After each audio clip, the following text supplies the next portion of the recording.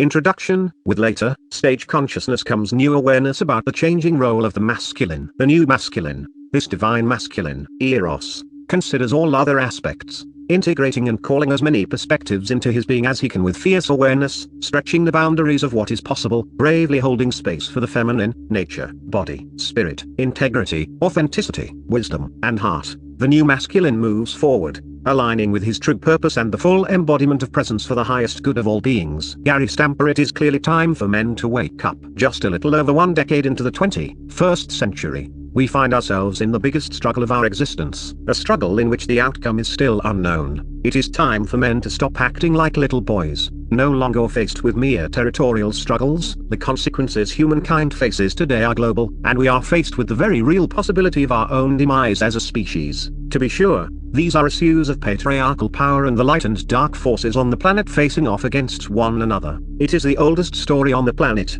It's time for the patriarchy to be disassembled and for its sons to grow up. Never before in human history has humankind been this close to a global psychosocial and spiritual awakening. At the same time, never have we been in such danger of being swept into global totalitarianism, potentially more oppressive than any system known before. Technology, in the hands of little boys pretending to be men, has led us to this new geopolitical reality. Never before have we been called to wake up on the scale that is required today. For the past 5 years, my work with men has been all about awakening the sacred masculine and the sacred activist within the masculine. Why men? Why not work with men and women? Don't the divine masculine and the divine feminine within each of us need to awaken? This book, Awakening the New Masculine, and the Integral Warrior Men's Workshop series I've created and continue to facilitate are both predicated on the premise that there is still much healing to be done and that men and women almost always need to do their own work on healing their own inner masculine and feminine essences before they can ultimately come together in sacred union. We live in a culture where men have been raised and taught to compete with other men, and the winner is determined by who accumulates the most. We've all seen the bumper sticker that reads, "He who dies with the most toys wins."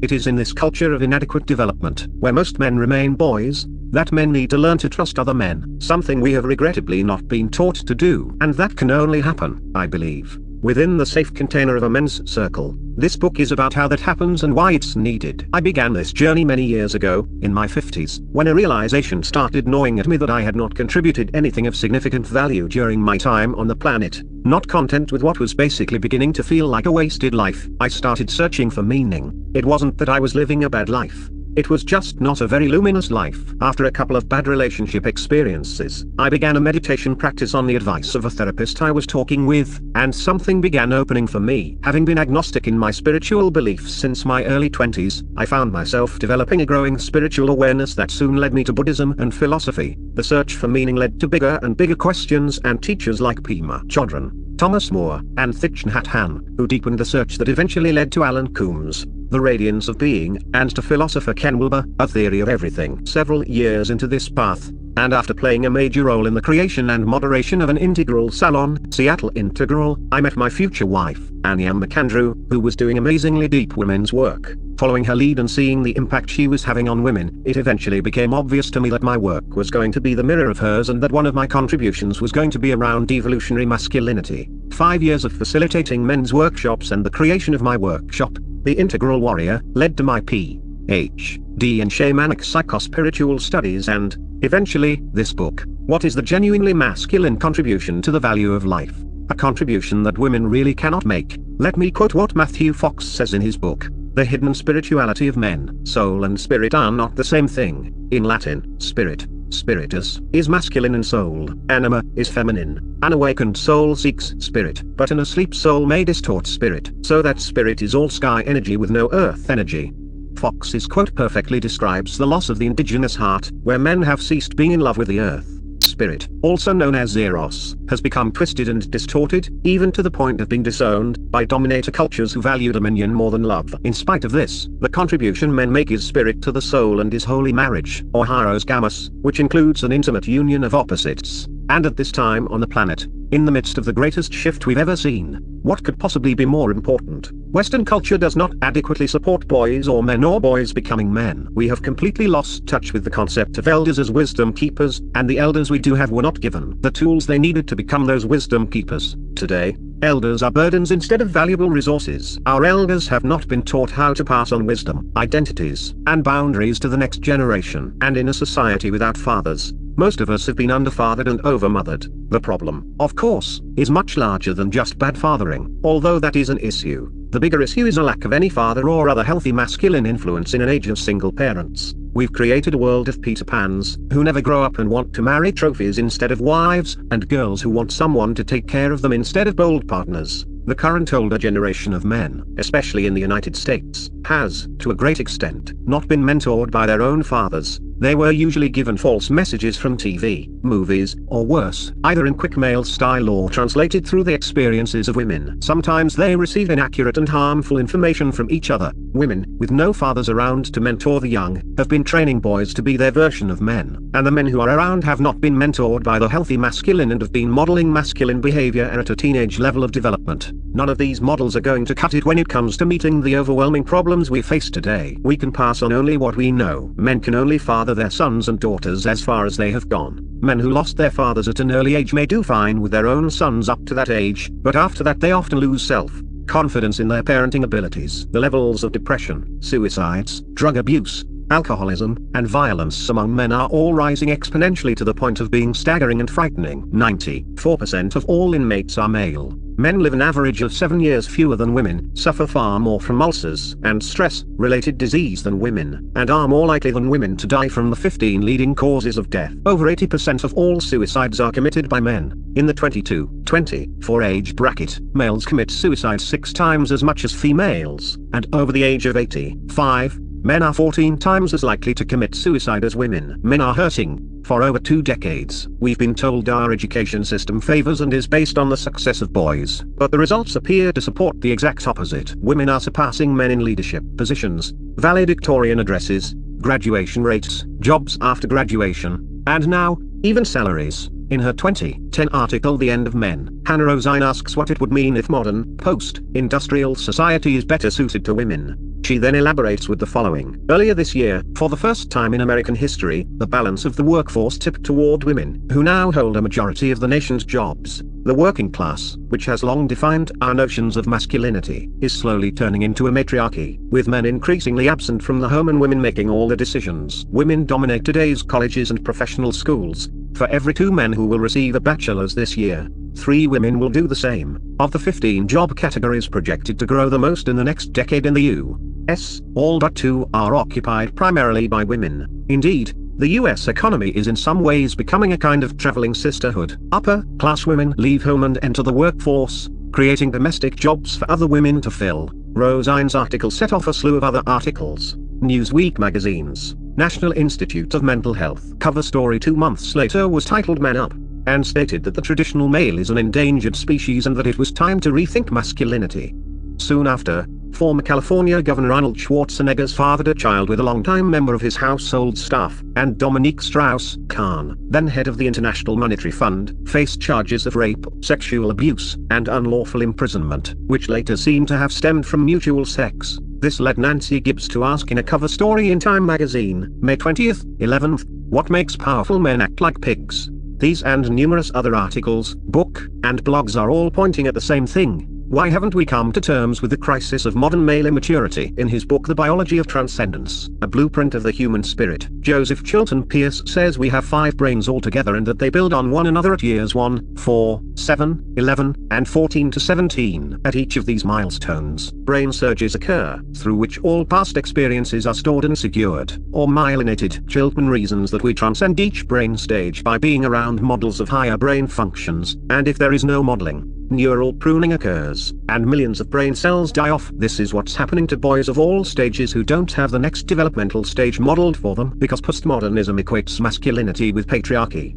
We have, with a few emerging exceptions, been knee-deep in the quest for anything that misguidedly levels the playing field between the masculine and the feminine. Postmodernism demands that men become more like women and that women become more like men until the sacred qualities of each become flat and impotent. We have, in effect, been shamed and become ashamed of the masculine parts of who we are, and often with good reason. But despite radical feminist denials, anger at the masculine in the past few decades, and even our doubts about ourselves, the beauty of the masculine is self-evident. We may like it, we may hate it, we tear it apart, we dissect it, we're afraid of it, we disown it, and we push it and ourselves away. We also ignore it and take it for granted. The sad truth is that the vast majority of men have also been victims of the patriarchy. With increasing awareness and understandable anger at centuries of patriarchal behavior, or false male power, we have come to believe that masculinity, and men, and patriarchy are the same thing. Consequently, we deny and repress the power and the gifts of the divine masculine. Both men and women carry masculine and feminine energies and archetypes. When we suppress part of who we are, we cannot step into wholeness. We deny our very being, our very essence. And when we do, the shadow parts emerge. Robert Moore and Douglas Gillette have found that the characters in male myth, legend, and story, the universal images that attract men, invariably circle around four constellating images, which some call archetypes or ruling images: a king, a warrior, a lover, and a magician or wise man. These seem to be four parts of every man, our primary fascinations, the major quadrants of our souls. They challenge us, fascinate us, and threaten us, and we are unable to totally ignore them. When we try, or when we over-identify with one or another, they invariably take on a dark and compulsive nature. But the mature man honors and integrates all parts of his soul. They seem to naturally balance and regulate one another, and they make a man whole and holy. This state of being has been called the very shape of masculine holiness. Men who go through the integral warrior men's process complete 4 initiations, calling in and claiming their king, their warrior, their lover, and their magician, so that none of them dominates the others, allowing them to balance one another in perfect masculine harmony. It has been a gift to me and my own evolution to watch the men whose processes I facilitate complete these 4 initiations and emerge more whole, more complete, more secure, more confident, and, yes, more authentic than when they first began. That we can initiate all 4 of the major Jungian archetypes is a remarkable achievement in that, historically, most cultures have affirmed only 1 or 2 parts of a man, usually the warrior and sometimes the magician. Very few men got to be initiated as lovers, and even fewer as kings. The task before us today, as integral warriors and shamanic priests, is much more difficult because we must earn and validate all 4 archetypes, including the light and the shadow of each, letting them cook and integrate to create a full man. Now we need enlightened and transformed magicians, lovers of life and beauty, and strong non-violent warriors to produce truly big picture men, or kings.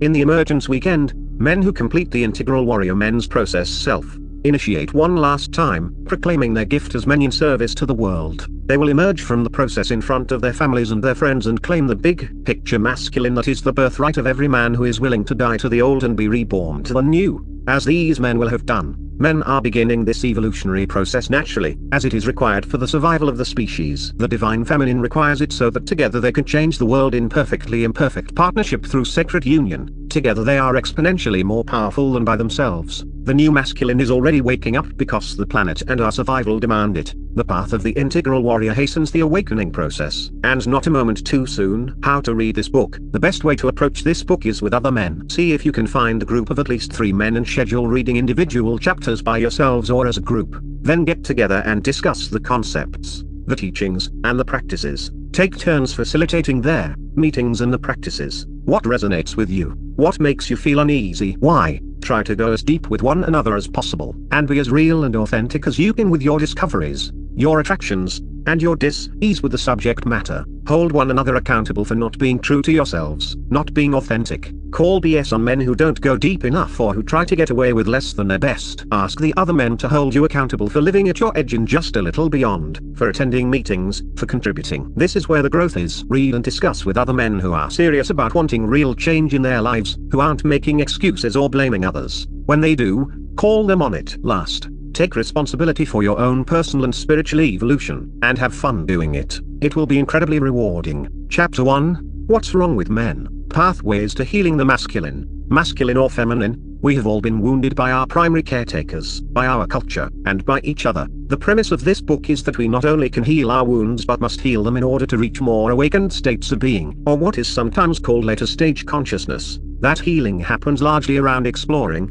revealing, and bringing forth awareness of what stops us from emerging into the powerful beings we know we can become. What gets in our way and prevents us from realizing our full potential in our work, our relationships, and our peace are our reactive and asleep selves, our shadows. What is the work that needs to be done on the planet at this time to heal the deep wounds of the masculine and feminine? Following the lead and the work of my partner and wife, Anya McAndrew, one of my gifts to the world is the healing of the postmodern masculine. Her work revolves around helping postmodern women who have become overly masculinized to reclaim their more powerful, integrated feminine, which includes the masculine, My work revolves around helping postmodern men who have become overly feminized, something that needs to happen, to reclaim the healthy aspects and fullness of the new masculine without shame and with a strong sense of their purpose and a clear sense of their sacred mission, while still maintaining their healthy feminine. It is the complete integration of the masculine and feminine that allows men and women to step into a richer fullness. Before we look at the new masculine, let's take a look at where the men's movement began and where it's been. Then we can take a look at where it might be going. By no means is this a comprehensive look at the men's movement,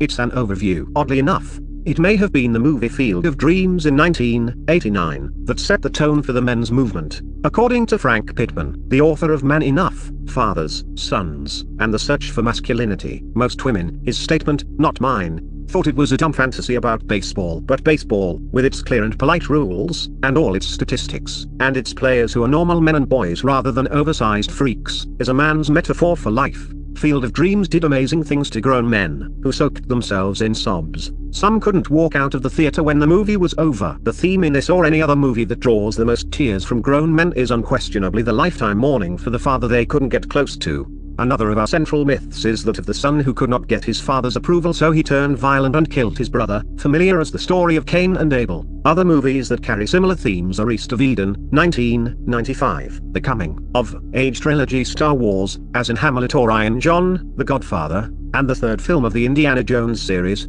in which Sean Connery, as the father of Jones, shows even more masculine bravado than Indiana Jones himself. The Mythopoetic Men's Movement, with the international best-selling book Iron John, a book about men. Robert Bly is credited with starting the Mythopoetic Men's Movement in the United States. Until recently, Bly frequently conducted workshops for men with James Hillman, Michael J. Meade, John Lee, and others. The Mythopoetic Men's Movement is a loose collection of organizations active in men's work since the early 1980s. It was in the public eye in the early 1990s, and the movement now carries on more quietly in the Mankind Project (MKP) and independent psychospiritual practitioners. Mythopism adopted a general style of psychological self-help inspired by the work of Bly, Robert A. Johnson, Joseph Campbell, and other Jungian authors. The Mythopoetic Men's Movement spawned a variety of self-help groups and workshops, led by authors such as Bly, John Lee, Michael J. Meade, and Robert L. Moore. The self-help aspect of this movement was portrayed by the popular media as something of a fad,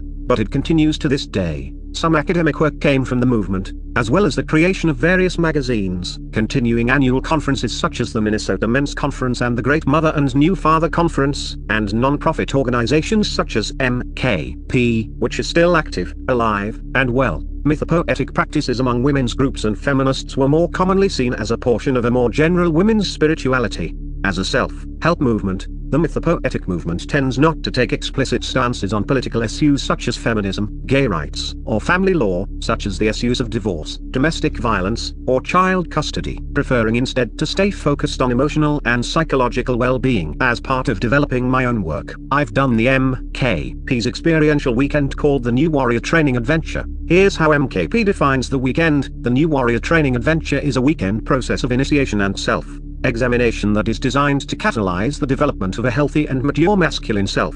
It is the hero's journey of classical literature and myth adapted to our modern culture, characteristic of virtually all historic forms of male initiation, descent, ordeal, and return. Participants surrender all electronic devices, cell phones, watches, laptops, weapons, guns, knives, and jewelry for the weekend. This is a way of removing the noise of a man's life, separating the man from what he is comfortable with, and ensuring the safety of all participants. Participants must sign a non-disclosure agreement promising not to disclose the specifics of any of the processes used during the weekend to non-participants. MKP states that, due to the experiential nature of the program, this policy helps create an experience uncluttered by expectation for the next man. Participants must also promise to keep anything they see and hear on the weekend in strict confidence, protecting the privacy of all participants. MKP does, however, encourage participants to freely discuss what they learned about themselves with anyone. I'm not disclosing anything here about the weekend that cannot be found online. Trainings usually involve 30 to 40 participants and some 40 to 50 staff members. The course typically takes place at a retreat center over a 48-hour period, with one staff member assigned to each of the participants.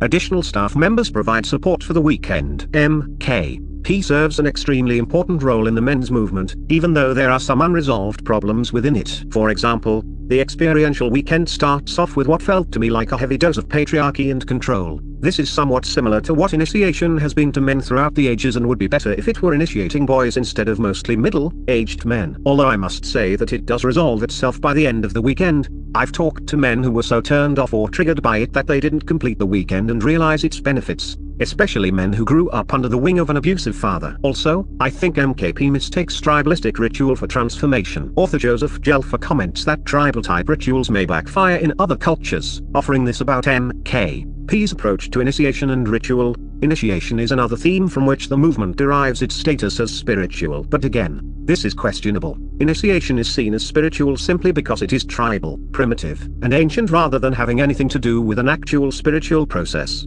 Initiation is just another expedition into their fantasy realm. There's no question that MKP plays an important developmental role in the maturation of men, and I highly recommend the program, especially for young men about to emerge into full manhood. It is incredibly important and necessary work. MKP provides a solid base that the Integral Warrior builds on. I've had many MKP men in the Integral Warrior process who value both, saying that their work with MKP prepared them for the Integral Warrior process and enabled them to go even deeper into their own awareness in their quest for stepping toward the authentic, mature masculine. The Evangelical Men's Movement. Other examples of contemporary men's work include the Evangelical Men's Movement, typified by the Promise Keepers, a non-denominational group, which is a prime example of the Christian men's movement. Promise Keepers does include therapeutic self-help and emotional intimacy within groups. However, as Frederick Clarkson notes, Promise Keepers says it aims to create men of integrity while its leaders mouth opportunistic double talk. Honor your wife, but take back your role as head and master of your household. Seek racial reconciliation with hugs and tears among the biblically correct, but ignore racial injustice when it comes to education, jobs and housing.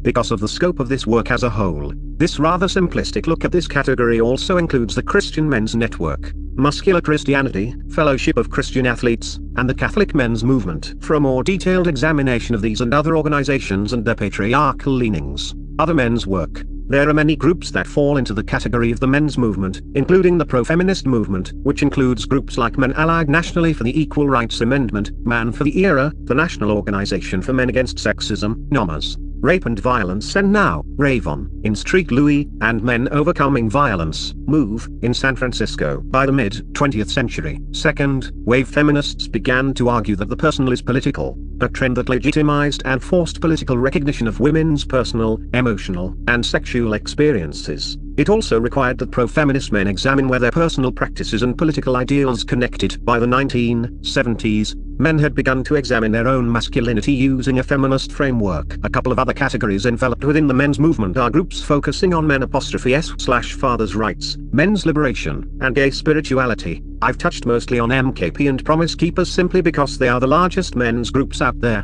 The depth of the men's movement deserves a much deeper look than this book is intended to provide. Once again, I want to acknowledge and honor my dear friend, community mate, and teacher, Brad Collins, founder of the Shamanic Priest Process for Men, with whom I've apprenticed. The Integral Warrior Workshop series is partially based on his vision, to which I've added the work I've been doing for several years. I have intentionally left out philosopher Ken Wilber's integral spirituality as a part of the men's movement, as its focus, while arguably masculine, is not part of a men's movement and does not deal with intrinsic men's issues. However, in the integral approach championed by Ken, there is a writer connected to the integral movement who does encompass evolutionary masculinity. Meet David Deida. I've included Deida here because his developmental model of how the masculine and feminine grow through 3 distinct stages is an important part of the Integral Warrior Workshop, and because, even though Deida doesn't do men's groups per se, men's groups about his work and philosophies have sprung up organically in a lot of places. When I was living in Seattle in 2007, population 582,000,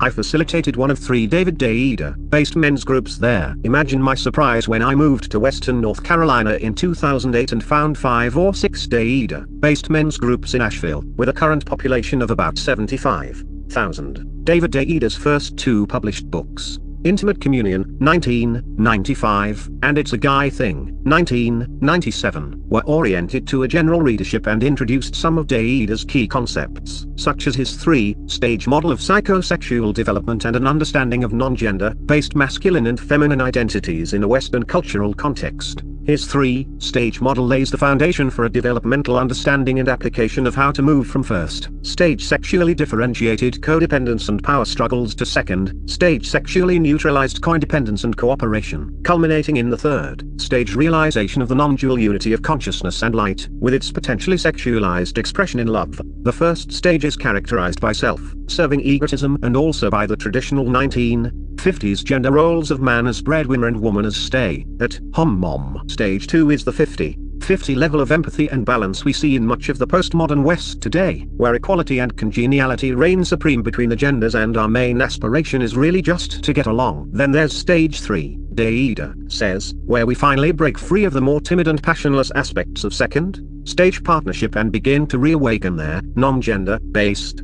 masculine devotion to mission or feminine desire for love that allegedly will bring back our vital core energy and lead to the realization of the oneness of who we are is not some distant goal that only a few can attain. Renewed sense of purposeful being, there is their feminine, energetic light aspect of existence, and their masculine, consciousness aspect of existence, and they are not separate. Deida says, light is the shine of consciousness. Consciousness is the cognizance of light or energy. It's the knowing aspect of energy, and it's impossible to separate them. They're together, and that's why sex feels so good, because sex is the recapitulation at the human level of consciousness and light and unity. In The Way of the Superior Man, 1997, 2004, Deida summarizes his 3-stage view of men's socio-cultural evolution in colloquial language. It is time to evolve beyond their first stage, macho jerk ideal, all spine and no heart. It is also time to evolve beyond their second stage, sensitive and caring wimp ideal, all heart and no spine. Heart and spine must be united in a single man, and then gone beyond in the fullest expression of love and consciousness possible, which requires a deep relaxation into the infinite openness of this present moment.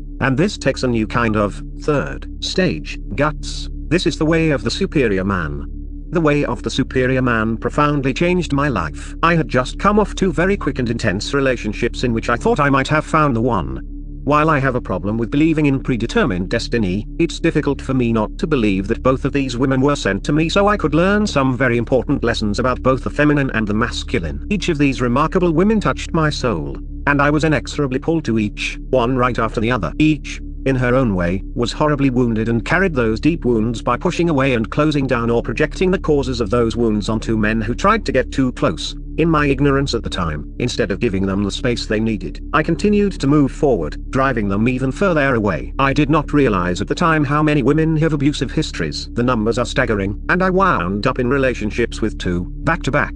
Reeling from the emotions of what had happened and desperately wanting to understand everyone's role, I began reading everything I could about relationships and why they go wrong. That's when I found Deida's The Way of the Superior Man. Had I not found that book, I might not be doing this work with the masculine today and would surely have never been capable of stepping into the relationship with my beloved Anya. Quite simply, she would have eaten me alive. One of the extraordinary things I learned through reading Deida was how to open my beloved without being wimpy or letting go of the polarity that is so needed between the masculine and the feminine. This is the third stage quality of being able to open my heart without giving up my masculine essence, without going soft or being so much in my feminine that I lose the ability to penetrate the heart of my beloved. At the same time, I retain the ability to move between the masculine and feminine poles as needed in whatever moment arises, always with the intention of keeping the polarity, the tension between the opposites, active and alive, always passionate, always connected, always with the intention of giving the greatest gift the masculine can give the feminine, the ability to relax. Deida's work is a huge step in the right direction for both men and women, and yet there seem to be other places to eventually go, beyond third stage, into the purity of the sacred union of the sacred masculine and the divine feminine, a place where both feminine and masculine just seem to drop away into oneness. There are critics who think that Deida's work ultimately feels unsustainable and simplistic, especially over time. For them, the focus of Deida's work seems weighted towards sex, but this also feels reductionistic because Deida emphasizes that sex is not the whole answer, it's just part of the path to the love and intimacy we seek. Sex, as Deida points out through Michaela Boehm, the only counselor in the world personally trained and authorized by David Deida, is where most of our contractions show up, and that is the place where there can be the most openings around the contractions that keep us unconscious. I couldn't agree more. In the fall of 2011, I attended a David Deida workshop weekend at the Omega Institute in New York called the Sexual Body and Yoga of Light Workshop in the Experiential Practices I felt a certain reductionistic simplicity where the masculine was broken down into pure presence and the feminine was broken down into pure sexuality. I won't go into the details of the practice, but the exercise was ultimately unsatisfying for me. Not that I didn't have an exquisite partner who played her role perfectly, because it felt incomplete and partial. It was just one exercise, and exercises are, by their very nature, somewhat reductionistic. After all, they're just exercises, not real life. The triggers around an exercise may be signs of the things we need to work on, but the time to really pay attention to what triggers us is in our real life experiences, especially around sex and relationship. Nothing pushes our buttons like relationship. The weekend was delicious. Deido is a wonderful facilitator and has an amazing presence. He is one of the best I've seen at cutting through the bullshit we each bring to the stories we tell about ourselves. If you have an opportunity to attend one of his workshops, go. Deido's approach to sex, relationship, and enlightenment is subtle, complex, multi-layered, and multifaceted, and it is perfect for a postmodern world of people who are desperately seeking more depth and understanding of who they are and how it all fits together. Because of the complexity of his work, he is often misunderstood and often misinterpreted. For instance, he is seemingly mired in controversy, drawing criticism around what some see as his political stance, with some mistakenly alleging an element of misogyny. Deido suggests there are only two ways to deal with women and the world: either renounce sexuality and the seemingly constant demands of woman and the world, or fuck both to smithereens. To ravish them with your love unsheathed. Deido is also accused of holding little sympathy with no means no campaigns. Deido says what she wants is not what she says. What Deido is talking about is the play that happens in their bedroom between consenting adults, not what happens in the workplace or other public places. Again, it's very easy to misinterpret what Deido is talking about, especially if you are still hung up on your own shadows. I did not find him misogynistic in his workshop, and these are complex matters, easily mistaken for what sometimes can appear as a lack of political correctness. Last, even Deido himself has characterized his recent work more as spiritual theater rather than religious teaching. If that's the case, I have to say that it's really good theater. Okay, I have a problem with most teachers. You might even consider me guru-phobic. I certainly do, but like Wilbur, I take the position that everyone has a piece of the truth, and as a self-proclaimed synthesizer of multiple wisdoms, I take the good stuff from everything and leave the rest behind. Deido's got a lot of truth,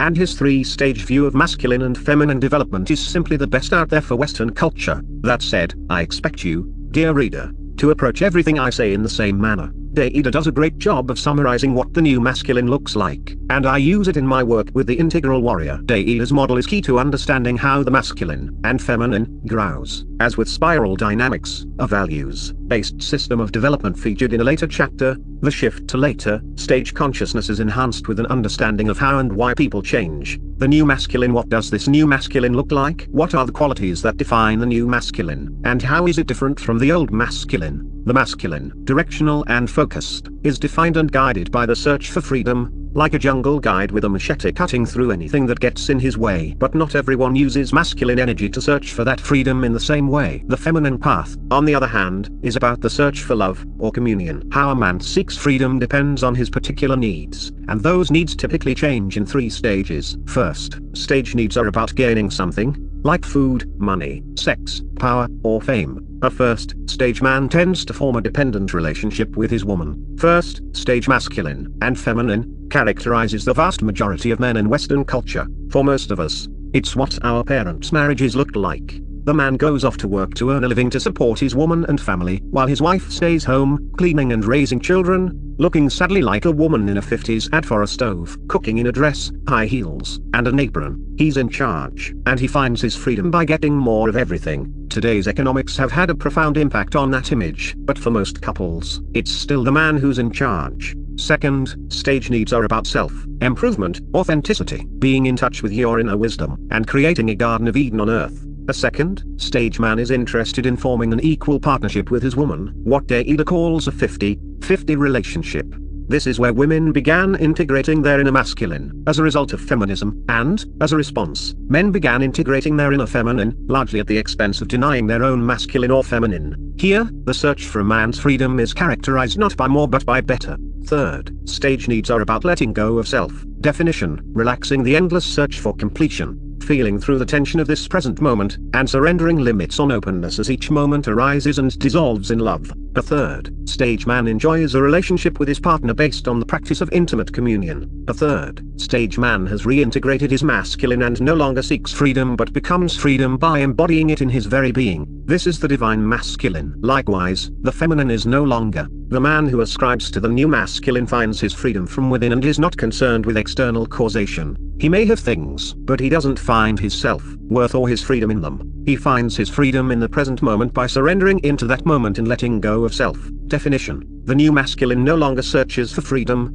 he embodies freedom itself, always transcending, always including that which arises spontaneously in every moment. A man who embodies the new masculine no longer depends on someone else's opinion of him, although he can easily relax into a deep listening state when someone offers counsel. It means being able to hold space for family, friends, a partner, and the world. It means being in service to the world without negating his own needs in a codependent way. It means sometimes saying no in a loving and compassionate way. It means living at his edge, always pushing himself to be on purpose, and giving his unique gifts to the world, whatever they might be. It means challenging other men, and himself, to give up the things that limit surrender into gifting. It means having his mission and his purpose aligned with his life, filling his core, and having a deep spiritual awareness, not dogmatic drivel. The new masculine penetrates the world to magnify an open heart, love, and depth again, his gift to the world. The third stage masculine has some unique characteristics that don't exist at the earlier stages. Moving into the third stage means being able to move freely, at will, between masculine and feminine qualities that serve the perfect moment that continuously arises in the fullness of love and non-separation. Once men and women have fully integrated their masculine and feminine sides, they are able to move back and forth between the two at will when either is needed in a given situation. This ability allows the feminine to open fully and the masculine to become the essence of freedom and love, both in the same person, regardless of gender.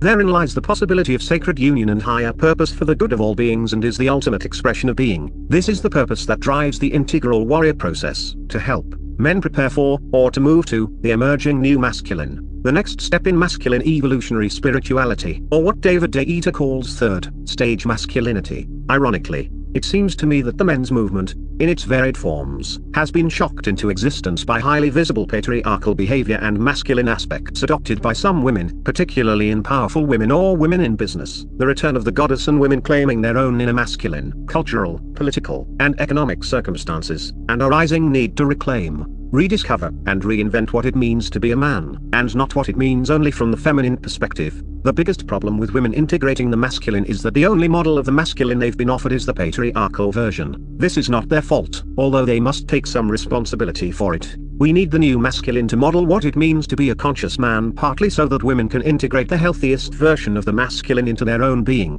Many women today are crying out for the divine masculine to show up and enter sacred marriage with the divine feminine, both in external and internal realms, in the individual and the collective. There is no doubt that men are playing catch up with the work women have been doing. We have surrendered to a hero image that we can't possibly attain and the accumulation of wealth, disregarding everything but our own ego and power. Patriarchy is the consciousness of greed, the conqueror, and moves forward willfully, throwing its weight around and bending all before it to its will. The patriarchy is the bully and worse. Patriarchy is the enemy of the healthy masculine. As men, we are the product of all that has come before us. The Mesolithic hunters, gatherers and Neolithic farmers of matrilineal culture, 7000 to 2000 BC, the Indo-European warriors emphasizing the male sky gods. In the centuries of the Bronze and Iron Age, 2000 to 800 BC, the turn of the millennium with the advent of Christian mythology and its concepts of dualistic division between body and soul, world and spirit, and original sin, and finally the age of scientific rationalism that allows for nothing supernatural or spiritual and reduces the universe to a language of numerical abstraction, mathematics.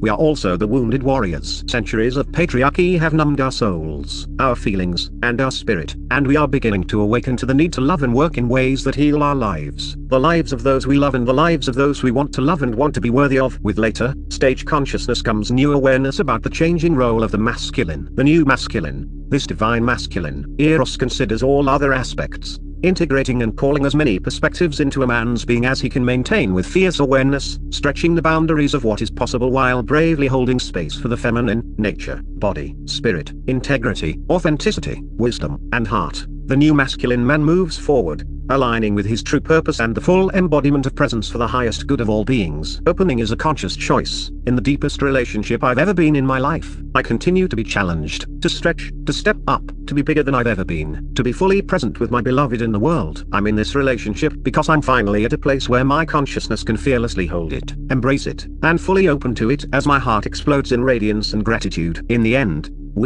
you and I, the men who choose to make this conscious journey, are the ones who will ultimately decide what the new masculine will look like, and it won't be one model. It will take a myriad of forms, of essences, of individuation and integration, sculpted into as many different images as there are men who choose to embody it. I invite you to step into the divine masculine, the integral warrior. Chapter 2. How the masculine grows. As we learned in the first chapter, the masculine is directional and focused and is defined and guided by the search for freedom, cutting through any and all obstacles in his path. We also learned that not everyone uses masculine energy to search for that freedom in the same way. The essential style in which the masculine searches for freedom is the way of the warrior, or as Joseph Campbell calls it, the hero's journey. But the way of the warrior is not an easy path. It is by going down into the abyss that we recover the treasures of life.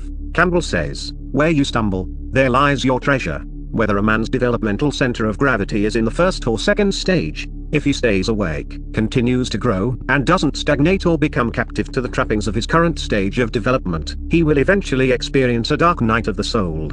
Some think change can happen through all light and love. I remember that several years ago I thought my consciousness was sufficiently developed and that I could finally evolve and grow consciously and smoothly, as opposed to the way we mostly seem to grow, through pain. I hadn't yet stepped into a truly conscious relationship, and I hadn't discovered the shamanic breathwork process. It appears that contact with deep and hidden elements of our subconscious being, or the abyss, as Campbell so eloquently puts it, is an essential part of any evolutionary growth process. Ken Wilber, in the foreword to Andrew Cohen's book Living Enlightenment, puts it this way: so, can you stand the heat? Or would you like more soft and consoling words of comfort, more consolation prizes for an enlightenment that will continue to elude you? Would you like a pat on the back, or are you ready to be skinned and fried? May I suggest this: if you can stand the heat, you will indeed come to realize that your true glory lies where you cease to exist, where the self-contraction has uncoiled in the vast expanse of all space, where your separate self has been roasted and replaced by infinity resplendent, a radical release much too obvious to see, much too simple to believe, much too near to be attained,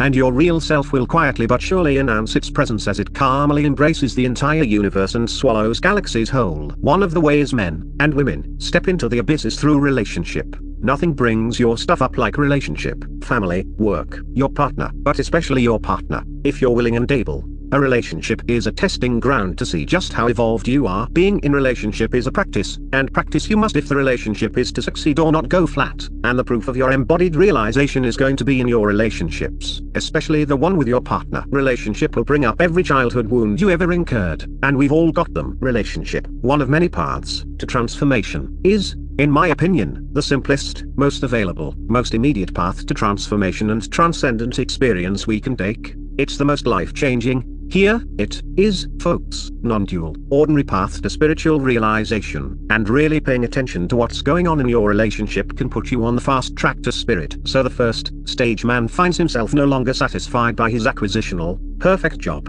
a trophy wife, or money and power. The first stage man's goal is outside his body, outside the moment, and he is going to get it. Victory for a first stage man is all about getting what he wants, the car, the cash, the country, whatever there is to get. However, once he gets what he wanted, he sometimes finds that he's still not satisfied and realizes that he is standing at the abyss of incompleteness. Cognitive dissonance sets in, but a first stage man with a pathological bent just tries to get more, thinking that will solve the dark night of the soul, the dissatisfaction, and the incompleteness he's feeling. Some first stage men come to the realization that the definition of insanity, as we've all heard, is continuing to do what we've always done and expecting different results. These men, experiencing an uncomfortable tension or cognitive dissonance in their lives, begin to seek their freedom by changing their behavior instead of justifying it. This behavior change moves men away from the strong first stage acquisitional approach and leads them inward to conquer, not the world, but their own inner limitations. A man in this place is not looking to get more of something, he wants to improve who he is and become a better man.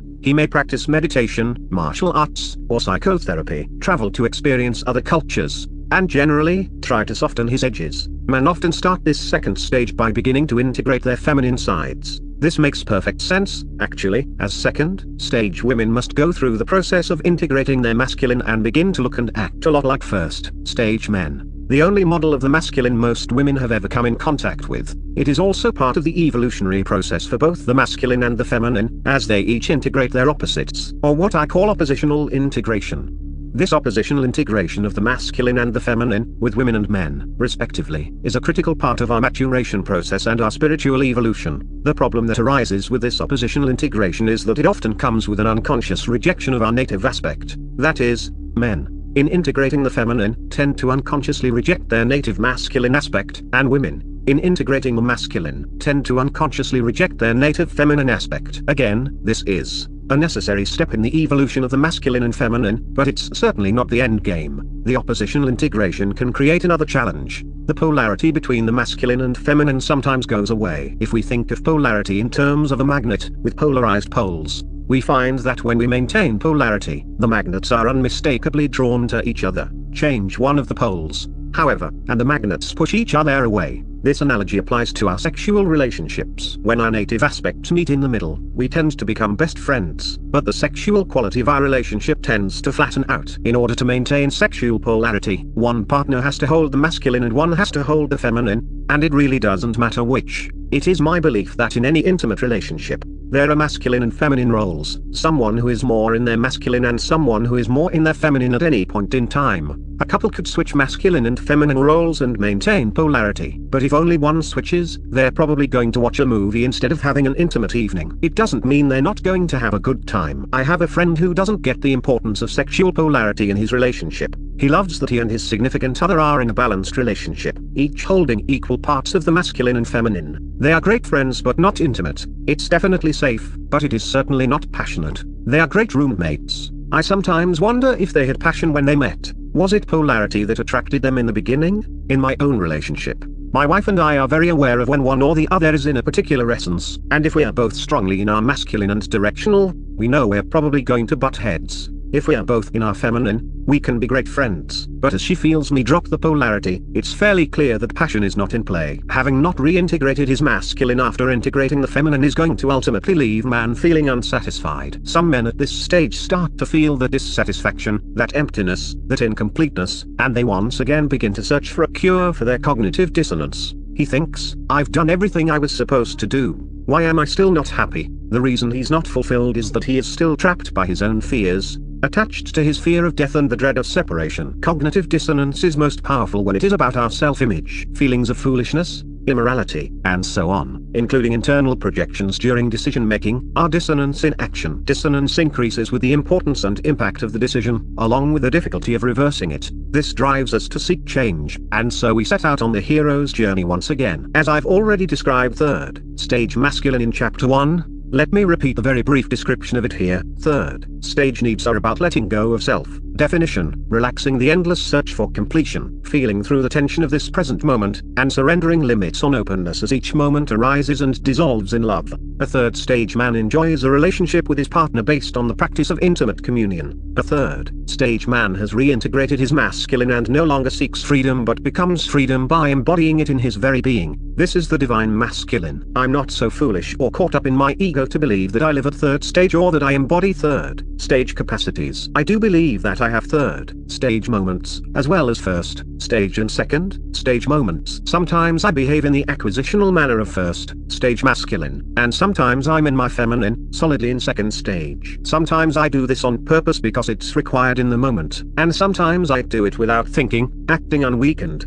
What can I say? I know my wife sometimes thinks I'm the reincarnation of a 1940s consciousness. They may be out there, but I don't know anyone who embodies third stage masculine all the time. I also know I'm getting better at it. My wife also says that I embody the new masculine better than anyone she knows. I'm not sure about that, but I know I found my passion and my purpose and that I'm on fire about it. I also know I can stand in the fire of the strongest feminine and not take it personally, most of the time. Third stage masculine is an emergent quality, and maybe 50 or 100 years from now, people will look back and think how foolish and undeveloped we were. Or maybe they'll look back and thank us for standing just past the leading edge of today's consciousness. paving the way for their more awakened qualities and capacities. Awakening the new masculine is about the hero's journey, preparation for the eventual and, hopefully, inevitable emergence of the third stage masculine. Where are the models for the new masculine? I'm often asked by men who want to shift their perspectives on their own masculinity who the models are for the new masculine. It's a great question. Ken Wilber and Andrew Cohen address the question and what it means to be a man,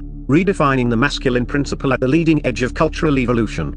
In that discussion, Cohen says that in researching the article, it was very hard to get men, even those who seemed to be very sophisticated in their cognitive capacity, to express some example of what they thought an evolved man would look like. I agree with him that, because of postmodernism's feminization of the masculine, second stage masculine, there is a cultural block and fear around stepping up and embracing the greater potentials of the masculine. One of those problems, from my perspective, is that third stage masculine looks a lot like first stage masculine from the vantage point of second stage masculine. Wilber points out that postmodernism prevents us from using wisdom, judgment, discernment, and discrimination around our inherent capacities. In this case, our masculine essence. As second stage men, we have worked so hard to suppress our masculinity that we have a difficult time seeing the positive aspects of that masculinity. Some argue that both the masculine and the feminine should drop away into a state of oneness, the non-dual or enlightenment. But before that can happen, we have to do the work that heals our wounded masculine and feminine selves, or we can't get to that enlightened place.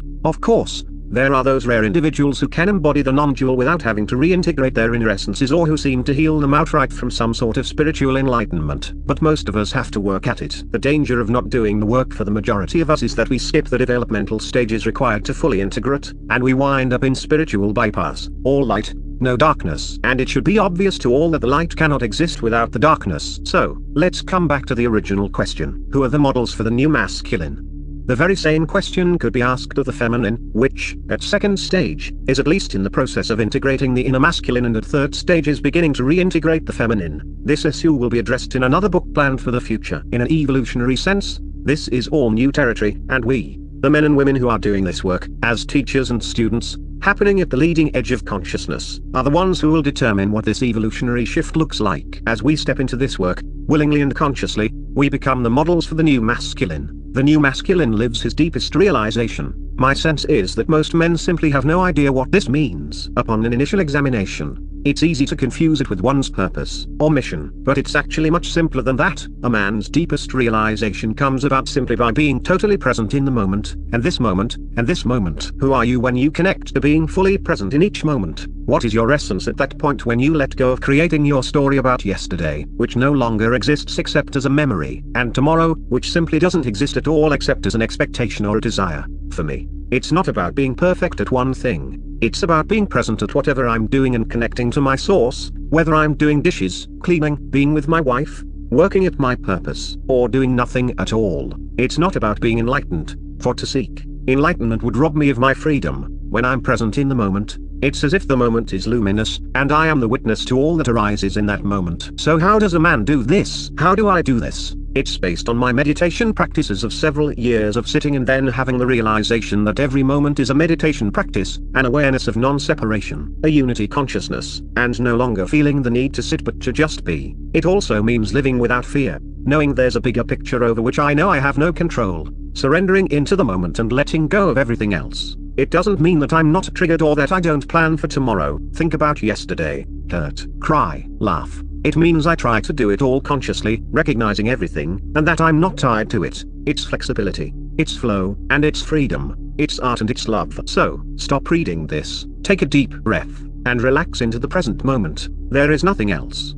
Sweet freedom. Chapter 3, Shifting Perspectives into Later Stage Consciousness. We are awaiting the new global founding fathers and mothers who will frame an integral system of governance that will call us to our more encompassing future, that will act as a gentle pacer of transformation for the entire spiral of human development, honoring each and every wave as it unfolds, yet kindly inviting each and all to even greater depth. This chapter and the next one, on developmental models, are extremely important to the integral warrior process and awakening the new masculine. I present these as models of how and why we change because I believe that once we understand the mechanics and processes of change, it's easier for us to actually effect the change we want to see in ourselves and in the world. In addition, understanding these models gives us a common language that allows us to talk about the process of awakening in a much deeper context. Moving into later stage consciousness requires the ability to see, experience, and assume as many perspectives as possible. In fact, this ability to hold multiple perspectives, even when they are seemingly opposed to one another, or paradoxical, is one of the hallmarks of their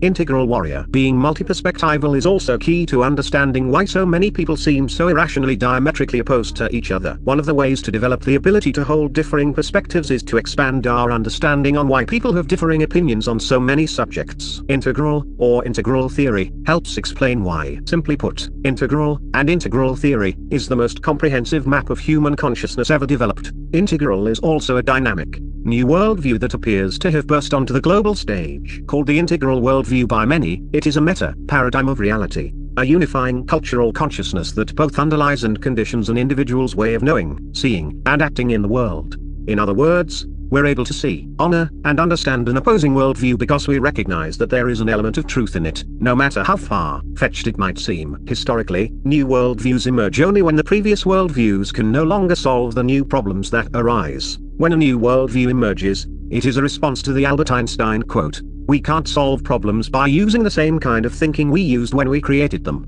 Ironically, each new emerging worldview is also more complex than the previous one, which then creates an entirely new set of problems. So far, many developmental systems recognize that new worldviews have emerged only a handful of times in our history and that, in the order of their emergence, they are archaic, magic, mythic, modern, and postmodern. Another definition of integral says, the integral approach offers a comprehensive, multidimensional philosophy as well as a set of tools with broad applications. From an academic structure of analysis to a framework for vital personal practices, the integral approach unifies East and West, past and present, and helps inject meaning into existence, with its focus on spirituality and human development. Presently, there are a number of global initiatives that are formulating a big picture of the extensive knowledge presently available to humanity, from the traditional to the innovative. This big picture strives to bring together all voices and traditions to craft a vision for both problem solving and enlightened living. I soon put a description of integral theory into my own words. Integral is a comprehensive and inclusive philosophy, and on a deeper level,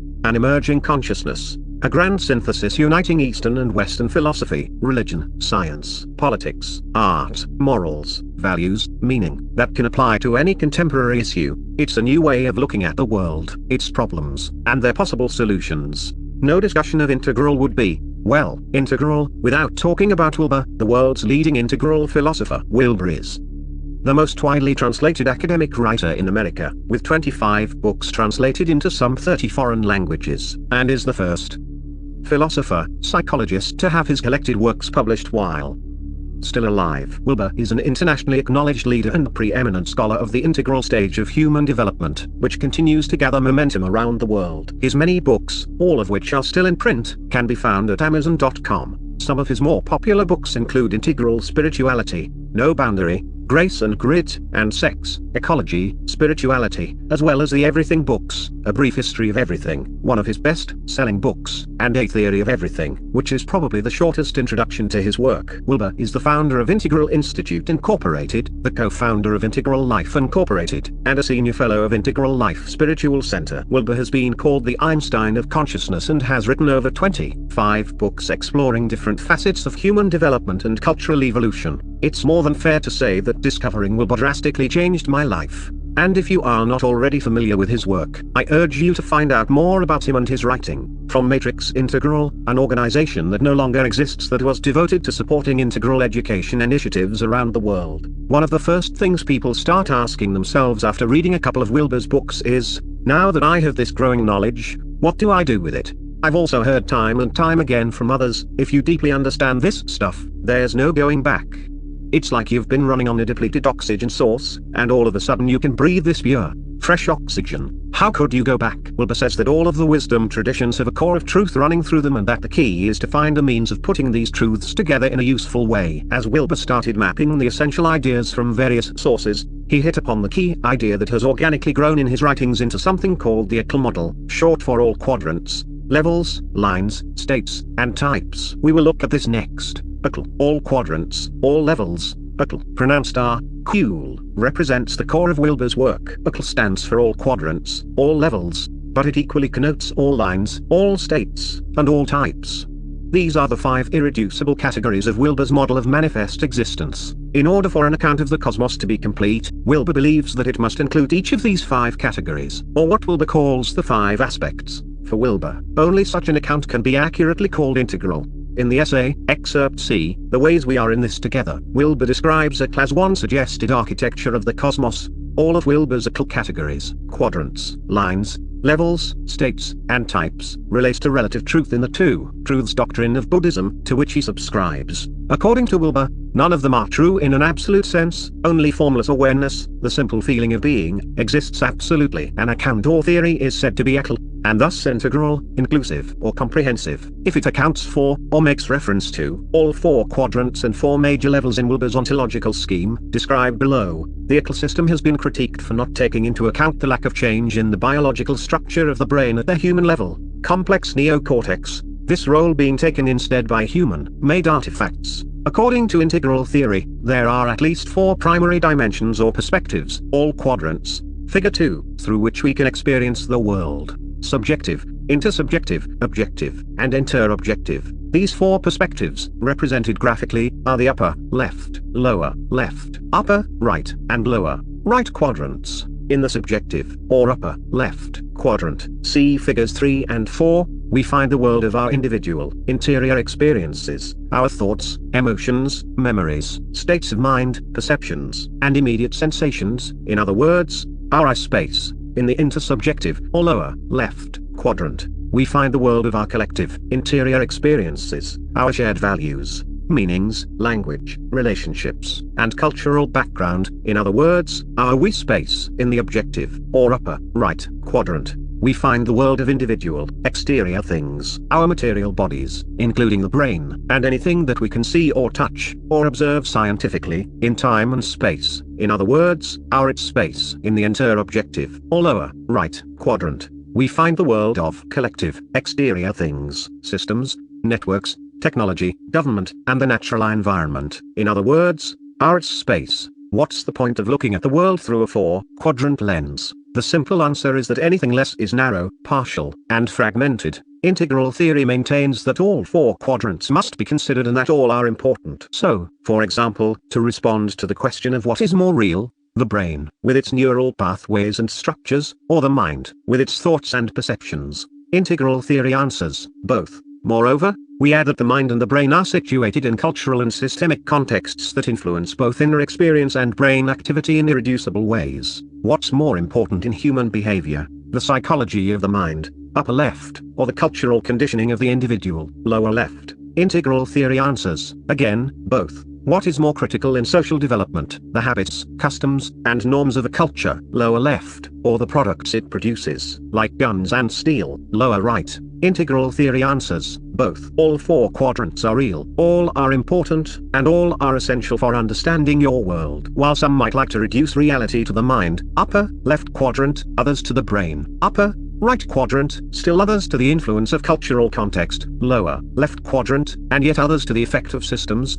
it's the economy, stupid, i.e., lower, right quadrant. Integral theory holds that all 4 quadrants are indispensable. The more we can consciously include the 4 quadrants in our perspectives, the more whole, balanced, healthy, comprehensive, and effective our actions will be. And it all boils down to just 4 dimensions. It's as easy as I, we, it, and its. Graphics and text used with permission from Ken Wilber. The 5 aspects. We've just taken a brief and fairly simple journey through the 4 quadrants of the integral model, which are considered to be 4 fundamental dimensions of existence. However, no examination of the integral model would be complete without taking a brief journey into what is called the 5 aspects of that model. As explained at the beginning of this chapter, that model, including the 4 quadrants, is sometimes referred to as the ACL model. Very briefly, the 5 aspects are quadrants: the inside and outside view of the individual and the collective, as well as the collective and individual view of the inside and outside; levels, or stages, natural emergent qualities that unfold in increasing complexity. For example, egocentric,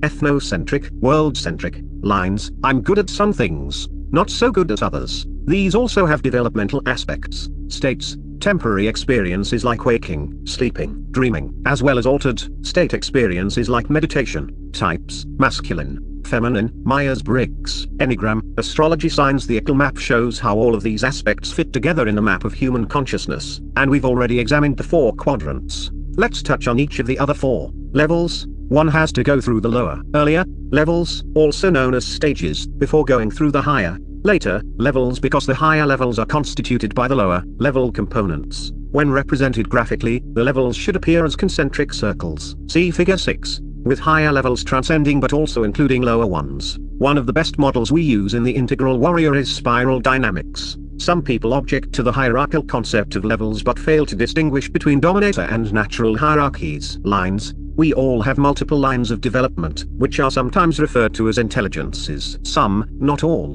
of these lines are cognitive, moral, aesthetic, spiritual, self-identifying, psychosexual, and interpersonal. Any of us can be highly developed in one or more lines and not in others. However, Wilber also says that we cannot be highly morally developed without the prerequisite cognitive development. An integral psychograph is used to look at our strengths and weaknesses around our lines of development. States refers to aspects of consciousness that are temporal, passing, experiential, and phenomenal. Anyone at any level can have a peak experience of a higher level without being able to embody it. Thus, primitive shamans were able to get a taste of the non-dual, but the experience was always interpreted at their own level of understanding. State experiences in the Integral Warrior process include induced states, like shamanic journeying, shamanic breath work, guided meditations, Gestalt therapy, insight dialogue, and Tonglen meditation, and spontaneous or peak states in sudden shifts of awareness from gross to subtle or causal states of consciousness. Types. The major typology used in the Integral Warrior process is the masculine. We also examine the feminine because both must be integrated in each of us before we can truly awaken.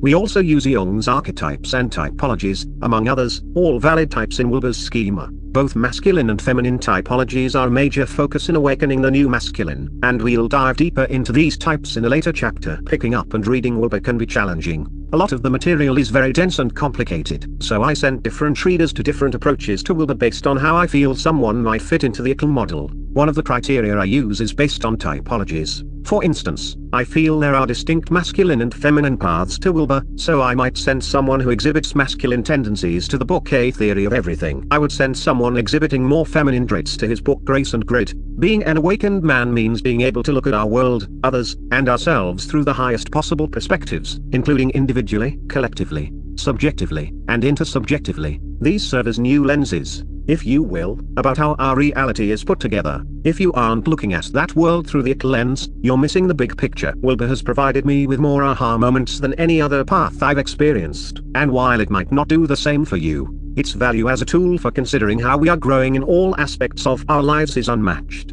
The question for all of us, then, becomes, what kind of future evolution do we want? Small men have small perspectives. The Integral Warrior seeks to become a big picture man. Chapter 4, Mastering Opportunities for Change, Developmental Systems Theory and Spiral Dynamics. I do suggest that for the overall welfare of total man's existence in the world, over the long run of time, higher levels are better than lower levels, and that the prime good of any society's governing figures should be to promote human movement up the levels of human existence. Claire Graves, Spiral Dynamics, page 294. Putting their 3 dimensions, I, we, and it, or art, morals, and science, or beauty, goodness, and truth, together with the major levels of existence would give us a much more genuinely integral or holistic approach to reality.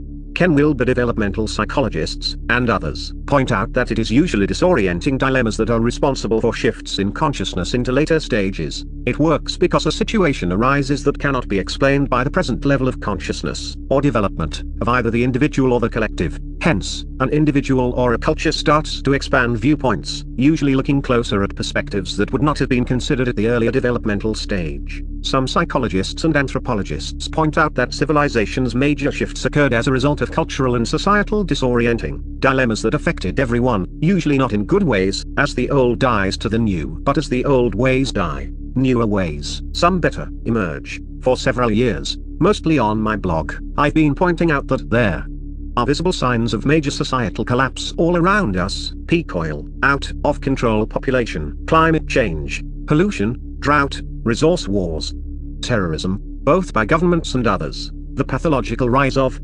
corporatism, and really ugly economics that simply cannot be hidden from view any longer. It is time to pay the piper. All of this is also an opportunity to shift, to step up to the next level of human consciousness, learning from our mistakes, providing we have the time. There are a lot of good developmental models out there. The simplest one I've seen is described in integral theory and has 4 stages of an evolutionary perspective: egocentric, ethnocentric, world-centric, and cosmocentric. In each of these perspectives, growth is shown in ever-increasing circles of complexity, moving outward, each transcending and including the previous developmental stage. When one awakens to the world and cosmocentric stages, what is sometimes called the integral perspective, there is recognition that most of the global problems we face are a result of ego and ethnocentric worldviews. While the problems of the planet must be addressed at the ego and ethnocentric levels, only solutions from the world and cosmocentric levels can solve them. This simple developmental model holds true for individuals, organizations, cultures, and nations. Figure 6 shows the natural movement from less complex worldviews transcending outward to more complex worldviews while including the previous levels. At each stage there is the capacity to destroy or evolve.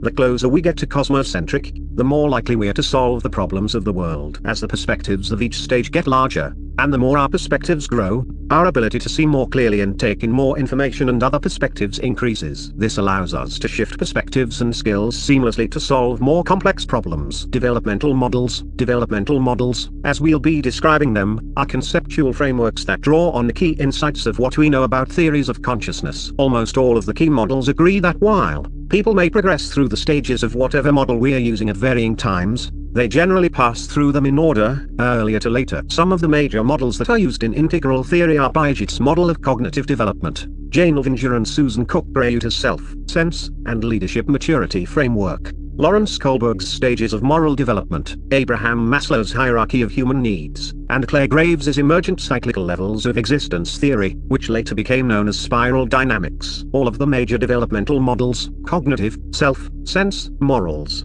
needs, and values, examine a particular developmental line, as shown in Figure 7. Further, each of these lines unfolds in stages, or levels. But what are they levels of? What do they measure? The most obvious answer is levels of consciousness. In other words, the levels of consciousness are actually the levels of development in each of the lines of development. And what is being developed in each of the lines is the amount of consciousness. As consciousness, or awareness, increases in a developmental line, it progresses to a higher level/wave/stage in the overall spectrum. Figure 7, examples of developmental levels, spiral dynamics. While all of the developmental lines are necessary, they are not, in and of themselves, sufficient. The integral model makes sure that we are paying attention to all of these lines and more. However, the primary developmental model used in the Integral Warrior Workshop is spiral dynamics, based on the original work of Clare Graves. Graves was a professor of psychology at Union College in Schenectady, New York. There he developed an epistemological model of human psychology. Graves claimed that the inspiration for so doing came from undergraduate students in his introductory psychology course. He acknowledged that he was unable to answer the frequently asked question about who, from among the many competing psychology theorists, was ultimately right or correct with their model, since there were elements of truth and error in all of them. Graves's work observed that the emergence within humans of new bio-psycho-social systems in response to the interplay of external conditions with neurology follows a hierarchy in several dimensions, though without guarantees as to timelines or even direction. Both progression and regression are possibilities in his model. Consider the regression of the United States not long after the attacks of 9/11 and the impact of that regression on US foreign policy. Furthermore, each level in the hierarchy alternates as the human is either trying to make the environment adapt to the self or adapting the self to the existential conditions. He called these express self and deny self systems, and the swing between them is the cyclical aspect of his theory. Graves saw this process of stable plateaus interspersed with change intervals as never-ending, up to the limits of the brain of Homo sapiens, something he viewed as far greater than we have yet imagined. A number of management theorists and others have been influenced by Graves's emergent cyclical levels of existence theory. Chris Cowan and Don Beck used it as the basis for their book Spiral Dynamics, Mastering Values, Leadership, and Change, which in turn is referenced by integral theorist Ken Wilber. Don Beck has elaborated upon the work of his mentor, Clare Graves, to develop a multidimensional model for understanding the transformation of human values and cultures. As co-founder of the National Values Center in Denton, Texas, and CEO of the Spiral Dynamics Group Incorporated, Beck travels widely, teaching the theory and practical applications of spiral dynamics integral. Under Beck, the third iteration of the complex S D. Immaterial goes far beyond both earlier phases in striking out into new territory, in creating new strategic and systemic alliances, and in engaging academic and applied domains that are just now becoming part of the 21st century thought structures and existence problems. One of the distinguishing characteristics of S.D.I. is the use of Wilber's Octal model, which offers a user-friendly methodology for integrating spiral dynamics into personal, organizational, and societal operations. The model describes and makes sense of the enormous complexity of human existence, Dr. Don Beck says, and then shows how to craft elegant, systemic problem solutions that meet people and address situations. Figure 8. Why is it that people, family members, colleagues, companies, and governments appear to think in very different ways? Spiral dynamics describes how new levels of consciousness emerge and flow through individuals and groups. It shows the following: how people think about things, why people make decisions in different ways, why people respond to different motivators, why and how values arise and spread, the nature of change. It describes bio-psycho-social systems that form an expanding spiral along a continuum. Spiral dynamics presents 8 stages, or levels, of consciousness that have emerged on the planet, beginning with the survival level of consciousness and finishing off, so far, at the 8th level, holistic. These stages, which can also be thought of as the basic landmarks of the spiral, are represented by colors in the spiral diagram: beige, purple, red, blue, orange, green, yellow, turquoise, and the speculative 9th level, coral. With others to come, see Figure 8. Between these landmark value or cultural levels are subsystems in which the ways of thinking, or worldview, are transitioning to the next level of consciousness, represented by the colors blending together. Some, like business people, are in the orange to green transition, seeking a return to more community and spirit in their lives. A number of politicians are in the blue to orange range, trying to move from structured bureaucracy to entrepreneurism and free markets. Many activists are living in the green to yellow zone as they work to achieve positive results on a human scale through interaction, involvement, and purposeful learning and teaching. Transition as ancient tribal ways confront well-armed dictators, while others are in the red to blue area as a centralized authority tries to contain fractional battles. Spiral dynamics and change, as we can see from Figure 8, each level, or meme, on the spiral has traits that are unique to it. From a spiral dynamics perspective, change is inevitable because life conditions and human capacities are not fixed and are always changing. Alterations in either life conditions or human capacities can awaken new memes because of increasing complexities, and the need to meet the challenges of an increasingly complex milieu. However, as Graves pointed out, change is not the rule. Lack of change is not the rule. There are no guarantees. When we experience change by repairing old systems, strengthening others, or even awakening new ones, the spiral will be distressed. Leaps forward are often preceded by desperate regression as older systems struggle to hold on. Here are some ways that memes find cognitive dissonance at each of the memetic levels. Beige experiences distress and delight based on biological satisfaction. Purple lives with fear and superstition. Red is caught up with anger and avoiding shame. Blue deals with an almost perpetual guilt burden. Orange is manic in its competitive urges to win in this life. Green carries great responsibility for others and the burden of caring so much. Yellow's unemotional individualism is based on feelings about one's own performance and failures of systems to function as needed. Turquoise seems to reactivate outer, focused spirituality and Zen, like emotions based in liberation of consciousness without ceremony or groupness. The same things hold true for individuals and organizations. However comfortable we might be at whatever level we're at on the spiral, cognitive dissonance can create unanswered questions. Questions that can no longer be answered by the values of our present level of thinking. Some examples of this are that the truth no longer guarantees order and the future as doubt, skepticism, and new options appear for blue, for orange.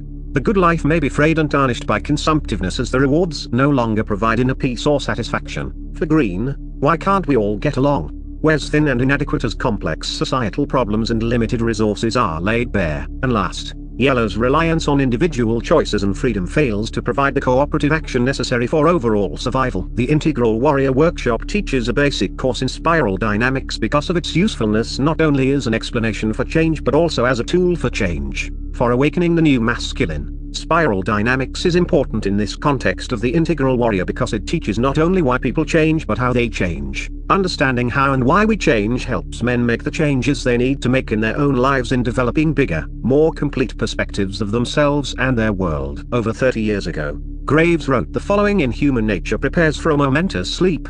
The present moment finds our society attempting to negotiate the most difficult, but at the same time the most exciting, transition the human race has faced to date. It is not merely a transition to a new level of existence but the start of a new movement in the symphony of human history. The future offers us, basically, three possibilities. 1. Most gruesome is the chance that we might fail to stabilize our world and, through successive catastrophes, regress as far back as the tribes has. 2. Only slightly less frightening is the vision of fixation in their blue/orange/green societal complex. This might resemble George Orwell's 1984 with its tyrannical, manipulative government glossed over by a veneer of humanitarian-sounding double-ethnic and moralistic rationalizations, and is a very real possibility in the next decades. 3. The last possibility is that a tipping point of 10% of the population could emerge into the next level of consciousness, yellow, and proceed towards stabilizing our world so that all life can continue. The problems that confront us today stretch and challenge us to be bigger than we have been. Again, the levels of consciousness that created these problems cannot solve them. It will take a new man, a new woman, a new human, a new way of thinking, a new way of being. If we don't shift, if men don't step up and say, enough, we may very well regress back to beige. The survival level of consciousness. If we survive at all, there's not enough space in the context of this book to get deeply into the complexities of spiral dynamics and its importance. I encourage you to learn more about this powerful tool. The Integral Warrior understands the dynamics of change and that each level, when transcended, includes all the previous levels. In other words, as we develop, we bring all of the capacities forward with us. The Integral Warrior is able to call forth and use the characteristics of each of those levels from his higher perspective, as needed, for the good of all. Chapter 5. Do we really need more warrior energy? The path of the Integral Warrior. If someone granted you one wish, what do you imagine you would want out of life that you haven't gotten yet? For many people, it would be self-improvement and knowledge. That may well be why you're reading this now. What I've found is that, for me, the best way to learn something better is to teach it to someone else.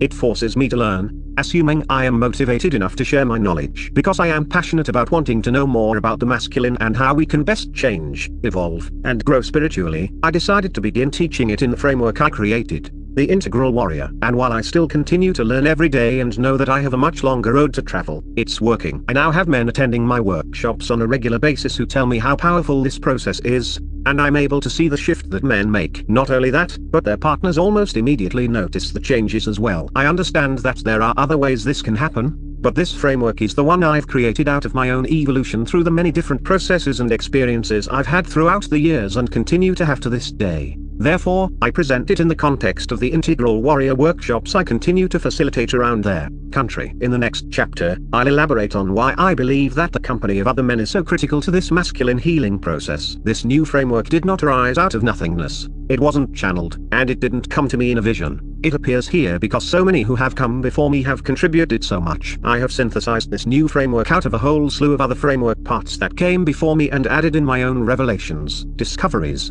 intuition, and style. I have been blessed with the ability to work hard and to put it all together in a new form. Much of my writing has been about integral philosophy, the work of philosopher Ken Wilber, and how it has affected my life. Now I'm moving into bringing this work into the world in a more powerful way, work that I believe is necessary. This work, of course, will always be informed by the integral model and spiral dynamics integral, but is no longer the focus of my workshops and writing. Rather, it is an integral part of a larger picture. This larger vision, which is a combination of cognitive and experiential processes that assist in not only helping men understand the how and why of change but also to actually experience what it feels like to move into ever-increasing, expanding circles of evolutionary consciousness and complexity. The main focus of the Integral Warrior workshop is on preparing men for and assisting them with a huge leap from the second to the third stage, or, in spiral dynamics jargon, the momentous leap from first tier to second tier. The vast majority of men in the Western world reside at Deida's first stage masculine, with about 20 to 25% at second stage and perhaps 1 to 2% of men beginning to emerge into third stage masculine. You've already read about Deida's model in the first chapter. What is the new masculine? Historically, we know that any shift in consciousness from one stage to another requires about 10% of the population to reach the new stage. The 1960s were a perfect example of a new consciousness reaching a tipping point of 10% of the population, and the impact of that shift. Is your life seemingly more complicated and challenging than it used to be? Are you feeling a sense of urgency that you can't explain or calm? Does it seem that things aren't as you think they should be? Does it seem harder to enjoy life than it used to be? Are you feeling anxious, too busy, obsessive, and tense? Does it seem that more and more people you know are experiencing the same feelings? Well, believe it or not, these feelings are a sign that something positive is about to happen to you. They are by products of a consciousness shift, an awakening into new levels of understanding and awareness. They are also a challenge for us to let go of old ways of thinking that no longer serve us. This is not a sudden shift but a process, in shamanic terms, of dying to the old and being reborn to the new. During this process, everything is amplified, including our emotions. Men who pay attention to these symptoms intuitively realize that something needs to shift. The question is, how?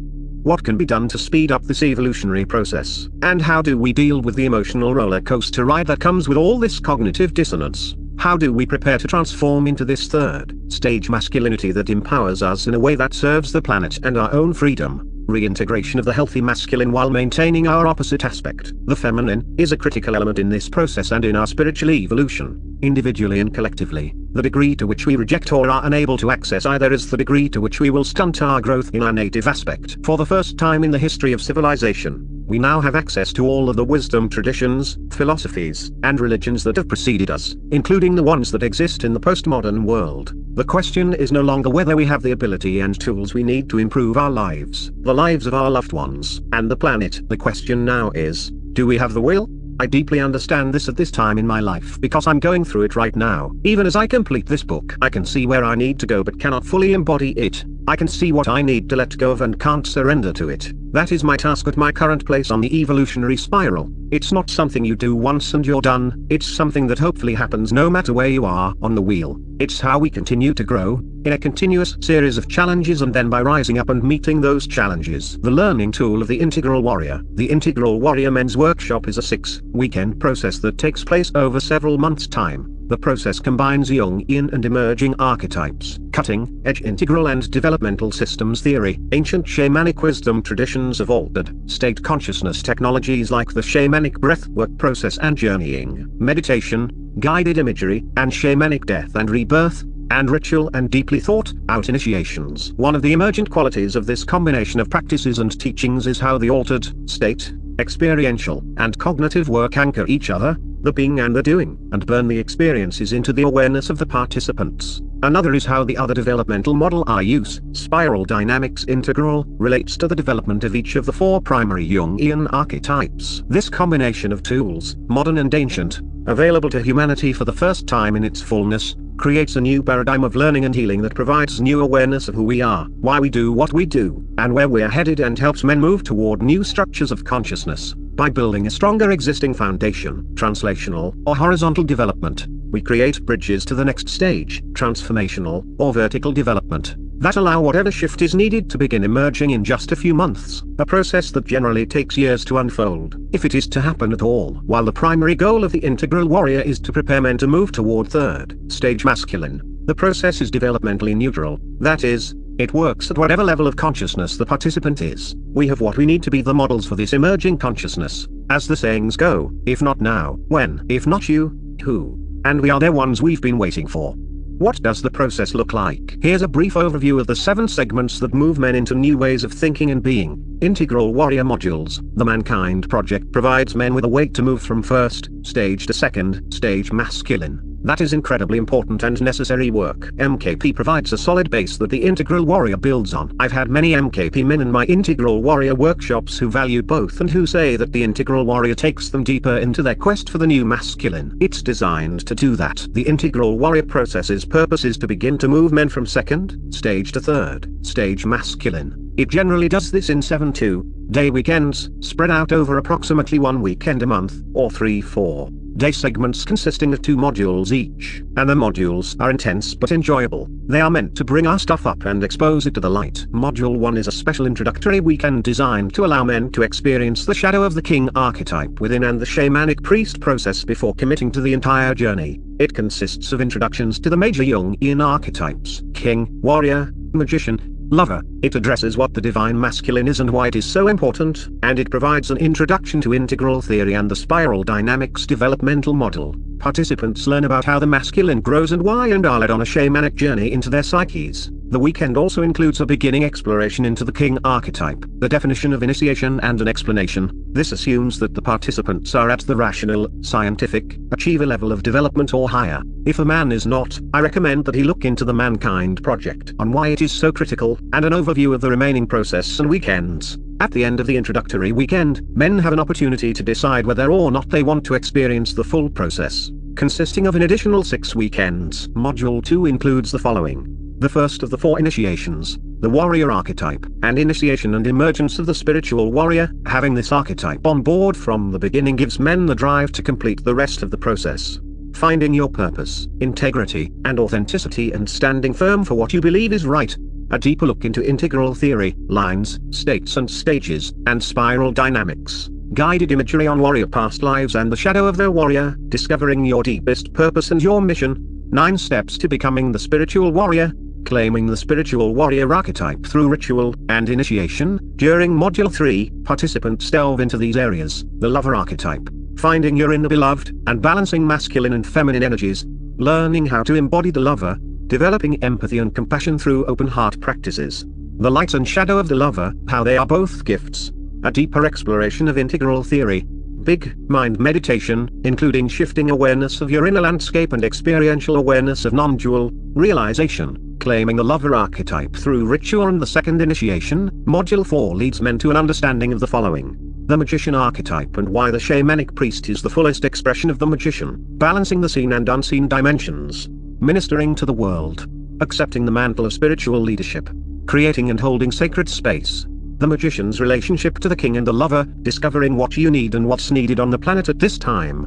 Claiming the magician archetype through ritual and the third initiation. In Module 5, we explore shamanic astrology archetypes. Accessing our Mars to get closer to our masculine and our Moon and Venus to learn how to access the goddess, feminine, within. Accessing the mediating energies between heaven and earth to allow us to feel our divinity connected to our humanity.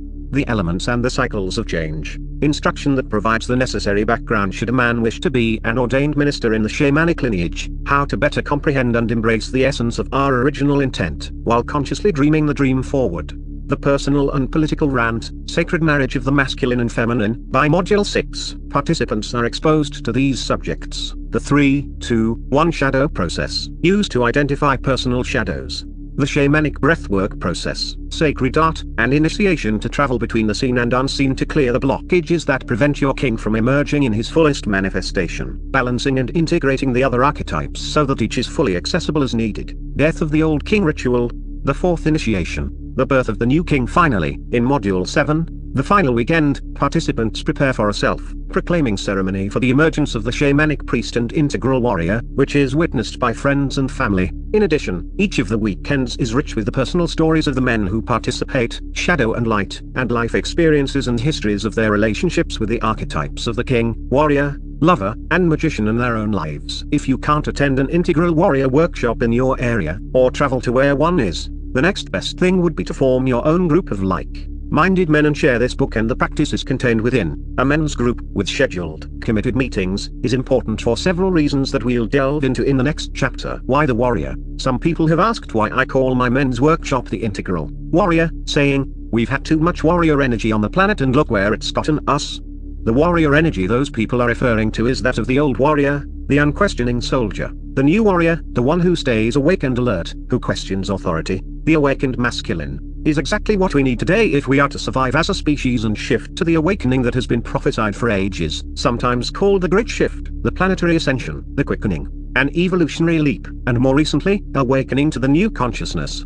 Today's new warrior fights the battle within, fighting himself. The integral warrior's principles are inner peace, tranquility, love, power, strength, honor, majesty, and respect, and we have to fight for these principles, for no freedom is free. The problems we face today require the decisive action of their warrior, who moves fearlessly into the void, tempered by the lover's heart, the magician's skill, and the king's big picture consciousness. If, as some people think, we repress the warrior, it goes into shadow and will eventually re-emerge in unhealthy and even sociopathic ways. In the following chapters, we'll touch on the tools of the shaman and the role those tools play in what's being called postmodernism, for lack of a better term, or reaching second-tier consciousness. Third stage masculine. We'll also introduce a couple of different ways to create sacred space and include some altered state practices, including guided imagery and the shamanic breathwork process, the best shadow tool I've ever come across. In addition, we'll also dive into the 4 primary masculine archetypes, the importance of ritual and initiation in men's lives, and the work that brings them all forward together, creating the path of the integral warrior.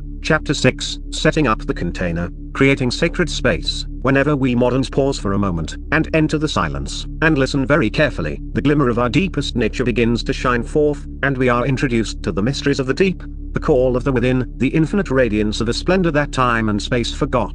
We are introduced to the all-pervading spiritual domain that the growing tip of our honored ancestors were the first to discover, and they were good enough to leave us a general map to that infinite domain, a map called the Great Nest of Being, a map of our own interiors, an archaeology of our own spirit. Ken Wilber, the first weekend of the Integral Warrior is an introductory weekend designed to allow men to get a taste of the process before committing to the entire journey. It consists of introductions to the major Jungian archetypes, king, warrior, magician, lover, and an introduction to integral theory, the most comprehensive map of human consciousness yet, and the spiral dynamics developmental model. This powerful introduction is largely about how the masculine grows, and why, because this understanding is essential in aiding our own growth. The weekend also includes a guided shamanic journey into our psyches, a beginning exploration into the shadow of the king archetype and Ken Wilber, integral psychology, consciousness, spirit, psychology, therapy, the death of the old king, a look at what initiation is and why it is so critical, and an overview of the remaining process and weekends. Men can attend that weekend as a stand-alone weekend if they want.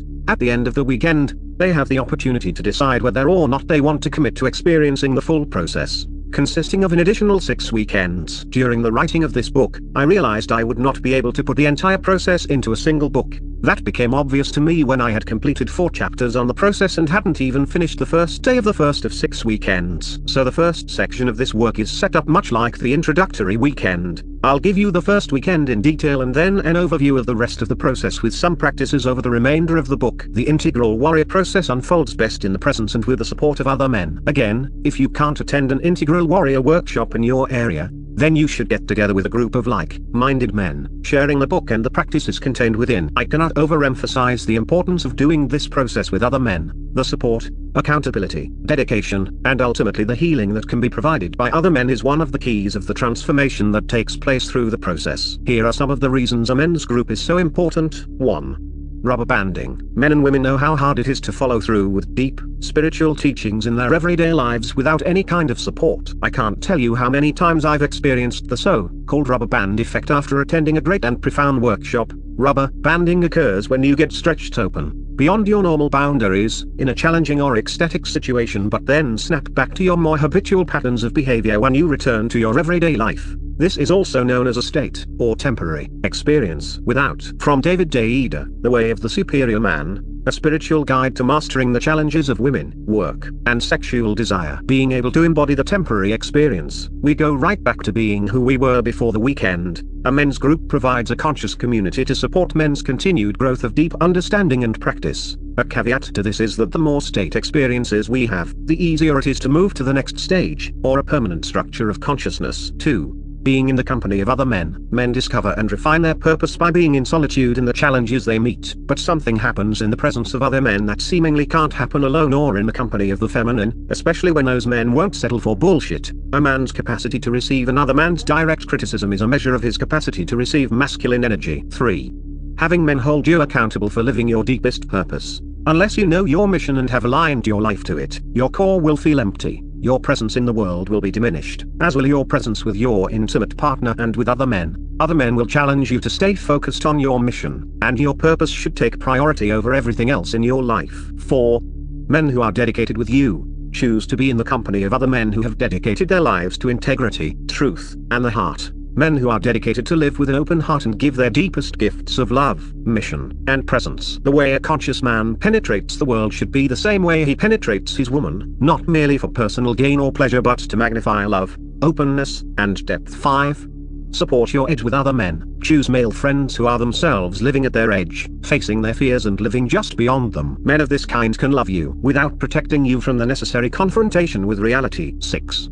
Cut through your BS. At least once a week, get together with your male friends to serve one another. Cut through the bullshit and talk straight with each other. Welcome such criticisms from your friends. Suggest challenges for each other to take on in order to bring each other through the fears that limit your surrender and gifting. Awakening the new masculine. Like the Integral Warrior Workshop, consists of a set of processes, both experiential and cognitive. The introductory weekend of the Integral Warrior process sets the tone for all of the remaining weekends and creates the safety and sacred space that must be present for transformation to take place, both in the first and subsequent weekends. This safety, in the context of sacred space, provides men with the ability to tell the truth about themselves, their shortcomings, their wounds, their strengths, and their shadows, dark and light, and one another. Creating safety in men's groups is critical. We've been taught not to trust other men, to shut down our emotions, to close down and to man up.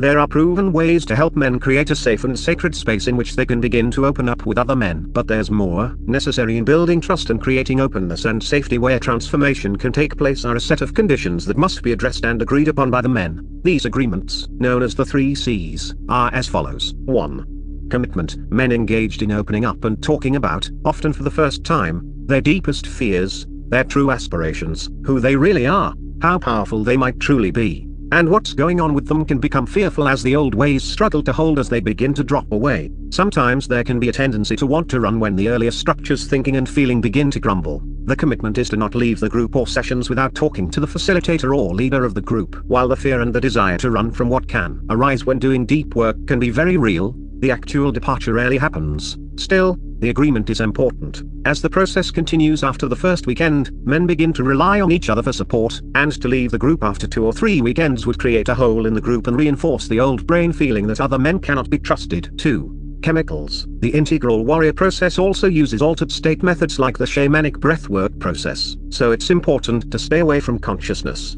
altering substances, drugs and alcohol, specifically, for a day or 2 before and after journeying. When we step into these altered state experiences, we don't want another altered state competing with the work we've done. I've often had men ask me if caffeine and tobacco are okay or if they should also be avoided. I've found that when men are asked to stop either, even for a couple of days, they can enter a far more disruptive withdrawal state than if they continue with them, seriously affecting their ability to journey, so I don't suggest stopping their usage. I've also found that stopping my use of caffeine can be disruptive. 3. Confidentiality. Critical to creating a safe container is the old adage, what happens in Vegas stays in Vegas. Anyone who is going to deeply open up to reveal their innermost workings, shadows, fears, family of origin wounds, etc., needs to know they won't be ridiculed or have someone talking about them outside of the group. My general approach is that it's okay to talk about your own processes outside of the group but not anyone else's. After I've explained to the group what each of the 3 C's are, I then ask them, do you agree with these conditions? I then wait until I've had a yes from each man. I've never received a no, but if I did, I would stop and ask why to see if I could support his reasons. If, in the end, a man could not agree to all of the conditions, I would have to thank him for his honesty and ask him to leave the group. There could be several reasons that a man might not agree to the 3 C's. Some men are commitment phobic and simply cannot commit because of their fear of the unknown, usually as a result of their inner landscape or childhood wounds. Some men have addiction-related dependencies that haven't been addressed, and the 12-step program might be a better use of their and my time. Last, some men simply don't have the developmental maturity to do this work, and they are, quite frankly, not called to the Integral Warrior, creating sacred space. The work of the Integral Warrior, and the approach it takes in awakening the new masculine, is a decidedly spiritual practice. To do the work, we recognize that there is something larger than ourselves at play here. At this level of spiritual awareness, the men I work with have either acknowledged or are in the process of acknowledging that the old, archaic, magical, and mythical representations of God no longer hold any answers to the questions of spirit. Many of them are also moving beyond a rational or a pluralistic God, perhaps not yet articulating but unconsciously understanding that our concepts of God, or spirit, evolves as we evolve. This evolution is what will be called a conveyor belt of spirituality that moves us from an egocentric to an ethnocentric to a world-centric and ultimately to a cosmocentric worldview. While we do not have to be religious to experience any of these stages, it does, however, turn out that religion is the only institution in all of humanity's endeavors that can actually do this. While the men who are called to this path are usually more spiritual than religious, it's important to acknowledge that religion, in any form, is simply institutionalized spirituality. The Integral Warrior process uses an awareness of spirit, by whatever name we want to call it, to help hasten our evolution by tapping into our deepest I, our highest and most meaningful selves. It does this. The Integral Warrior is intended to move men from 2nd stage to 3rd stage masculine through meditations, guided journeys, and experiential practices that create altered states of consciousness that allow us to listen more deeply, speak more thoughtfully, and be more aware, or conscious. This is also the shaman, the master of subtle state consciousness, taking participants in the process to deeper levels of being. I start off each weekend with dance and stretching. The music comes from a variety of sources and has a definite masculine slant. We dance about 10 minutes to songs like Sly and the Family Stone's Stand, the Neville Brothers' Fly Like an Eagle, and the Agape Choir's Make Me an Instrument, all up-tempo grooves that speak to the masculine slant and power. For a lot of men, this is the first time they've ever danced just with other men, and they can be tentative at first, but they soon warm up, often doing exercise moves, which are fine. The dance also loosens everyone up and begins to allow the participants to settle in. The process of setting up and creating sacred space has already begun at this point. There are lots of ways to open sacred space, but my two favorite ways are calling in the directions and expanding awareness of the group's collective unconsciousness. The first creates the space of the ecosphere, the physical plane and its connection to spirit. The second, diving into the collective field of luminous energy, creates the space of the nous to share the vision of the fulfillment of humanity's highest potential. It is this part of us that is always one with God. Let's first touch on calling in the directions. In the sacred space created by calling in the directions, our awareness moves beyond our smallest selves and embraces all of creation. Some of the men have never called in the directions before, so I provide them with a script that we use until they are comfortable enough to call in the directions without it. Calling in the directions begins with smudging the room, fanning smoldering sage or incense in the 4 directions, and then smudging each of the men, releasing any and all outside influences, distractions, emotions that don't serve them or others, and whatever might be getting in our way of connecting with spirit on the physical or spiritual plane. Smudging is also used to call in our allies, our ancestors, angels, anything that watches over us, holding the openings of our deepest and fullest expression of ourselves, and protects us. Then, standing in the first direction, with arms and hands facing outward as if to touch the direction, each man recites the verse for the appropriate direction, calling upon the archetype of that direction. But these archetypes are more than just symbols. They are primordial energies or spirits with lives and powers of their own, and we ask for their knowledge and their power to guide and assist us in creating the sacred space. With an intentional masculine approach, I created this calling in the directions that moves as the masculine moves, on purpose and singularly focused, as one part of my approach to integral shamanism. Because the integral warrior uses Jungian archetypes, I also brought in the king, warrior, magician, and lover archetypes into the calling. The East, we call in the spirit, keepers of the East, place of the rising sun, the archetype of the warrior and the element of fire, the place of the dawn, new beginnings, vision and inspiration of newness and fresh starts, the eye of the eagle, able to see the big picture, the place of creativity, co-creation, and conscious leadership. We call in the energies of the East, new beginnings, and questions needing answers. What are we at the beginning of? What have we just begun to figure out? What visions and plans are we creating? We call in burning through our fears and blockages to stand in our truth and our light as spiritual warriors. Welcome spirit, keepers of the East, the South. We call in the spirit, keepers of the South, the archetype of the king and the element of water. We call in the energy of plans getting established and projects coming to life, the realization of visions and plans of the East. We call in the energy of organizing and making things happen, diligence and small steps, the middle, the working time, the everyday ongoing flow of effort, of purpose, of our mission. We call in mouse energy, scurrying around, tending to small tasks. We call in the ability to stand and feel all the aspects of our lives that are in full swing, living in the South. Welcome spirit, keepers of the South. The West, we call in the spirit, keepers of the West and the setting sun, the archetype of the lover and conscious relationship, the element of air, the place of harvest and abundance, of sharing and community, accomplishment and enjoyment, time for sharing the bounty of our efforts and connecting with others. We call in personal introspection.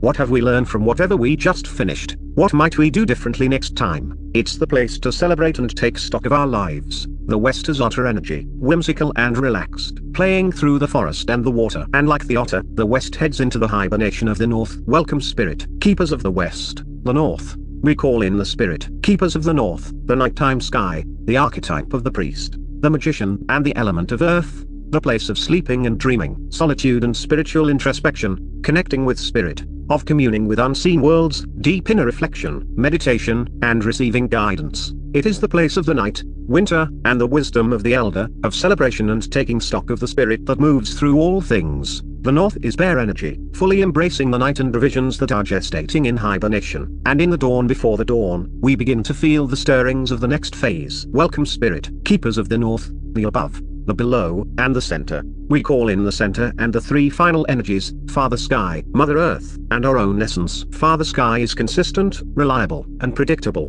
We call in the masculine energies that are stable and strong, the place of order and discipline. We call in Mother Earth, beautiful, spontaneous, ever changing, always in motion, never the same from one moment to the next. The good feminine energies of Mother Earth, adaptable, flexible, inspirational, and creative. Finally, we call in our own essence, feeling into our cause, feeling the part of the universe that is only and totally filled with us, connecting to the energies of our own uniqueness, our special medicine, our songs, our gifts. When we are filled with our own personal energetic energies, we walk on, taking within us the four directions, Father Sky, Mother Earth, and the fulfillment of all that we are. Welcome Spirit, keepers of the above, the below, and the center. When the session or weekend and the healing work are done, it's important to close the sacred space following the same procedure, acknowledging the archetypes and the directions and thanking and releasing them. My wife taught me to say, stay if you will, go if you must. Next, let's examine creating sacred space through the collective field of luminous energy. There are many ways in which this can be done. Some will utilize the light of the 8th chakra, the Virukaka, which resides outside the physical body but within the luminous energy field. One of the best ways is a group practice called Insight Dialogue, a process that was taught to me by one of my dearest teachers, Terry O'Fallon, one of the principals of the Seattle-based Pacific Integral and its leadership-based program, generating transformational change in human systems. Insight Dialogue is a meditation practice bringing the qualities of deep meditation and interpersonal communication together. This sounds simple, but one soon discovers that an unpredictable depth and richness of experience is possible with Insight Dialogue. This combination of insight meditation and Bachmann dialogue is, by far, the deepest, most powerful meditative experience I've ever had. Created by Terry and Gregory Kramer, Insight Dialogue is a process that can take us to another level of interpersonal communication. Within an altered state meditative group process, we learn to address individual and group issues by audibly verbalizing what is coming through our individual and collective inner voices. The process creates an amazing field of shared consciousness between participants. It is an engaged practice of deeply mindful interchange involving a natural resting in intrinsic awareness in which all phenomena arise and fall within oneself and within the community. O'Fallon says, the inclination towards mindfulness while speaking and writing that is fostered in Insight Dialogue (ID) supports the practice of awareness during the complex tasks and social interchanges of day-to-day living and allows individuals practicing ID without other dialogic meditators to develop their own intrinsic awareness and to foster it in the people around them by example. Insight Dialogue expands insight meditation and Bachmann dialogue into interaction, turning conversation into a transformative, creative vehicle for something brand new and unanticipated to emerge into a deeper awareness. Here's how Insight Dialogue listening and speaking works in a nutshell.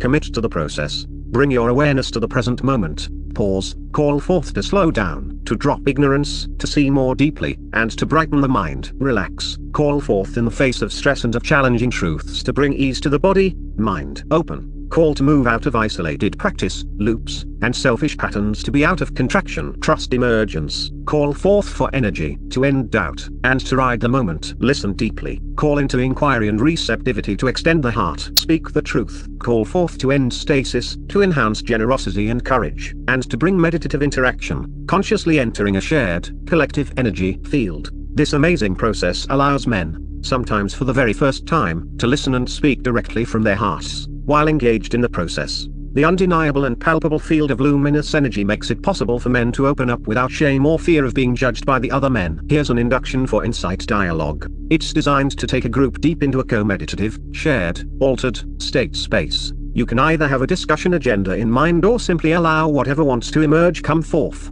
With your group, come together in a circle, sitting in meditative posture. Dim the lights and have some soft, ethereal music playing in the background. Speaking in a soft voice, begin the Insight Dialogue induction or guided meditation. Insight Dialogue session. Insight Dialogue is a meditation practice that includes listening, speaking, and, in an online format, reading and writing. Since the best way to understand the practice is to experience it, I'd like to invite you to begin engaging in the practice right now by settling in, slowing down and becoming aware of the changing sensations of the body as you sit listening to my voice or are reading these words. Notice any tensions and invite them to relax. Take the time to do this without striving, without judgment. Make sure you observe whether you've gotten caught up in your reactions to the words or in a passing thought or feeling, and take a moment to step back from that involvement. Now bring your awareness to the activities of the mind. Notice any expectations that may be there regarding what you're about to hear, any biases, any thoughts or feelings still percolating from whatever activity preceded this one. Any thoughts or feelings about what you'll be doing next, and begin to step back from these movements, relaxing into a deep and wide listening space.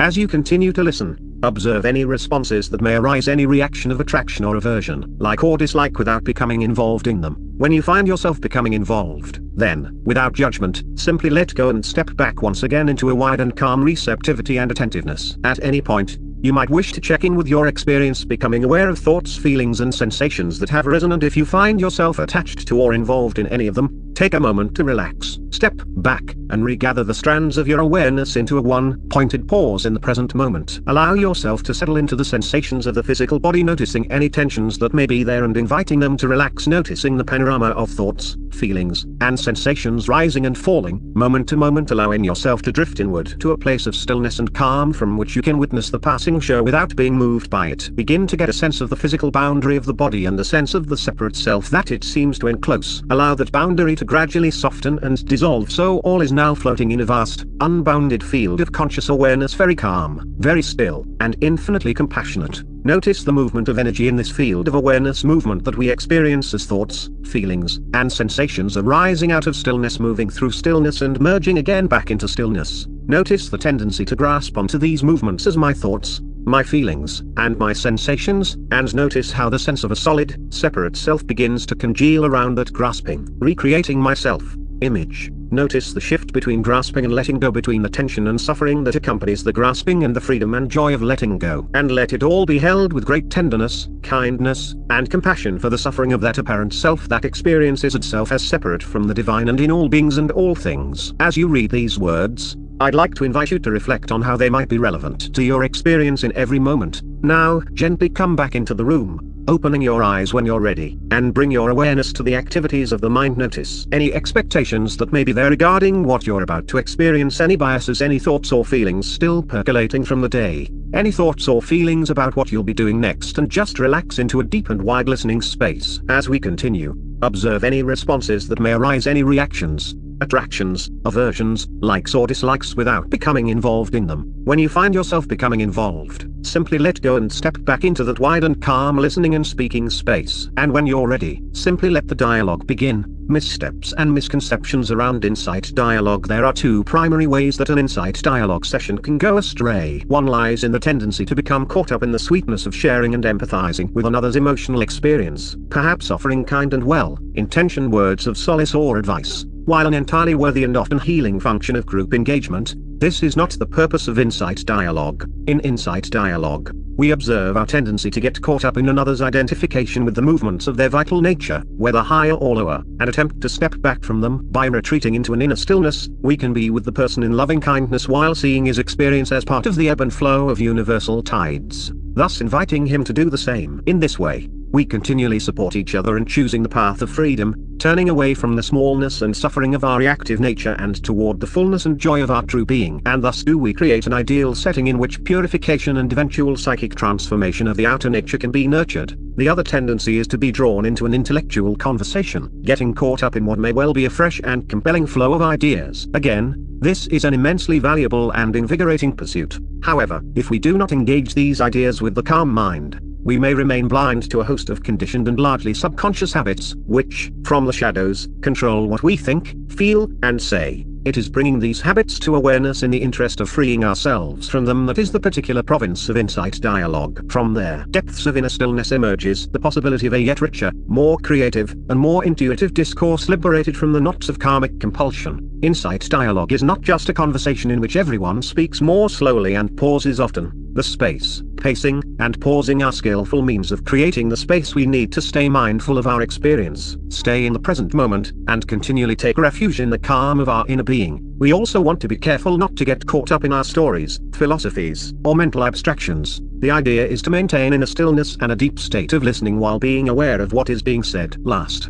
insight dialogue is not a strictly regulated conversation with rigid rules. The guidelines are designed to help us be aware and conscious of the speaking and listening habits that normally escape us, freeing us of our reactivity and liberating us from our past conditioning so that we are free to meet and engage, I with thou, on the sacred ground of love and mutual self-knowing. I generally use this process as we step into telling our stories about who we are for the first time in the group. For most men, this is the first time they've ever spoken or listened this deeply, and the effects of having their hearts opened through this process are profound and sacred. To learn more about Insight Dialogue, see Gregory Kramer's book, Insight Dialogue: The Interpersonal Path to Freedom. More about sacred space. In my Integral Warrior workshops, sacred space must be re-established on each of the 7 weekends and at the beginning of each day. I generally will use Insight Dialogue on more than one day as it allows men to get more comfortable and familiar with it. I also use a variety of guided meditations, including some I wrote myself and some that I create in the moment that arise spontaneously because there's something that needs to emerge. Following are some other meditations I use in the process. Genpo Rossi's Big Mind,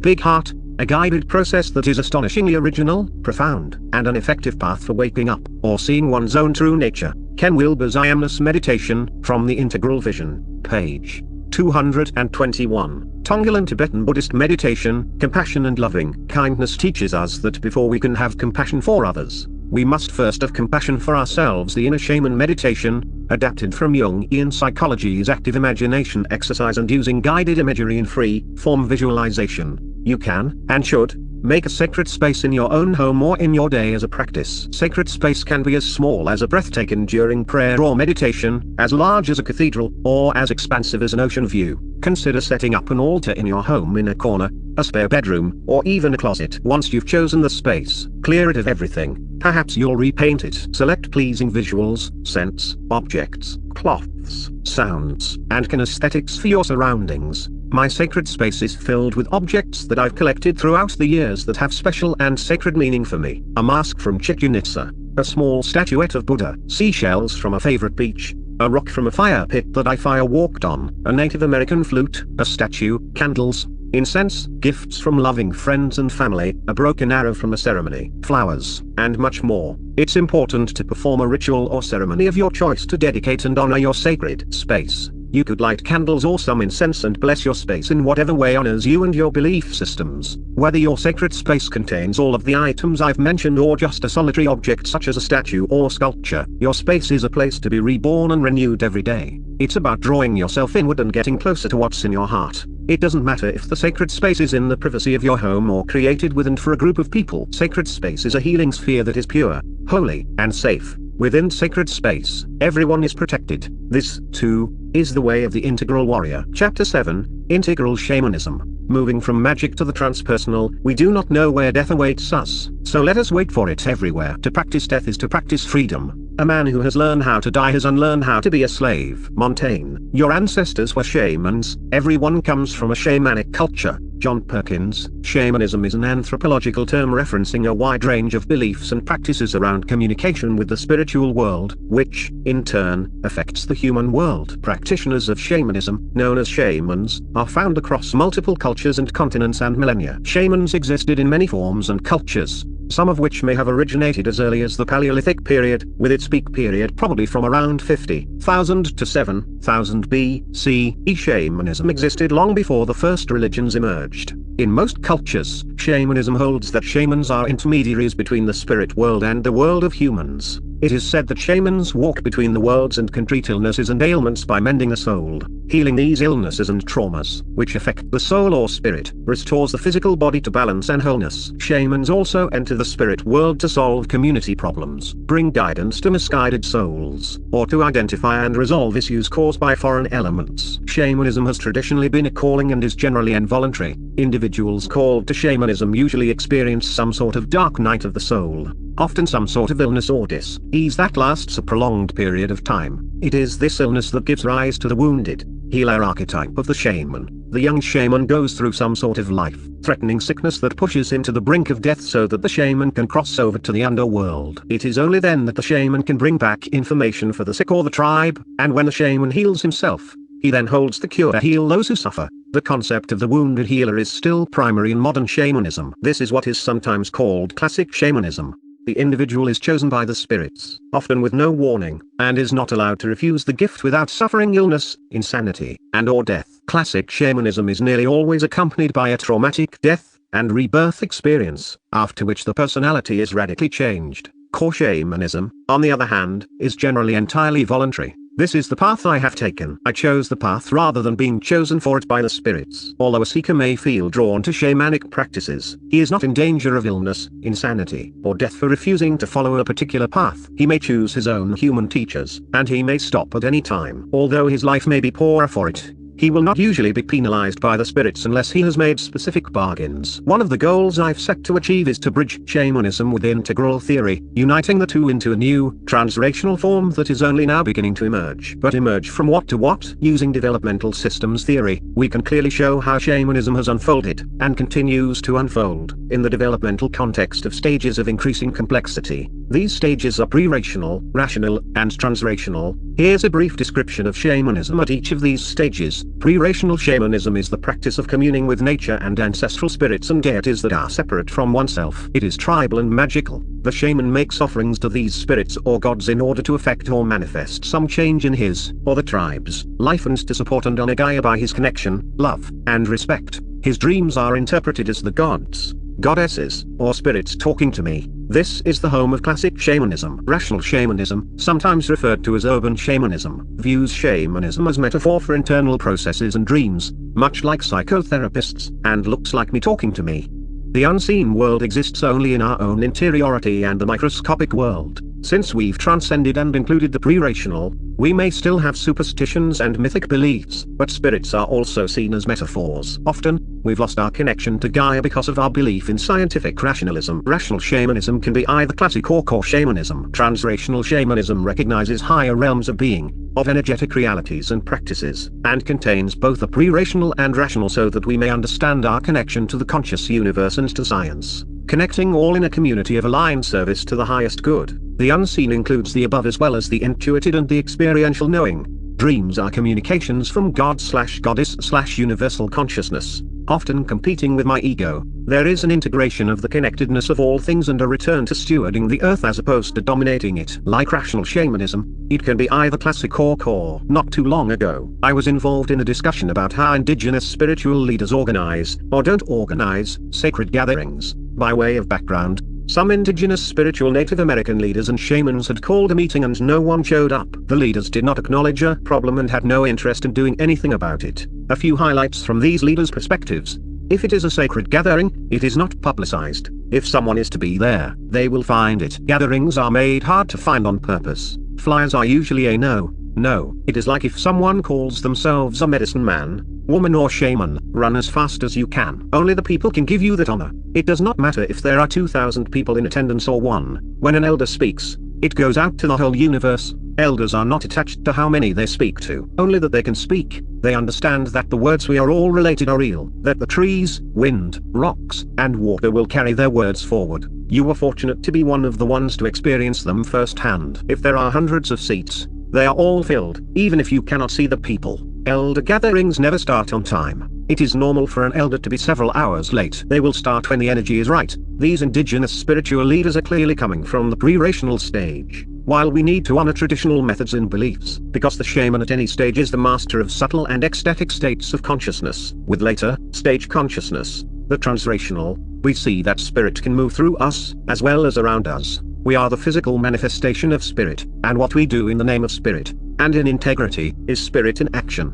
We are evolving creatures, and as we evolve, so does our deepening understanding of God and the universe, as we can only see what our current level of consciousness enables us to see, not beyond, and our perspectives are limited by our current level, or structure of consciousness, that all states of consciousness, right up to awareness of the non-dual, are available to anyone at any level of consciousness has been demonstrated throughout the ages. Shamans, medicine men, spiritual teachers, and ordinary people have always had ready access to those altered states of consciousness, ever present, never changing, the formless. But those altered state experiences can be interpreted only from an individual stage or level of consciousness, always changing, evolutionary. What it means to be enlightened in the integral age is very different from what it meant to be enlightened 1,000 or 2,000 years ago, as newer stages of consciousness had not emerged and simply weren't available. These structures of consciousness explain why so many people have so many different beliefs. Unless we become aware of ourselves as evolving spiritual creatures, we'll keep doing what we've been doing and getting the results we've been getting. Yes, I agree that the talks of the indigenous spiritual leaders go out through the oneness of everything, into the collective unconscious, what biologist and author Rupert Sheldrake refers to as morphic fields, fields of thought created by everything in existence. But I'd prefer that it also goes into as much of the collective consciousness, as well.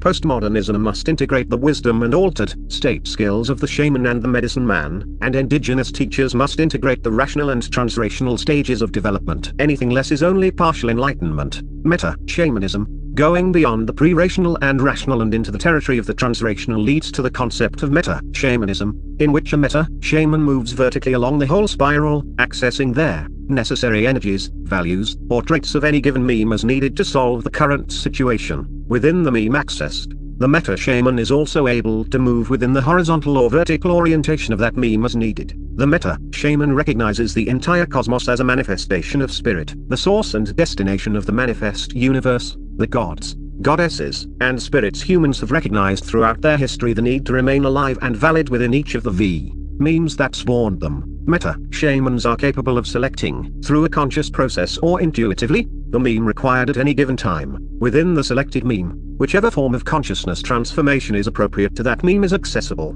whether it's the trance state of the traditional shaman in purple or the nature mysticism of the green meme. The danger with any traditional practices, whether of a shamanic or traditional religion, is the classic trap of the pre-trance fallacy, as first identified by Wilber, in that it mistakes an earlier stage of consciousness, the pre-rational, or magic, for an advanced stage, the transrational. The use of Wilber's model and spiral dynamics are important additions to shamanism because they place shamanism in a developmental context, helping remove the danger of the pre-trance fallacy. As Wilber points out in his book Boomeritis, one of shamanism's great contributions has been providing profound techniques of inducing altered states of a psychic and subtle nature, and that can be a path out of flatland, or stuck thinking. The trick is to be able to take the altered states technologies of the shaman and fit them into more adequate interpretations. That shamanic states exist cannot be denied, but what stage do they get plugged into? Whatever one's experiences of the shamanic altered state practice, like all state experiences, they will be interpreted first by the altitude developmental level of the shaman, and individually interpreted or reinterpreted by the person experiencing the altered state based on his own development. It is the meta-shaman who must skillfully guide the person having the altered experience through the inner maze of his own consciousness. In this sense, shamanism is no different from any other path that leads to altered states and transformation. Whether integral or meta-shamanism goes beyond traditional therapy and traditional shamanism. During this time of evolutionary unfolding, an integral or meta-shaman may intuitively, on with purpose and intention, use all his tools, all the perspectives, including the integral model, developmental levels, lines, states, and stages, recognizing that the people he is working with can be met where they are, and with use of these skills, including shamanism, he can have a sense of what needs to happen next, healing and opening paths to higher states of consciousness. Today's integral shaman still walks between the worlds, the exterior world of the ever-changing physical, ordinary, or manifest realm and the interior world of never-changing spirit. Instead of dying himself, today's integral shaman gives people the experience of dying to the old and being reborn to the new. The modern shaman uses ancient knowledge and awareness in the context of our present social and cultural environment. The wisdom and its application are still the same. After all, people still have the same desires and emotions they've always had, only the context of culture is different. Today's shaman still heals the mind, the body, and the spirit. The acts of diagnosing and healing are one and the same for the shaman. In order to grow, shamanism recognizes that we must experience dis-ease and views this dis-ease as an opportunity for growth. We usually don't want to rock the boat, but the shaman wants to rock it, and the integral shaman wants to rock the hell out of it, eventually moving past the temporary phenomenal states into the ever-present self. Tools of the integral shaman. Integral and developmental systems theory aside, the integral shaman recognizes that one of the meanings of the word shaman is one who knows. Shamans have always been recognized as experts in keeping together the multiple codes through which complex belief systems are perpetuated, and the integral shaman understands his or her own culture and acts accordingly. The shaman is known for traversing the axis mundi, also cosmic axis, world pillar, center of the world, and, in religion or mythology, is the connection between heaven and earth. In Jungian terms, the shaman is the ultimate expression of the magician archetype, which we'll touch on in a later chapter. One of the ways shamans traverse the axis mundi and enter the spirit world is by effecting a transition of consciousness, entering an altered state or ecstatic trance either by autosuggestion or by the use of entheogens. The methods are diverse, and most of those from plant sources, often psychoactive, are no longer legal, Plants like psilocybin mushrooms, marijuana and cannabis, San Pedro cactus, peyote, ayahuasca, salvia divinorum, and more. Other methods of creating altered states include dancing, singing, drumming, fire walking, attending sweat lodges, listening to music, embarking on vision quests, and breathing exercises. We'll talk more on the breath and the shamanic breathwork process a little later in this chapter. As Wilber says, the profound importance of the shamanic voyage, in any of its versions, was that it was the first great discovery of, and exploration of, the transpersonal domains, and thus many shamanic insights, especially into the psychic realms, remained unsurpassed. In particular, we may note that the shaman, as the first psychotherapist, was the first to discover the extraordinary importance of transpersonal altered states of consciousness for ordinary healing, both physical healing and psychological healing. The altered state technologies of the modern shaman create an opening through a magical inner doorway into the innate perennial wisdom lying dormant within each of us. Linda Starr-Wolf, in her book Shamanic Breathwork, Journeying Beyond the Limits of the Self, refers to this inner healer and wisdom keeper as the shaman within. Whether we're talking about shamanic breathwork, guided shamanic journeys, insight dialogue, meditation practices, or any other methods mentioned, these psychospiritual altered state technologies and methodologies do, indeed, create some sort of opening that gets our egos out of our way and allows our soul, or spirit, to come forth and assist in our healing and in reawakening our essential self, which is, as Starr-Wolf says, the very core of our true being. Combine these essential and ancient altered state technologies with cutting-edge integral and developmental systems theory, and we have brand new, powerful transpersonal paradigms available to anyone who chooses to use them. The integral shaman. This is the beauty of having all of the wisdom traditions of the planet available to us. The integral shaman no longer travels to other worlds, bringing back information for others, but assists them in their own travels so that they may walk between the worlds of the exterior and interior realms of the mind, soul, and universe, opening new visions, new possibilities, and new awarenesses that were previously locked away in their subconscious minds. In other words, it wakes us up. Shamanic breathwork, an integral process. Shortly after meeting Anya McAndrew, the woman who would later become my wife, I was introduced to the shamanic breathwork process. Anya, who is a transpersonal psychotherapist and has been a leader in the second wave feminist movement for some 30-odd years, took me through the process while visiting me in Seattle. After just one experience, I was hooked. A common reaction. Here was a powerful process that had the capability of unlocking hidden shadows in one's psyche. It became apparent immediately that one breathwork session was equivalent to 6 months of intensive psychotherapy. I made a trip out to Isis Cove in early 2007 to attend a week-long shamanic breathwork workshop and began a new part of my spiritual journey. During that 8-day workshop, I wrote on my blog that, done correctly, this was an integral process. Even though the language and the culture are very different from what most integrally informed people have experienced, these differences, and the very real possibility of pre-rational thinking that sometimes gets applied to altered states work, can have the effect of turning many integralites off. This is a mistake, in my opinion. At the very least, no one should make a judgment on the process until he or she has studied it, including having the experience. I would suggest that with Wilber's book Integral Spirituality, the integral model has made a lot of room for accepting other practices into the fold. This is not to say that the integral approach is not accepting of partial approaches. It obviously is. As other spiritual practices, religions, and philosophies evolve, there is a natural coming together of viewpoints and perspectives that were not capable of truly coexisting at earlier stages, partly because of awareness and partly because integral has its own language. While the language is cognitive, spirit doesn't need language. It is experiential, and evolved spiritualism is evolved, with or without the language. The graphic I created in Figure 9 lays out the shamanic breathwork experience in the 4 quadrants of the integral model. Now, naturally, everything arises through the 4 quadrants simultaneously, so that in and of itself is not necessarily an indication that a practice, such as shamanic breathwork, is of an integral nature. Notice that I did not say, integrally informed, because, again, the language is different. However, what I think qualifies shamanic breathwork as an integral practice is its awareness that all 4 quadrants are essential to have a complete, or inclusive, whole, and that none of the quadrants are left out of the process. While an individual experience is almost guaranteed, the behavioral, social, and cultural aspects are intentionally included in the practice. The following is from the Shamanic Breathwork Process website. The Shamanic Breathwork process is a powerful healing process that inspires individuals to remember and reconnect with their own inner healer. As old wounds and dysfunctional patterns are released and transformed, individuals begin to regain lost soul parts and remember the magic of who they truly are. Empowerment brings wholeness and healing back.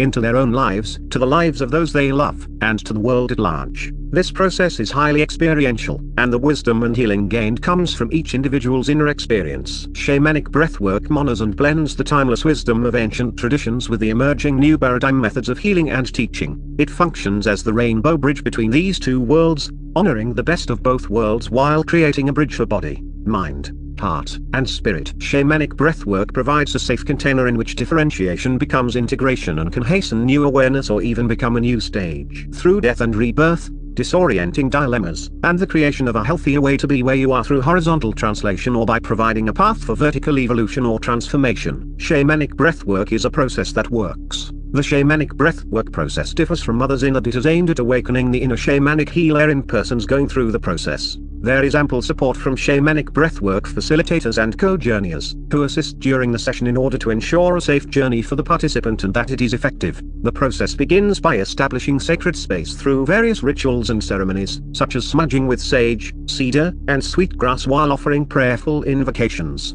Individuals lie down on mats and blankets in a darkened room and focus on surrendering to the healer, shaman, within, calling upon that which is most sacred and holy to them, such as guides, power animals, angels, their higher selves, or a higher power. The drumming then begins, which leads into a powerful musical journey varying in length from 1 to 2 hours, as the individual uses the power of deep, connected breathing to create a natural, altered, dreamlike state. The ego and its defenses are released and the journey unfolds in a variety of ways. Each person's shamanic journey is a highly individualized one. No two are ever the same, although I've had breathwork experiences that were similar to or continuations of earlier ones. Some of the states of consciousness reported by breathers range from divine, otherworldly bliss states to the struggle to be released from negative forces in the psyche. Rebirthing is a common occurrence, as is the life review, in which one relives or observes particular lifetime experiences, even including the person's birth. Old patterns of dysfunction may be brought to the surface. Addictions are sometimes healed during this process, and feelings of grief,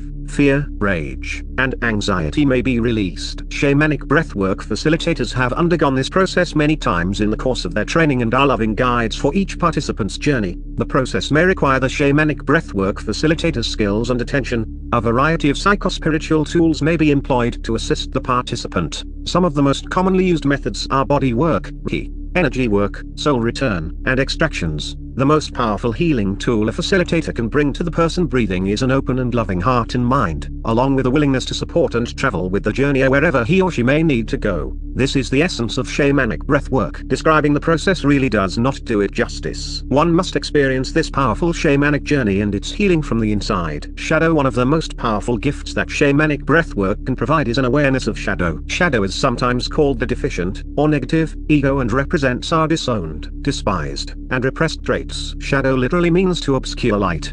Our shadows act out all of the denied emotions and urges we reject. The alcoholic who calls others out and denies his own alcoholism. The sexual prude who winds up acting out his sexual fantasies in secret. The person whose fears and illusions about love turn into codependent behaviors. These are all examples of unresolved issues that go underground as a result of our trying to repress or deny them, and when we do, we act out, manipulate, and project that part of our disowned selves onto others. Hence, the politician who rants against homosexuality and then gets caught coming on to another man in an airport bathroom, and the unfulfilled romantic who moves from relationship to relationship looking for that romantic high, unable to commit, are all living in their shadows. It has been said that one of the biggest impediments to our awakening is our shadows. Those unidentified parts of ourselves that we are unaware of but that affect us and our lives in so many ways. An unidentified shadow has a tendency to trigger deep, reactive emotions in us. In one of my breathwork sessions, I realized I had deep childhood wounds about which I previously had no clue. After identifying them, I was able to begin a healing process and eventually stop their reactiveness I had been experiencing as my unawakened shadow danced about my unconscious self.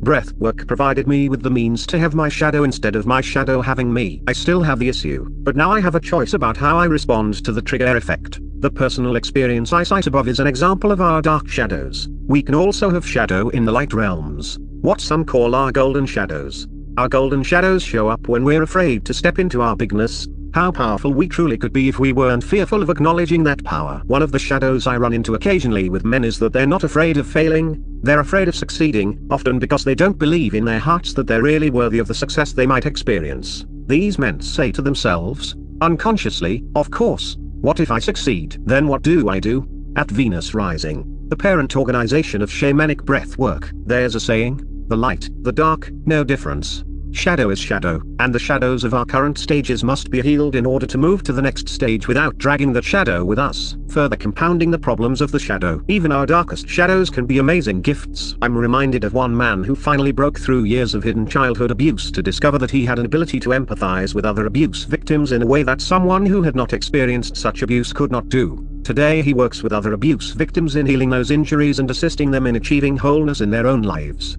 How do we identify our shadows? We start by looking at the things that bother us: anger in others, people who are late, people who seem to talk too much. We must look for behaviors that we know we do but that we deny as part of who we are. There are a lot of ways to do this, but breathwork is a fast-track process that allows us to consciously identify, own, and reintegrate the shadow elements of self we all carry, and we are all wounded in some way. Breathwork can change. Shamanic breathwork is also stage-independent, or developmentally neutral. It provides breathers with what they need at whatever developmental level they currently are. I have often heard during the course of shamanic breathwork preparation with breathers that the realizations gained therein take the participants to new levels of consciousness. Well, yes, sometimes. Let me explain. While sudden insights of previously unknown realizations can result in shifts from one level of consciousness to another, we have to first define what we mean by shifts in consciousness. Are we talking about actual shifts from one level, or stage, of consciousness to another, or are we talking about a simpler shift in awareness? Simply, and it is by no means simple, identifying a shadow does not necessarily result in a shift in stage consciousness. From one permanent structure to another. By far, most experiences resulting from shadow recognition are healing processes. That is, the process identifies a shadow aspect of ourselves that begins the healing needed to transform, vertical, or transformational development, but must begin by the healing contributing to a strong base structure, horizontal, or translative. The concept of translative, horizontal development and transformational, vertical development is critical. People can get a taste, a state, or temporary experience, of higher stages of consciousness through ecstatic, or altered, state experiences like shamanic breathwork and spiritually bypass their present stage. They think they've moved to a higher level of consciousness when all they're really doing is having a peak experience and interpreting that glimpse of higher stages from their present level of consciousness. What's worse is that if they haven't completed the personal work that needs to be done translatively, that is, horizontal development, the widest and healthiest perspective possible at a particular stage, they tend to disassociate from what they haven't completed, leaving unhealthy aspects of that stage in their psyches that will come back and kick their asses later. It's unavoidable, and it becomes shadow. It's not until one attains the widest and healthiest perspective at their present stage or translation, also known as span, that they're ready to move, in the healthiest manner possible, into the next stage. This is transformation, also known as depth, or vertical development, in which one transcends and includes the previous stage, being able to call on that stage's particular qualities as they are needed. If those qualities aren't healthy, if the work that needs to be done at the present level isn't given the broadest foundation possible to build upon, then pathologies, or shadow, will develop, and we can do ourselves more harm than good. The inner shaman meditation, another technique I use with my clients and in the Integral Warrior workshop, is guided imagery. Shamanic breathwork is a self-guided process, aided by music and specific qualities of the breath. Guided imagery, based on Jung's active imagination concept, has many names and associated techniques: visualization, mental imagery, dream interpretation, and more, and is part of the cutting-edge processes used in mind/body/medical procedures. Although it is as old as psychotherapy itself, it's still relatively new in the United States and is experiencing a new wave of respect. A person using guided imagery is relaxed, almost to the point of being in a dream state, but the conscious mind is attuned to listening. With a skilled facilitator doing the guiding, the individual is focused on the voice of the facilitator, who takes them through a mythic story that begins to stir in the unconscious mind, becoming rich in details, moving and developing, that produce a series of images that eventually unfold into a complete story. Jung said that this process is superior to dreaming in overcoming or defeating the unconscious mind's resistance to allow the buried truth to come to conscious awareness. Like shamanic breath work, guided imagery differs from psychoanalytic cures, which can take months or years. The inner shaman meditation is a way to get valuable information from our unconscious to our conscious mind and is a meditation for working in and on our inner plane. While in the meditation,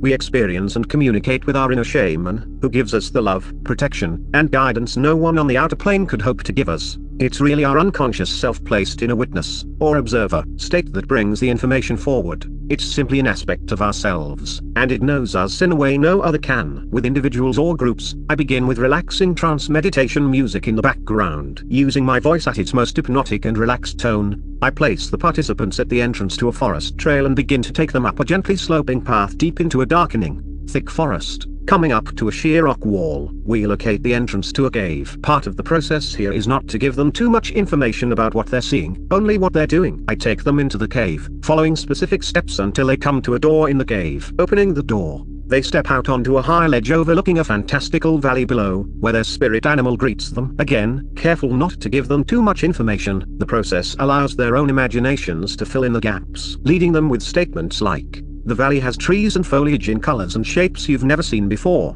and there's a sun overhead but it looks nothing like the sun you're used to seeing." Their own minds go to work to create their own images. Even the spirit animal is left for them to create from their own minds. Prompted with, "How does your spirit animal arrive?"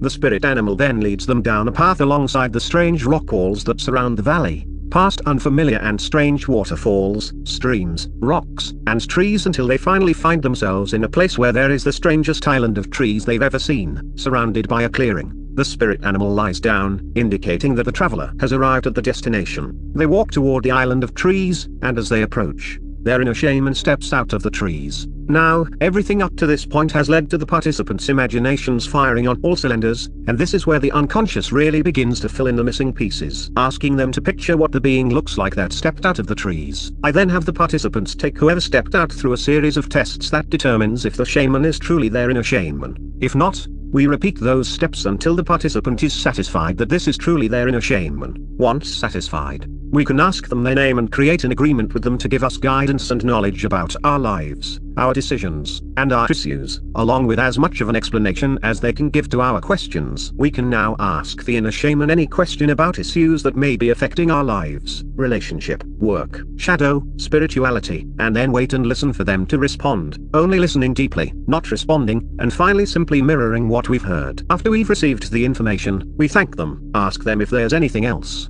and if not, let them go. We then move back to the clearing edge. Following our steps back, we pick up our spirit animal, head back up the trail to the ledge, say goodbye, re-enter the door, walk back out of the cave and head down the path, and out of the forest until we return to the place we started from. This process takes anywhere from 45 minutes to an hour, and once traveled, it allows the participant to revisit their inner shaman whenever they'd like to once again speak with them. Again, to reiterate, what we are doing is talking with and accessing the resource of our own subconscious minds, stepping into a witness state where the inner shaman becomes another, allowing us to receive information we might not ordinarily obtain. Shamanism and sacred union. Some describe shamanic sacred union as unifying sex, heart, body, and mind. The ultimate description of sacred union is that the universe is permeated by two substances, spirit and matter, and that both flow from the same source, God or universal mind. The unification of spirit and matter reflects God and all apparent existence. For our purpose of awakening the new masculine, we're going to speak of sacred union as what Tantra teacher Deborah Anapol calls the sacred union of opposites, the marriage between the masculine and the feminine that is a part of all of us. This is important because until we honor both within our being, we cannot be fully awakened. Anapol describes the difficult play within these two archetypes. Ancient traditions the world over, which honor the sacred union of male and female and recognize the importance of balancing the masculine and feminine elements within each of us, as well as in the external world, offer us a model for healing. Many of us know intuitively the rightness of finding equilibrium between the energies we call masculine and feminine. We feel the discomfort that arises within us when our internal balance is upset, and we see the unhappiness generated by disequilibrium all over the world. According to Anapol, rarely, if ever, is it understood that the symmetry between feminine and masculine energies, yin and yang, Shakti and Shiva, is the basis for harmony in all of life.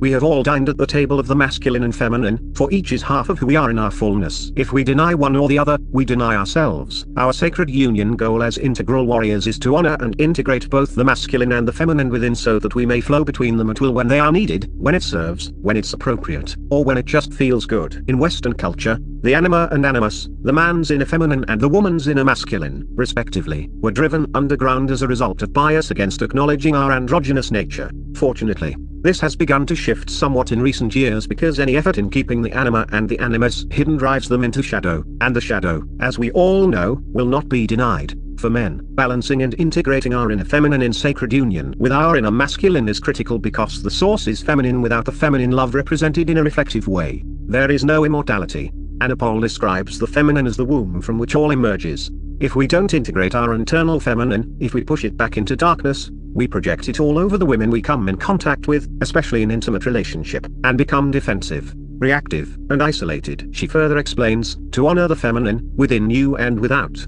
Take the time to be still, to feel, to save a life. Tune into your body, immerse yourself in water, open your heart, allow the tears come. Meditate, undulate, dance, sing, make love and fill yourself with flowers.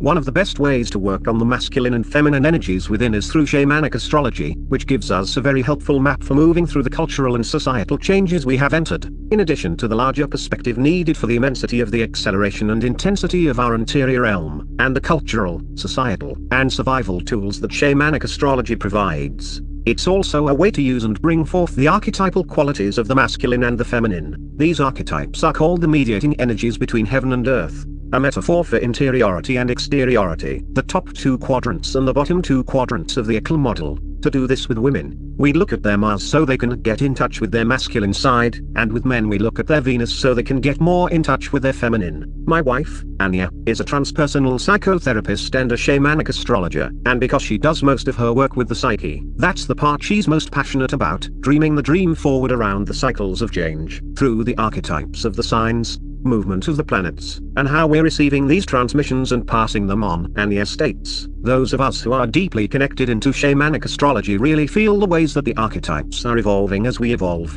They evolve us and we evolve them. The biggest problem with any type of astrology is the pre-trans fallacy, moving the astrology past the pre-rational, past the rational, and into their trans-rational. According to Daniel Giamario, the creator of shamanic astrology, the readings provide clues within an archetypal and mythical framework, creating greater awareness for conscious participation with life, a purpose, and the great mystery. In addition to the pre-rational, magic and myth, the framework and foundation of all astrology is added what Wilber refers to as the as-if framework of the rational level of consciousness, and the very high metaphoric or interpretive framework of the transrational to events and how they shape and inform our lives. With shamanic astrology, we explore the archetypes of each man's lineage, refining and integrating the dance of his inner feminine and masculine and his best enlightenment and relationship paths. Each man also creates an experiential medicine wheel to acknowledge all of his personal archetypes, deepening his understanding of who he is. Last, each man co-creates a sacred marriage ceremony. This is not about telling the future, this is about gaining a deeper understanding of who we are. Summary of integral shamanism. While the roots of shamanism have been long lost, we know it can be traced well back into the Upper Paleolithic era, dating back more than 12,000 years, and surely, they go much further back than that. Some say the first shamans were women and their magic was related to blood cycles. Shamanism is said to be the source of both magic and religion. Mercy Iliade called shamanism an archaic technique of ecstasy. It's only been in the last 50 years or so that shamanism has moved from its limited research status with anthropologists and psychoanalysts to new popularity that is being devoured by those seeking ancient wisdom and a sense of belonging in a seemingly disconnected world that demonstrates very little wisdom. Phil Hine explains the revitalization shamanism. Shamanism shows a remarkable survival, and there are many examples of shamans coexisting with other religious or magical systems in a given culture. Most of the world's healers are shamans. For example, as societies evolve into more complex forms than that of the hunter-gatherer, the roles that the shaman fulfills are taken up by others. From shamanism arises theater, religion, magic, art, dance, music, and perhaps even writing and language. Traces of shamanism remain in folklore, customs, and myth. Deference to those who can manipulate the hidden forces of the world as tricksters and healers. Westerners are increasingly turning to shamanism in a search to revitalize and reintegrate themselves into a worldview which is beyond that offered by our culture. Today, we can find businessmen attending workshops that include fire walking, sweat lodges, drumming, singing, fasting, and physical feats of endurance. Writers like Carlos Castaneda, Lynn Andrews, and my friend, community mate, and teacher Linda Starr-Wolf have made shamanism accessible and popular. Just as cultures and societies evolve and become more complex, so does shamanism. That's reflected in integral and meta shamanism, where the combination of ancient wisdom, knowledge within, the ability to create community, and ways of being integrated with science and rational thought allow us to reconnect with ourselves, making adapting to the world around us much easier. We now know that the demons and devils that the pre-rational shaman sought to exorcise are but elements of our own being, our interior selves. We are the modern day demon, and our inability to wake up is our curse. Traditional shamanism has given us techniques for addressing the unseen world that exists outside of us. Urban contemporary shamanism has provided us with techniques for addressing the unseen world that exists within us. And integral shamanism offers techniques and practices for addressing an unseen world that exists both inside and outside of us simultaneously. As a master of subtle states of consciousness, which reveal the energetic patterns that manifest as waking reality, science, medicine, interpersonal relationships, business, politics, the arts, and so on. The integral shaman's path is one of service. That service, at the transrational level, includes all states, gross, subtle, causal, and non-dual, all structures, all quadrants, and all types, and it helps others discover something about their true nature, that unchanging, ever-present self. In the integral warrior process, integral shamanism assists with the work that needs to be done by the mature masculine, perhaps not fearlessly, but once enough work is done, fearlessness can also become a trait, a way of being, an embodiment. And a fearless man who lives in freedom epitomizes the integral warrior. Chapter 8, Masculine Archetypes. The hidden forces at work in our psyches. Some of us disown our sexual instincts, while some of us are very identified with our sexual impulses and are trashy sluts.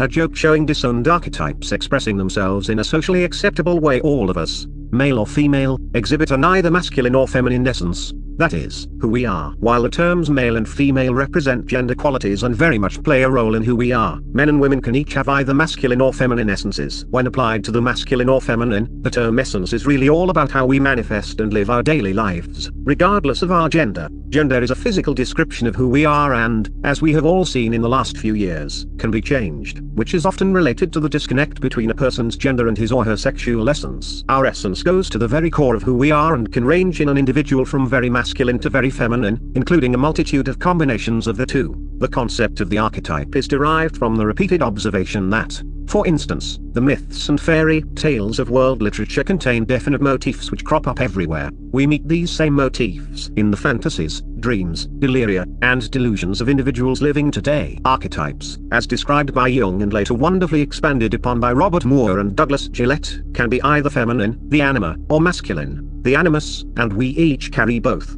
We each come from a man and a woman, so it should not be shocking that we carry those aspects within us. Each essence, masculine or feminine, also carries its archetypes. In the Jungian model, there are 4 major archetypes. The masculine versions are the king, warrior, lover, and magician, and the feminine, or goddess, versions are the queen, warrioress or Amazon, lover or Aphrodite, and the wise woman or crone. We could go much deeper into the feminine archetypes, but that is beyond the scope of this book. I do, however, have recommended reading for those who want to learn more about the feminine archetypes. Also, rather than doing a whole teaching on each of the masculine archetypes in this format, I'm going to leave that to Moore and Gillette and their book King, Warrior, Magician, Lover, for a comprehensive overview of the archetypes, and their book series, which includes their warrior within, the magician within, and so on. For those of you who really want to explore each of the masculine archetypes in depth, all are excellent and highly recommended. I'm going to do a brief overview of each of the archetypes and the roles that the other archetypes play in keeping each balanced and healthy. That these archetypes are part of our psyches is unassailable. Whether they are healthy or not is an entirely different matter.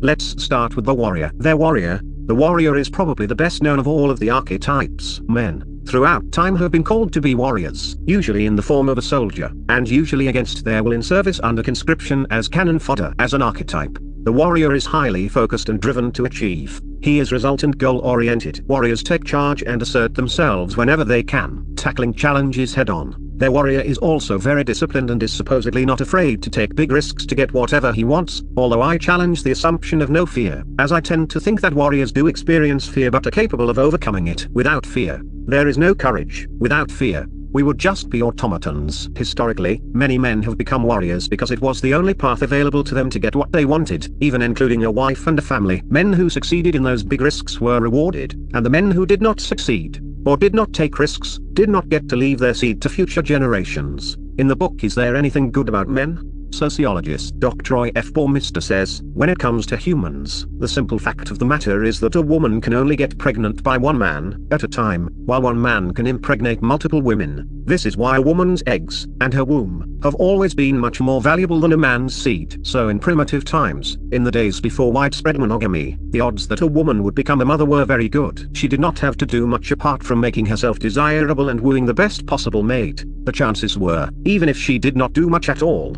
she would get an offer. Her main concern was landing a father for her children that could provide food, protection, and good genes. On the other hand, the odds that a man would become a father were not good. The alpha males of the tribe, who were the most desirable to the women because of their good genes and high status, could sire children with numerous partners, shutting out the less attractive and successful men from fathering any children at all. So men had to do something, the bigger the better, to raise their status and thus improve their chances of reproducing. Women could be relatively sure that they would have at least one child, so it did not make sense for them to give up this sure thing to sally forth on an adventure that might win wealth and glory, but might just as well result in complete failure or death. Regardless of what they did, and what kinds of worldly success they found, they would never have more than a dozen or so children. But it did make sense for a man to take big risks to win wealth and glory and elevate himself above his rivals. If he did nothing, the chances were that he would have no children. If he gambled on a risky venture, he might die or fail, but he might make it big, so big he might even father 50 or 100 children, or as many as Genghis Khan. All of this is to say that the men of the past were highly motivated to take on large challenges that would give them a chance to gain wealth and glory and thus prove themselves as men of high status. Alpha males who would be rewarded with numerous chances to sire progeny. So is this a good look at one of the ways their warrior and men developed and why we do the things we do even today? Aggressive men became fathers, and passive men did not. How much of our literature, stories, mythology, and movies revolve around this theme of the hero taking risks and getting the woman and the rewards? Today, we're in a new world. Masculine energy today is largely equated with patriarchy, as many, especially women, are uncomfortable with that energy, never noticing the irony that those who would cut off or deny the warrior fall under the power of the archetype. And because men and women today have a tendency to repress the warrior archetype, the repression goes underground and into shadow. That repression shows up in men playing warrior games in gangs, corporations, politics, movies, and almost everything to do with men. Warriors find success because of their drive, determination, and ambition. They are natural goal setters who like going after results. Many traditional entrepreneurs and business leaders have dominant warrior archetypes. Warriors are also very much at home in the red, orange, and yellow value memes of spiral dynamics. Pitfalls of the warrior. Warriors can easily fall into the trap of pursuing the signs of success, money, power, fame, glory, in a way that is not fulfilling to them. They may find themselves completely out of balance, having sacrificed parts of their lives to achieve their results. Because warriors tend to value achievement over fulfillment, they often focus so much on the destination that they fail to enjoy the journey. Once they lock on a target, warriors pursue it feverishly and persistently until they achieve their goal. Even if they have to make sacrifices along the way, their persistence tends to be inflexible and uncompromising, and it often easily turns into stubbornness and leads them into trouble if their current strategy is inferior or not working as intended. The ability of the warrior to focus can be a blessing and a curse. I've come to believe that the feminine multitasks much better than the masculine. Many times, while I'm in the middle of really concentrating on something, I've found that Anya has been speaking to me and that I've only just at that moment become aware of it. I've learned to do one of two things. Either say, I'm right in the middle of something, can you give me a moment or two? Or to completely stop what I'm doing and refocus on her with all the presence I can muster. If I try to keep doing what I was doing and listening to her at the same time, I'm not being fair to her or to me because I can't be fully present. The active shadow of the warrior is the sadist, and the passive shadow of the warrior is the masochist. Some examples of the warrior's active shadow are the fighter pilot in The Great Santini, played by Robert Duvall, who runs his family like a mini Marine Corps. Darth Vader in Star Wars, avenging gods in situations like the wrath of Shiva or Yahweh's fiery destruction of civilizations with floods and plagues. The active shadow is connected to the immature hero warrior, the boy, playing a man but who is unsure of his legitimate power, so he has to keep proving himself no matter what the consequences. The active shadow of the warrior shows up in our own lives through compulsory personality disorders and work and rage. Alcoholic, and he is obsessive about rules, organization, perfection, and control. They are inflexible, rigid, and stubborn. He cannot delegate, and he can be miserly, as with hoarding money. The passive shadow of the warrior avoids confrontation and responsibility, allows himself to be pushed around, and suppresses his anger, becoming sarcastic and pessimistic and blaming others. He has negative attitudes, fears intimacy, and can be overly sensitive, quick to point out the shortcomings of others. The passive shadow of the warrior shows up as Bridget Fonda in Single White Female and as Walter Matthau in The Odd Couple. For the vast majority of us, it's not if we are possessed by one or more shadow aspects, but how. While we all have a dominant archetype, the balanced warrior accesses the king, magician, and lover archetypes. We'll take a look at that after we talk about the other archetypes. There are a plethora of practices and exercises that can be used to enhance the positive aspects of your warrior, including meditation, exercise, yoga, weights, walking, swimming, free form writing, and journaling or blogging. As with all the archetypes, I also suggest that you spend some time thinking about who the major warrior influences were in your life, both positive and negative, and how those influences challenge or support your mature warrior. Close your eyes and, using the practice of ruthlessness, the sword of truth, and the compassion of the knife, cut away the illusions you might have. If you need to forgive yourself first, do it when you experience the presence of spirit within you. Open your eyes. When you finish, spend some time writing and reflecting on your experience, what you've learned and what you still need to do. A word of caution: don't do this exercise with any of the archetypes until you've read Moore and Gillette's book about that archetype and have a clear understanding of it. Once you've done the work around your shadows and integrated them, take some time to do the first of what I call the 4 initiations with the Integral Warrior Initiation. The first of 4 initiations, the Warrior. At the end of each archetype segment in the Integral Warrior Workshop, there's a final element to each of the 4 primary archetypes. That is the initiation oath. Each man who chooses this path must write his own initiation oath and create a ceremony around it. This is easier and more powerful if done in a group, but is not absolutely necessary. The Integral Warrior Initiation is the death of the victim, victimizer, and the patriarchal warrior of old. A man must die a shamanic death to the old before he can be reborn as the integral, shamanic, or spiritual warrior. In this ritual death, a man must give up having power over others and accept the role of knowing himself and using whatever power he has for the benefit of his loved ones, his community, and the world. The warrior initiation is not an achievement. It is a gift from that which cannot be named. It cannot be earned like a degree, bought, won, or displayed like a trophy. A man can choose whether to accept it gracefully and with courage, to be dragged through it screaming, kicking, and crying, or to ignore it and continue dressing the wounds that will not heal. No one can initiate a man in this process but himself. A guide only points to an open door to another world. It is each man's responsibility to return from that world to this one with the gift of self and the self's relationship to the world. Through this gift, each man takes responsibility for his thoughts and actions with focus, commitment, courage, and passion. We are living in a time of great change on our planet. The conflict now is between 3 mythic belief systems: the technological, economic myth of progress and growth, authoritarian and patriarchal religion, and the emerging spiritual worldview that we are all connected and life is sacred. The challenge we have is determining how we live a spiritual life in the material world. Once you've done the work described, write your own initiation statement. Keep it to about 2 minutes or less in length. Choose your words carefully. Again, it would be best if you were to be witnessed and honored by other men. Example: I claim the courage to be conscious of what I have ignored by owning my shadows, by being in integrity with what I say and do, by modeling healthy masculinity, and by being of service to my family, my community, and the planet with my mission and my purpose. The best way to do this is with a group of men who can witness your oath and who share your purpose and mission around integrating the archetypes. I've done this with men who have then burned their oaths over a fire, wadded them up and buried them in a secret place, floated them off down a river, and even eaten them. The perfect place is in the workshop through a self-initiated ritual designed by you and the other men. But that may not be possible. You may have to do it on your own, and I urge you, even under those circumstances, to treat it as the sacred ceremony that it and you deserve. Here are a couple of warrior initiation statements from men who have completed that initiation. I embrace the integral warrior by being true to myself, loving and nurturing to others, and by taking responsibility for my actions. I bring my shadow warrior into the light so we can walk hand in hand in a powerful, compassionate way. R.O. John Shanton Wilcox, Winston-Salem, North Carolina, no longer afraid to confront and own who I truly am at my core. I now unashamedly and proudly integrate and reveal the true masculine nature of my conscious warrior, confident and strong, and yet humbled. I call forth their warrior archetype in service to the big picture king and the world, tempered by the knowledge of the magician, and the compassion and appreciation for beauty of the lover. I own the shadow aspects of my warrior, thereby allowing me to choose and take responsibility for my actions, instead of living in the reactiveness of the old warrior,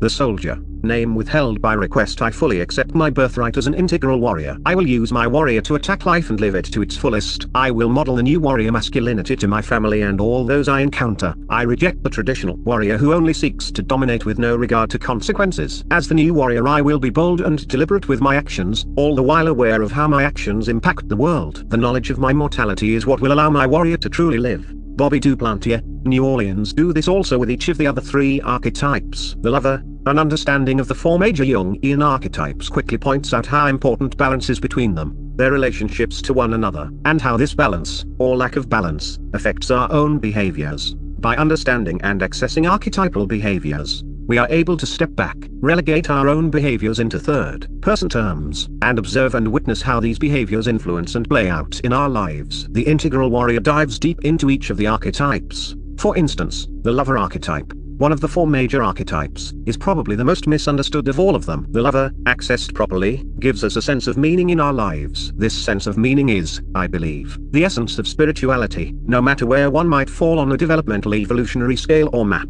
Traditionally, every man who was married was assumed to hold the lover archetype, but men who identified with the lover were usually artists, musicians, or thespians, and were looked at as being feminine. The idealist and the dreamer are 2 examples of the lover, deeply immersed and connected to the energy of the universe. The lover is also playful, sensual, tuned into his physical environment, passionate and compassionate, joyous and creative, living in every moment. The lover appreciates and surrounds himself with beauty, including art, music, relationships, food, his home, and his very life, treating it all as art. The masculine lover keeps the other masculine energies human, loving, and related, helping the king, warrior, and magician to harmonize with one another and preventing detachment in them. Each of the other archetypes needs the lover to keep them from becoming sadistic. The lover needs the other archetypes, as well. The king defines limits and boundaries for the lover, bringing structure and preventing the lover from becoming an addict, one of the lover's shadow sides. Their warrior helps the lover act decisively so that the lover can detach from immobilizing sensuality and prevents fixation and obsession. An easy place for the lover to go, appreciating beauty as he does. The lover, without the discipline of their warrior, runs the risk of sliding into addiction. The magician keeps the lover's emotions in check, brings objective perspectives, and helps the lover see the bigger picture and the reality beneath the seeming. Accessing the lover. If you want to develop your lover archetype to its fullest possible expression, express appreciation of beauty, open your eyes and your heart to the beauty that surrounds you in everyday life. Take dance lessons, do sensual practices, turn sex into art. Listen to music that moves you and move with the music. Make music and art a practice of presence. Learn to play an instrument. Sing. Most of all, do what you love, or do more of what you love. Learn to love what you do, learn to live with what you do, or, if it comes to this, leave what you do. Develop your compassion and creativity quotients. In the hidden spirituality of men, Matthew Fox says, all of the spiritual traditions of the world agree that compassion is the ultimate expression of our better selves, of human morality. And we must always remember, beauty is immortal, but beautiful things are not. The integrated lover initiation marks the transition from a purely masculine or feminine perspective to the sacred union of the divine feminine and the divine masculine. As with their warrior archetype and the death of the victim, victimizer and the patriarchy of old, a man must be willing to die a shamanic death to the old masculine versus feminine construct before he can be reborn as the fully integrated, or shamanic, lover. In this ritual death, a man must give up suppressing his feelings and creative instincts and face his fears of being consumed and emasculated, as well as his tendency to be possessed by the lover, which can manifest itself as an addictive personality. He must be willing to step away from too much or too little emotion, the drama king or the stoic, into a life of passion and devotion. Your oath as an integrated lover. Please write your own initiation statement, keeping it to about 2 minutes or less in length. Choose your words carefully. Ideally, you will be witnessed and honored by other men who take this journey with you. Example, I claim the courage to overcome the emotional challenges of life, to be compassionate, empathetic, and passionate. I am not afraid to tell the truth, even in defiance of the warrior and the king. I claim the right to hold an open heart without fear and to embody the integrated lover, freely moving between the masculine and the feminine as is needed in the present moment, the now. I am the epitome of sensuality. See the world in all its splendor, and seek to experience beauty and unity in my daily life by making each moment a work of art. I have stopped performing and have relaxed into just being, embodying the lover in all its passion. The following are actual initiation statements, or declarations of intention, of men who have completed the lover initiation. I will not be afraid to let the feminine shine, and I will not feel emasculated because of it. I'm not responsible for others' lack of understanding and will not carry that burden any longer. I embrace my sensitivity while rejecting the stoic and drama that has been my lover's shadow for too long. My sensitivity is not weakness, in fact, it strengthens me. By integrating my true dynamic self, love believes in me and I surrender to be true to the rhythm of my soul and let it shine in any time of darkness, or light for that matter, in order to let the universe hear my song of love. Robert James McCarroll Sr. I, Chuck, the Green Man, in this moment accept the courage to open my heart to all of life's gifts and abundance. I bravely step into my shadow to release the pieces that no longer serve me, and through my healing, I honor their role in my life. I am released from the shadow's prison of judgment and fear and into complete freedom in an effort to fully embody my inner lover. I vow to honor my inner lover by intentionally connecting to the divine through my creativity, passion, awareness and sensuality in everyday life. I am creating a more fulfilling, rewarding and abundant life by honoring my God-given gifts from this day forward. R.O. Chuck Wilhide, The Green Man the Magician. There are a lot of different types of magicians. The magician is the initiate of secret knowledge, and, unlike the warrior, who struggles to overcome great challenges, the magician believes in infinite potentials and possibilities. Rather than struggling against the current, the magician flows with it. Throughout history, medicine men, wizards, shamans, witch doctors, brujos, scientists, teachers, doctors, and inventors have been connected to the archetypal pattern of the magician. The magician does not seek to find answers from someone else but goes within to access inner truths. He wastes no time or energy on fear-based thinking, knowing that we have a co-creative nature and that our thoughts shape our reality. The magician chooses to live beyond the ordinary and realizes that the opportunity to enter the realm of the miraculous lies in every choice we make. He transmutes muck into gold and the negative into the positive. Technology, at whatever level of development or stage, is the magician's specialty. When the energy of the magician manifests, one experiences what Joseph Campbell refers to as the call, and the magician's quest and his journey in sacred time begin, finally ending with the return. The call comes to us as life changes or through trauma, and we experience the dark night of the soul. Hopefully, guided by another magician, a therapist, elder, or shaman, we come to a good end. Celeste Adams offers the following thoughts about the magician archetype. As we become more aware of the magician archetype and the possibilities it holds for us, we begin to come into greater contact with it in the people that we meet, in the articles and books that we read, in television, and in films. This interplay between our own personal experiences and events in the external world is an example of our co-creative nature, which implies that psyche and matter interact and are not separate and independent from each other. Now, during this crucial time in Earth's history, when we are dealing with the very real threat of nuclear warfare and bioterrorism, the magician knows the importance of focusing on the best outcome, and doesn't allow personal energies to be diminished and dissipated by fear. As we cultivate the magician archetype, we change the direction of our own life and influence the course of our planet's evolution. This is the modern magician's task and challenge. The integrated magician. Initiation means beginning. This beginning can be the initiation of something or an initiation into something. If you want to fully integrate the magician archetype, you must be initiated into magic, the known and the unknown. Initiation into magic occurs at the moment you make an explicit commitment to fulfill two obligations, to realize to the utmost your individual potential and to serve other people with everything you have. These two themes express what Thomas Berry describes as the great work. By being here in a circle of men, and even by reading this book, you are already doing both of these things. If you dare, magic puts you in the fast lane to awareness of this fact and thereby makes you better at what you do. As with the other archetypes, a man must be willing to die a shamanic death to the old before he can be reborn as the fully integrated, or shamanic, priest, magician. In this ritual death, a man must give up his detachment, isolation, passivity, and fear of not being enough. He must willingly, consciously, and completely step into wholeness and empowerment. Please write your own initiation statement, keeping it to about 2 minutes or less in length. Choose your words carefully. You will be witnessed and honored by the other men. Example, I claim the archetype of the magician, the shamanic priest, and the embodiment of the new masculine. I claim my 2,000,000-year-old intellectual birthright, my access to the magician potentials within, and announce my embodied involvement and commitment to myself and to all humankind. I claim my highest ideals and vision of what is possible through the magic I have access to through the magician archetype. I will not surrender my mind to others. I vow to continue to learn, grow, expand, and increase my own awareness, modeling for others as I go, and I claim and assume my full role as a human elder for an inclusive human community.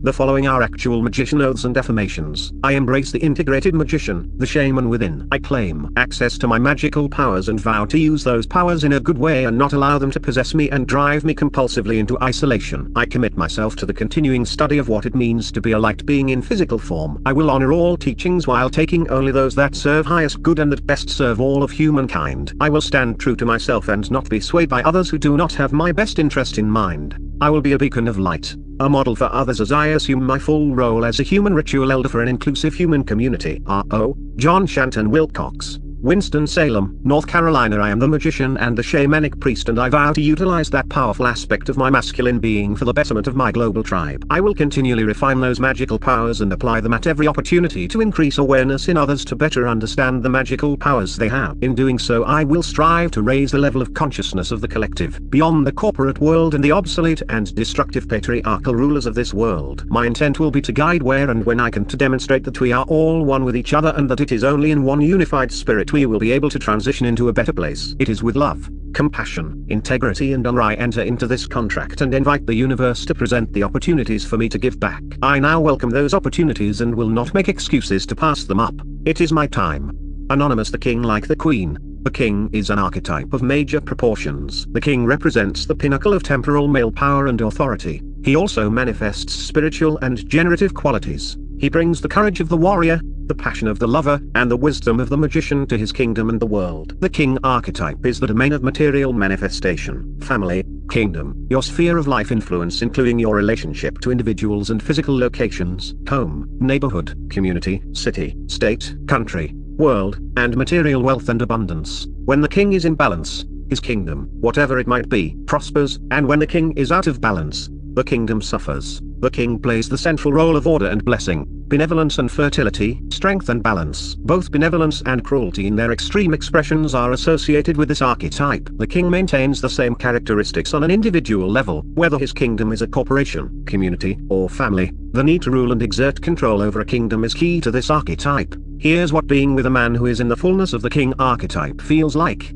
He is concerned with the well-being and easeful happiness of those he engages with. He is a stabilizing and calming influence in all circumstances. By his balance and potency, strength, effectiveness, others are comforted and influenced to imitate his example. His demeanor is seasoned. He carries wisdom, not adolescent impulsiveness. He is complex, with multiple aspects that comprise his unique expression of the divine. He displays transpersonal selflessness, like a kind father. He is an agent of the divine, having reverence for all life. He is benevolent, even-handed, calm, strong, caring, present, and passionate. He is settled in the knowledge that everything is as it should be, everything changes, and there is no lack or anything to genuinely fear. The shadow of the king. The shadows of the king are the tyrant, or the active shadow of the king, and the weakling, the passive shadow of the king. Manifestations of the tyrant include bullying, aggressive and negative behaviors, and resentment. Andrew Collinson gives a good explanation of the tyrant and the weakling. The tyrant thinks he knows it all and will not listen to anyone else. In the end, he is either overthrown or just ignored. This will come at a terrible price not just for the person concerned but, sometimes, in the case of the great dictators, whole countries suffer. The tyrant has no conception of service to those under his care, so his fall is inevitable. He has never followed his bliss and so cannot bear to see anyone else follow theirs.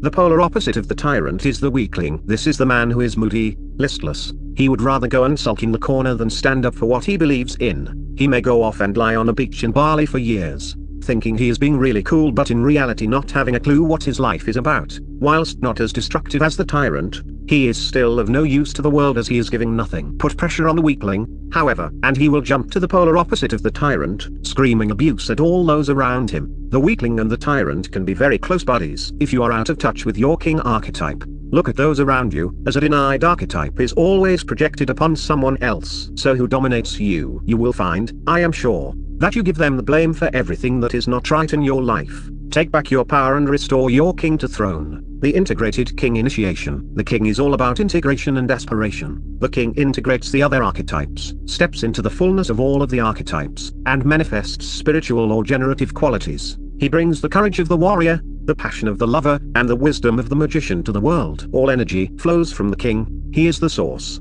When his life is in balance, his kingdom, the world, prospers. When he is out of balance, he and the world suffer. What do you need to claim or allow to die to step into your fullness as the king? As with the other archetypes, a man must be willing to die a shamanic death to the old before he can be reborn as the fully integrated king. In this ritual death, a man must give up his tyrant or his weakling, the shadow aspects of the king. He must willingly, consciously, and completely step into wholeness and empowerment. Please take some time to seriously consider your own initiation statement. Choose your words carefully, as if you were being witnessed and honored by other men. Example, I claim the archetype of the king and the individual and collective authority that comes with the fullness and benevolence of the king. I do this with purpose and determination, knowing that taking ownership and responsibility for my own balance and manifestation increases my consciousness and thereby raises the consciousness of everyone on the planet to some degree. I vow to continue working on my passive and active shadows, my physical, warrior, emotional, lover, intellectual, magician, and spiritual king aspects of reality. I take responsibility for all of my actions and no longer need to create grace but expect and demand grace from myself and others. Last, I recognize the king inherent in all men and assume the mantle of model and teacher to the best of my ability. And, again, the following are samples of the declaration of intention in the form of initiation statements written by men who have completed the process. This is my formal declaration to be what I have feared, and now surrender to. I willingly step into the archetype of the king, along with the acknowledgement and authority that comes with acute discernment encompassed within, along with the perspective of a loving ruler which embodies the positive elements consisting of a passionate lover, a reluctant warrior, and a conservative magician, all of which enable me to balance and manifest completeness while recognizing the shadow elements within, thus gaining control and taking the power from the dark. I will use these abilities as a loving soul that manifests the new integrated masculine within me. Robert James McCarroll Sr., Whittier, North Carolina. I embrace the fullness of the king. I take responsibility for my actions as I honor the wisdom of my magician, the strength of my warrior and the compassion of my lover. I will make the best decisions that I feel are right for me, my loved ones and for my community. I will be a model of strength, stability and balance for others to see. I am the ruler of my inner kingdom, radiating light outward for all to draw comfort from. I vow to myself, my loved ones and to all who are influenced by me to be a compassionate, strong, knowledgeable and wise king. R.O. John Shanton Wilcox, Winston-Salem, North Carolina. I, King Chuck the Green Man, boldly claim and embody the king archetype. I call on my inner king and use my leadership to bring balance and guidance to my inner warrior, magician, and lover. In this moment as an integrated king, I banish the tyrant king and the weak king, for they no longer serve me. I am now able to move more fully into my power with grace and ease, and be a shining example to all who are in my presence of spiritual leadership. It is through my king that I accept responsibility for my part in affecting my sphere of influence and creation of my reality. I choose to proactively live my life to my fullest expression without reservation or apprehension. Being present in the moment without fear or judgment will be my main mode of operation. I now am stepping into life with focus and purpose to be the teacher king to all of those needing a helping hand, guidance, love and compassion. I rule my kingdom with peace, right action and my inner connection to the divine. Through my intent to proactively have communion with Source, I am able to effectively and efficiently create a life of ease and great abundance. It is my responsibility to then share the completeness of my life with others so they can know the happiness within me. R.O.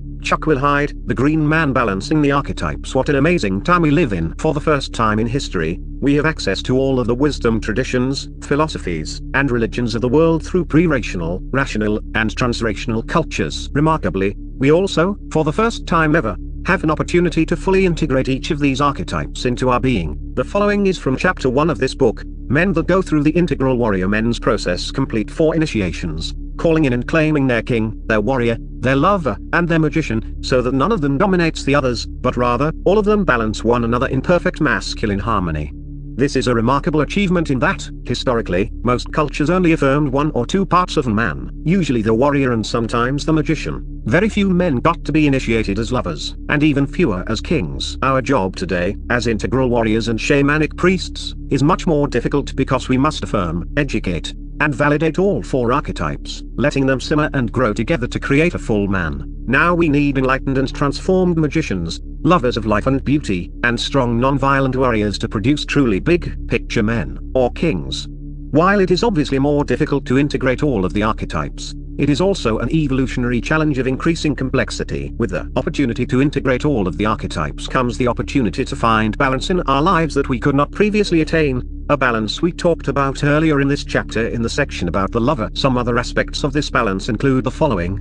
Their warrior helps keep the king in balance by being willing to speak out and offer other viewpoints, as opposed to the blind obeisance of a soldier. A magician, without the compassion of the lover on board, creates genetically modified foods, nuclear weapons, and deadly microorganisms. A warrior, without the compassion of the lover, the big picture awareness of the king, and the knowledge and intellectual capacity of the magician, becomes a killer. And again, the lover, without the discipline of their warrior, becomes an addict. Combining and integrating all of the archetypal aspects of who we are allows for an archetypal shift. Theoretical biologist Rupert Sheldrake's theory of morphogenetic fields, presented in A New Science of Life.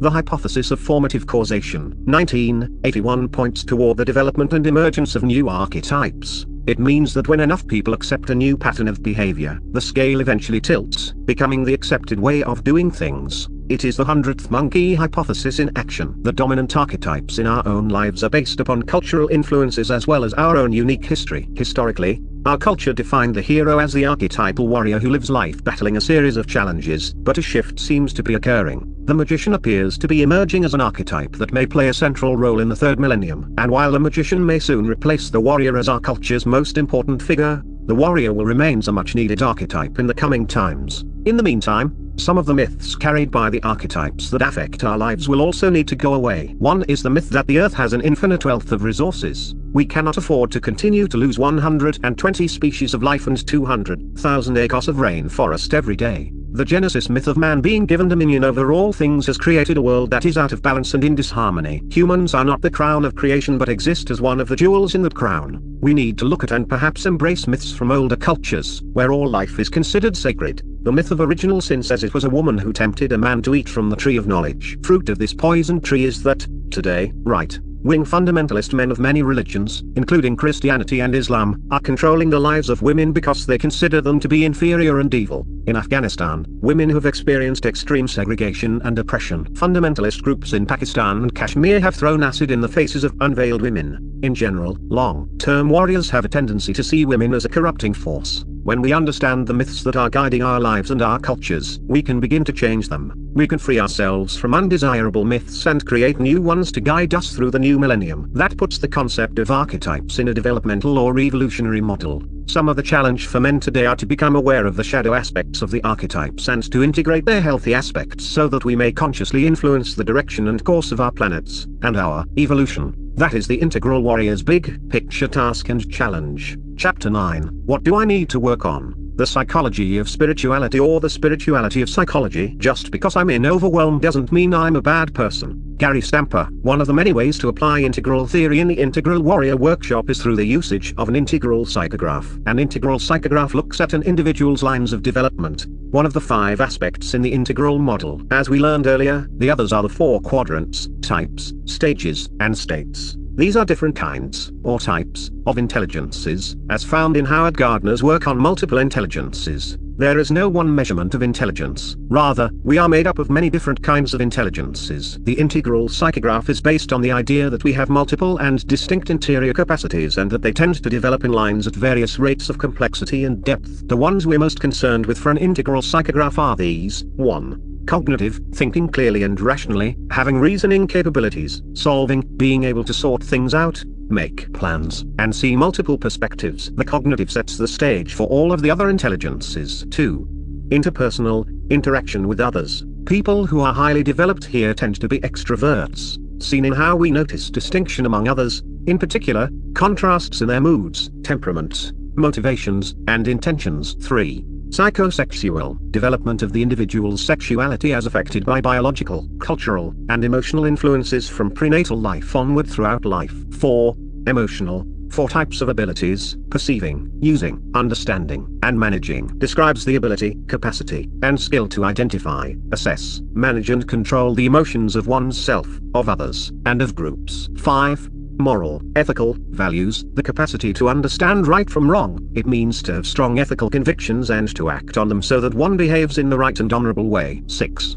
Kinesthetic or physical, control of one's bodily motions and capacity to handle objects skillfully. Are generally good at physical activities such as sports or dance. They may enjoy acting or performing, and in general they are good at building and making things. 7. Aesthetic, artistic, maybe music, art, writing, love of beauty, the ability to produce, express, communicate, and appreciate in a compelling way the inner, spiritual, natural, and cultural realities and meanings. This can include aspects of verbal, musical, and spatial intelligences. 8. Spiritual, sometimes called the ultimate intelligence and the guide for all the other intelligences. It is the soul's intelligence, the intelligence of the deep self. It is the intelligence with which we ask fundamental questions and with which we reframe our answers. 9. Empathy, compassion. Those with high empathetic intelligence do well at commiserating, reading others, making themselves likable as well as persuading and manipulating. The emotionally intelligent know what reactions their own actions will produce in others before they act. States and stages in the integral psychograph. The 9 intelligences listed at the top of figure 10 are but a few of the lines of development in the integral model. So why are these important in our development? To be fully evolving, we need not only to feel and have state, or temporary, experiences, as in altered state work, but also to know how and where we need to evolve, which aids us in our rapid transition to later stages, permanent structures, of consciousness. This realization allows us to consciously participate in our own evolution. To do this fully, we must consider all 5 of the aspects of the integral model, including lines of development. Figure 10. Integral psychograph. To use this sheet, take, at a minimum, the first 9 categories, on a scale from 1 to 8, representing the first 8 levels of development from the spiral dynamics model in Chapter 5. Mark how developed you think you are in each of those lines, or categories. To check yourself, consult with a trusted friend and ask him or her to score you. As well, discuss the 2 sets of scores and why those scores might be different. You don't have to be a concert pianist or a successful artist to rate high in the aesthetic, artistic intelligence lines. You only have to have an appreciation of the beauty contained within, and the higher the appreciation, the higher your score. The same goes for each of the other intelligences. Also note that the different lines that make up a psychograph will be more relevant in some contexts and less in others. For example, the lines most useful for a psychotherapy context are not necessarily the same ones most useful for a life or executive coaching context. For a deeper look into other intelligences, or lines of development, go ahead and complete the entire chart. You might be amazed at what you learn about yourself. For instance, if you want to be a workshop facilitator or therapist but your interpersonal skills are lacking, you might want to improve on that when you're done. There are other capacities where you might need to improve. For instance, what if you're really smart, high on the cognitive intelligence line, but are really lacking in the emotional intelligence category? You could be a really smart, angry guy. Consider that it might be better to see where you need work so that you can begin to balance who you are. The advantage of using this tool is 1, knowing your own strengths and weaknesses so that you can more easily and effectively navigate life and all that comes with it, and 2, the chart shows how close your consciousness is to being whole with everything. While this is an evolving tool with many complexities that continue to emerge, it's also a valuable tool in determining what we need to work on. The integral psychograph is another way to flesh out the integral map. Like shamanic breath work, it also helps us take a look at who we truly are. Again, we're concerned with balance, in making sure we have all the necessary pieces to do the work we want to do in the world. So we do the cognitive work that prepares us for a deeper understanding of the experiential elements, like meditation, journeying, or shamanic breath work, which, together, help us shift to new stages of consciousness by allowing us to interpret both normal and altered state experiences from the highest perspective possible. Last, don't assume that because we're really powerful and highly developed in some lines that we're also highly developed in the others. We've seen too many politicians, spiritual teachers, and public figures crash and burn because of their arrogance around their undeveloped lines. The integral psychograph helps us understand our strengths and our weaknesses so that we may become fuller, more rounded, and holistic. Figure 11, Integral Psychograph from Integral Spirituality by Ken Wilber. What do you need to work on and why? The shamanic breathwork process is another way to discover what you might want to work on. As explained in Chapter 7, shamanic breathwork allows our egos to get out of the way of what our souls want to bring forth from our subconscious. This can point to places of grief, where we get angry, where we hurt, and all sorts of unfinished business that stems from the childhood wounding we all received from our primary caretakers. Meditation, particularly loving kindness meditation, is another way to discover what we need to work on. In meditation, we simply observe what comes up for us. Just by sitting and doing nothing, we are doing a tremendous amount. Each meditation session is a journey meant to help us more deeply understand the basic truth of who we are. It can also bring about compelling insights and certain kinds of deep healing. Meditation also has its limitations. Meditations don't do it all but are an important part of a complex path of opening and healing. From my own experience, not only can meditation open the doors to being more spiritual, but it can help identify major areas of difficulty in life. In my case, this happened because, while mediation wouldn't touch or heal things such as loneliness, intimate relationships, childhood wounds, or patterns of fear, it did help me to see what they were. Sometimes mediation can be used to hide and avoid the problematic parts of ourselves through blissed out states of spiritual bypassing. Jack Cornfield says we need to look at our whole life and ask ourselves, where am I awake?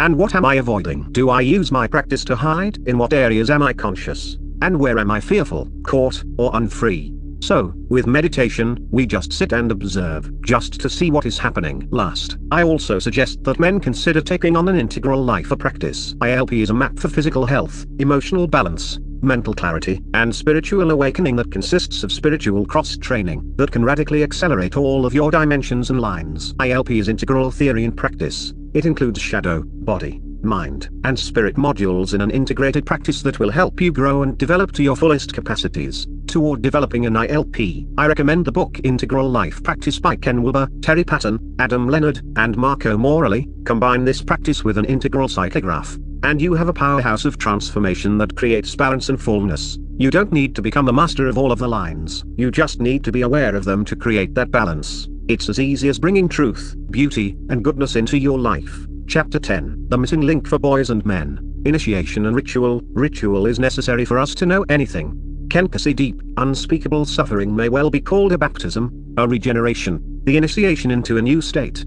Ira Gershwin. To discover the heart is the greatest initiation. In Ayat Khan, I am constantly amazed at how many initiations I go through, at how many we all go through, mostly without realizing it. There are the everyday initiations that come to us without planning. And then there are the more formal initiations that serve a specific purpose or goal. Sufi master Inna Ayat Khan elaborates, there are different kinds of initiation that souls experience. One is natural initiation, a kind of natural unfoldment for which the soul cannot give any cause or reason, comes to a soul, although no effort or attempt has been made by that soul to experience it. Sometimes this initiation comes after great illness, pain, or suffering. It comes as an opening up of the horizon. It comes as a flash of light, and in a moment the world seems transformed. It is not that the world has changed, it is that that person has become tuned to a different pitch. He begins to think differently, feel differently, see and act differently. His whole condition begins to change. One might say of him that, from that moment he begins to live. It may come as a vision, as a dream, as a phenomenon. In any of these forms, one cannot determine the manner in which it will manifest. In Ayat Khan, Sufi master, you only have to reread the introduction to this book to understand why male initiation is so desperately needed today. Initiation is a rite of passage ceremony marking an entrance or acceptance into a group or society. It could also be a formal admission to adulthood in a community or one of its formal components. In an extended sense, it can also signify a transformation in which the initiate is reborn into a new role. Examples of initiation ceremonies might include religious or spiritual ceremonies, trade unions, tribal initiations, puberty rites, secret society inductions, baptism, rites of passage, marriage, death, bar mitzvahs, graduation, debutante balls, circumcision, communion, vision quests, baptism by fire, Boy Scouts membership, and so on. In most cultures, however, the original initiation was only the first of an informal, continuing initiation process. Once a boy is initiated into manhood, he is required to prove himself over and over. As Dr. Roy Baumeister puts it, a woman is entitled to respect until and unless she does something to lose it. A man is not entitled to respect until and unless he does something to gain it. The man must repeatedly achieve, obtain, surpass, conquer. Insecurity is part of being a man, an essential part of the male role in society. Manhood is never secure. It must be claimed via public actions, risky things seen and validated by other people, and it can be lost. Reasons for and functions of initiation. Joseph Campbell states that it takes a hero's journey for boys to become men and for men to revitalize themselves within the context of our 21st century culture and immediate life circumstances. Postmodern man, by and large, has been lulled to sleep, and it both is and isn't their fault. Men either have succumbed to the pursuit of things or have gotten stuck in over-feminization rather than learning to feel, followed by owning those feelings and reclaiming their masculinity. Both the pursuit of objects and the over-feminization of men are at fault. As we've just learned, as long as we live in the manifest realm, our hero's journey is never over. We are constantly having to reprove ourselves. David Deida offers this explanation. One misunderstanding is that if you do the right thing, then life's storms will stop. If you do the right thing, the storms actually get bigger. This is because they know they can't blow you down like they used to, and now it's going to take a lot more energy to find out if you are conscious.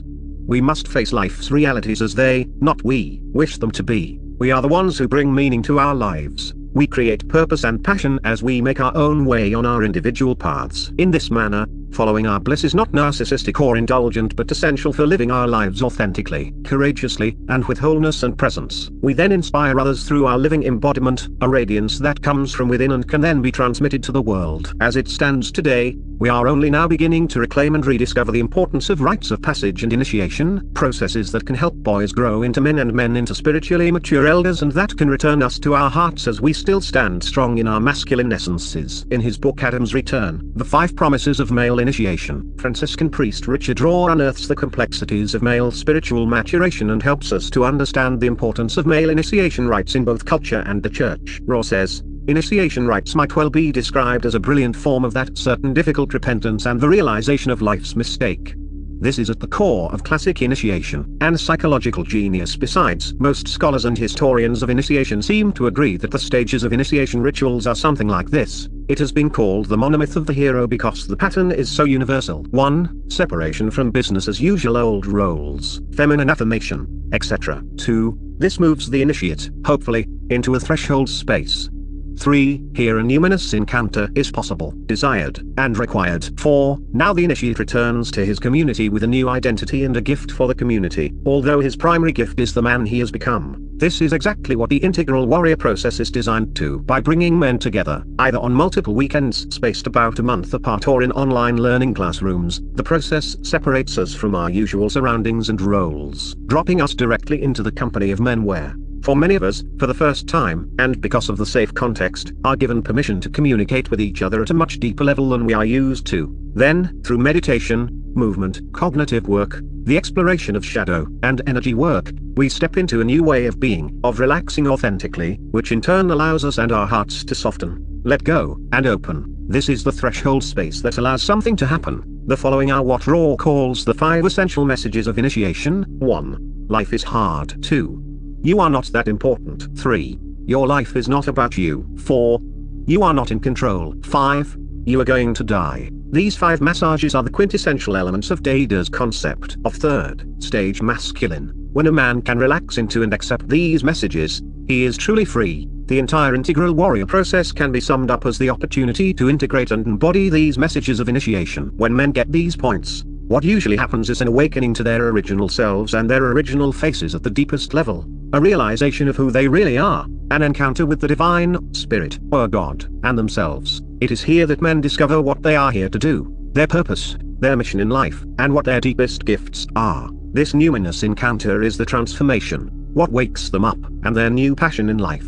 Men then return to their partners, their children, their loved ones, and their communities with a renewed sense of who they are, and in their emergence ceremony, which we'll get to in the final chapter, they proclaim their new identities and their gifts to the world. But as Ra points out, the primary gift to his loved ones and the world is the man he has become. The 5 essential messages may, upon first hearing them, sound negative, but it is about giving up our ego-based preconceived notions of who we think we are in order to discover our true nature. If we are holding on to our egos, the message is threatening and negative. The initiations and the message are about separation from codependency, from our limited self-image, from the autonomous ego, and from the insecurities of boyhood. They can feel like a giant shove into the responsibilities of manhood, especially to Western man. That we've become so identified and addicted to these illusions completely explains why we are where we are. Fundamental silliness on the conservative right, the red and blue memes of spiral dynamics, and the secular arrogance of the liberal left, the orange and green memes of spiral dynamics. What might we have become and what might the world look like today if men had continued to experientially learn these 5 essential messages, and if a critical mass or a cultural elite had experienced this enduring wisdom? As Ra says, we have some major surgery to do.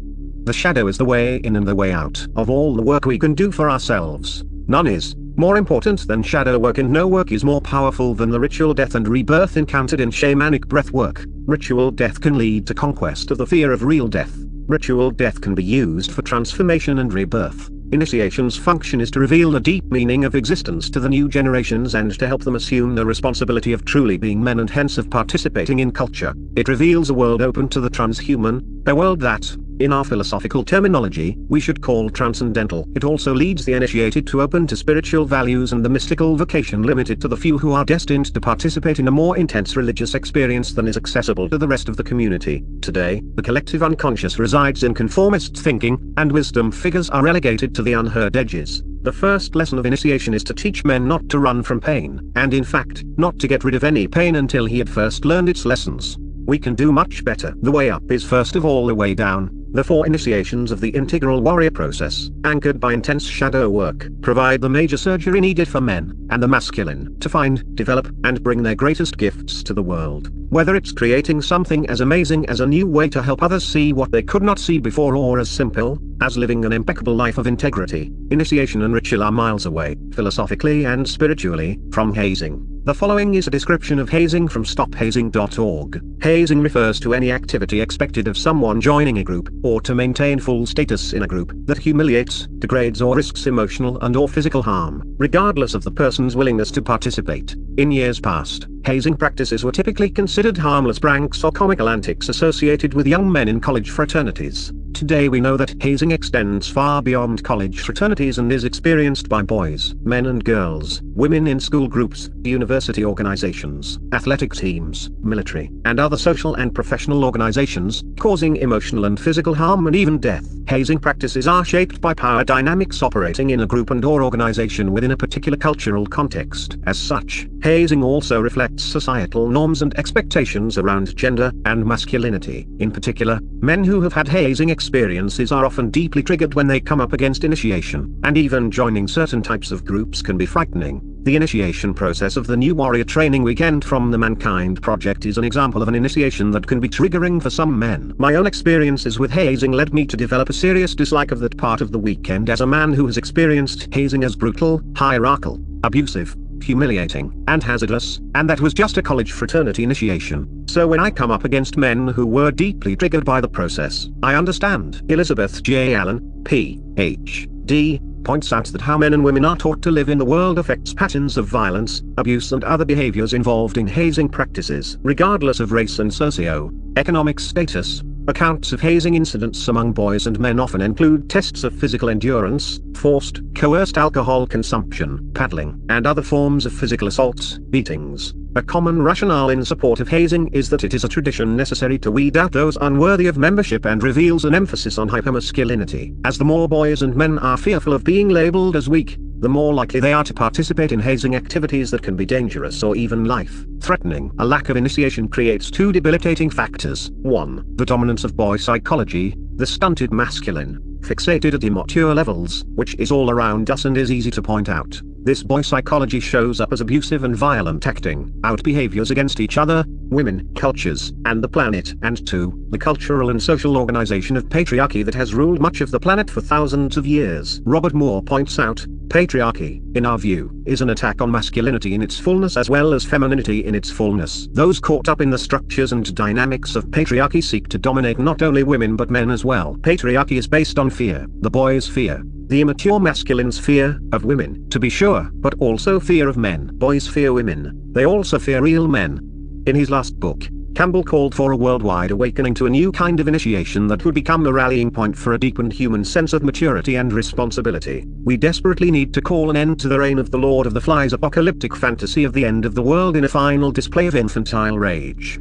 If the new masculine can take on the task and responsibility of their initiation and those of young men moving from boyhood into mature manhood as seriously as our shamanic and tribal ancestors did, then maybe we can move into new ways of being and beginnings instead of the beginnings of the end of our species. Of course, all of this depends on how well and how fast we can step into facing our own immaturities. What is certain is that initiated men will provide liberating, empowering, and healing ritual leadership for their families, their sons, and their world. Initiated men will steward their shamanic potential for the Earth community, shape-shifting themselves, young men, and our world into higher levels of being and maturity. Chapter 11. Sacred Activism, Shape-Shifting Your World. The dream is everything, the waking dream as well as the sleeping dream. Our visions of who we are, where we want to go. It affects all aspects of our lives, whether we admit it or not. Once you understand this, then you're in a position to start moving energy around. That's when shape-shifting begins to happen. It's quoted in Shape-Shifting by John Perkins: a spirituality that is only private and self-absorbed, one devoid of an authentic political and social consciousness,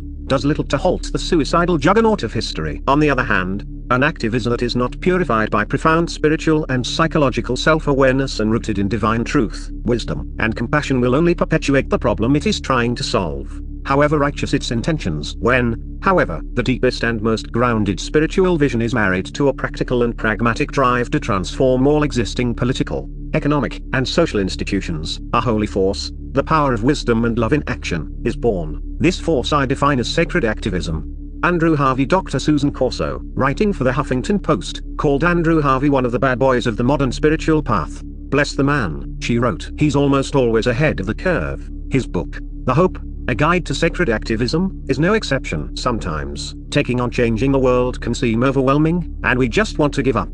Mr. Harvey does not see it that way. Most activists are addicted to doing, and many spiritual people are just as addicted to being. Sacred activism is a transforming force of do compassion in action that is born of a fusion of deep spiritual knowledge, courage, love, and passion, with wise radical action in the world. The large-scale practice of sacred activism can become an essential force for preserving and healing the planet and its inhabitants. The Institute for Sacred Activist is an international non-profit organization focused on inviting concerned people to take up the challenge of our contemporary crises in order to become inspired, effective, and practical agents of institutional and systematic change, in order to create peace and sustainability. Dr. Corso also says, the hope demands nothing less than the true integration of matter and spirit, masculine and feminine, self and others. It is a masterful panorama of how to get from the world as it is to a world as it could be. Why is sacred activism crucial for our future? The economic, political, and spiritual global crisis that we currently find ourselves in is a call to action. It is more than an opportunity for us to understand the realities around us and to rally together to do something different. It's a necessity if we are to survive and to birth the new human. We have before us the possibility of using this current crisis to empower ourselves and others to actually get the planet to work. Embracing an uncertain future, we need to support new emerging leaders who are inspired, courageous, and effective in their rising up, because the old ones cannot take just where we need to go. We need to renew the energy of people who are burnt out and apathetic in institutions and corporations. If we point individuals to an inner compass that renews their passion, there is hope for real solutions and inspired creativity. All that we need is already there in the currency of people, and it only needs to be tapped into. Neither contemporary spiritual seekers nor activists have been connected to a vision of action that is inspiring, hopeful, and rooted in deep spiritual wisdom and compassion. Some spiritual seekers, for instance, use spiritual knowledge as a subtle way of dissociating from, or spiritually bypassing, hands-on, realistic, social, economic, and political engagement in the world, thereby ensuring that the world and its people will be abandoned in their hour of extreme need. The postmodern monk must come out of his or her sanctuary and be engaged. Activists, their warriors, if you will, are prone to complete exhaustion, to burning out and debilitating and divisive rage, and are often cut off from the healing and transforming wisdom of the spiritual traditions and the simple techniques, prayers, and practices that could sustain, inspire, and nourish them in their heroic endeavors. Sacred activism embodies an integral, or holistic, approach that combines all the spiritual and wisdom traditions that have come before and provides a clear way forward. We have seen that in the very heart of the chaos of the modern crisis, an extraordinary lineage has arisen of ordinary people who have fused these wisdom traditions and deep spiritual knowledge, experience, and practice with wise, incessant action for justice and peace. Having emerged against all odds, they accomplished the unimaginable. The vision of sacred activism is dedicated to honoring and continuing the tremendous work of extraordinary people such as Mahatma Gandhi, Martin Luther King Jr.,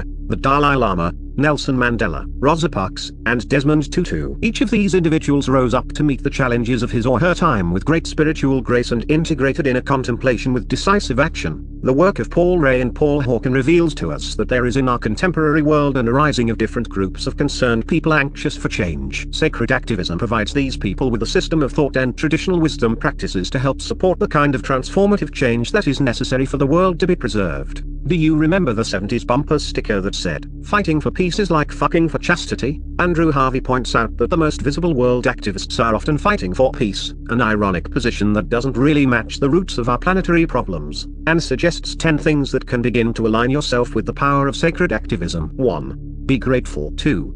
Ask yourself, what's sacred to me? 3. Cultivate forgiveness. 4. Read sacred words. 5. Pray or ask to align with love. 6.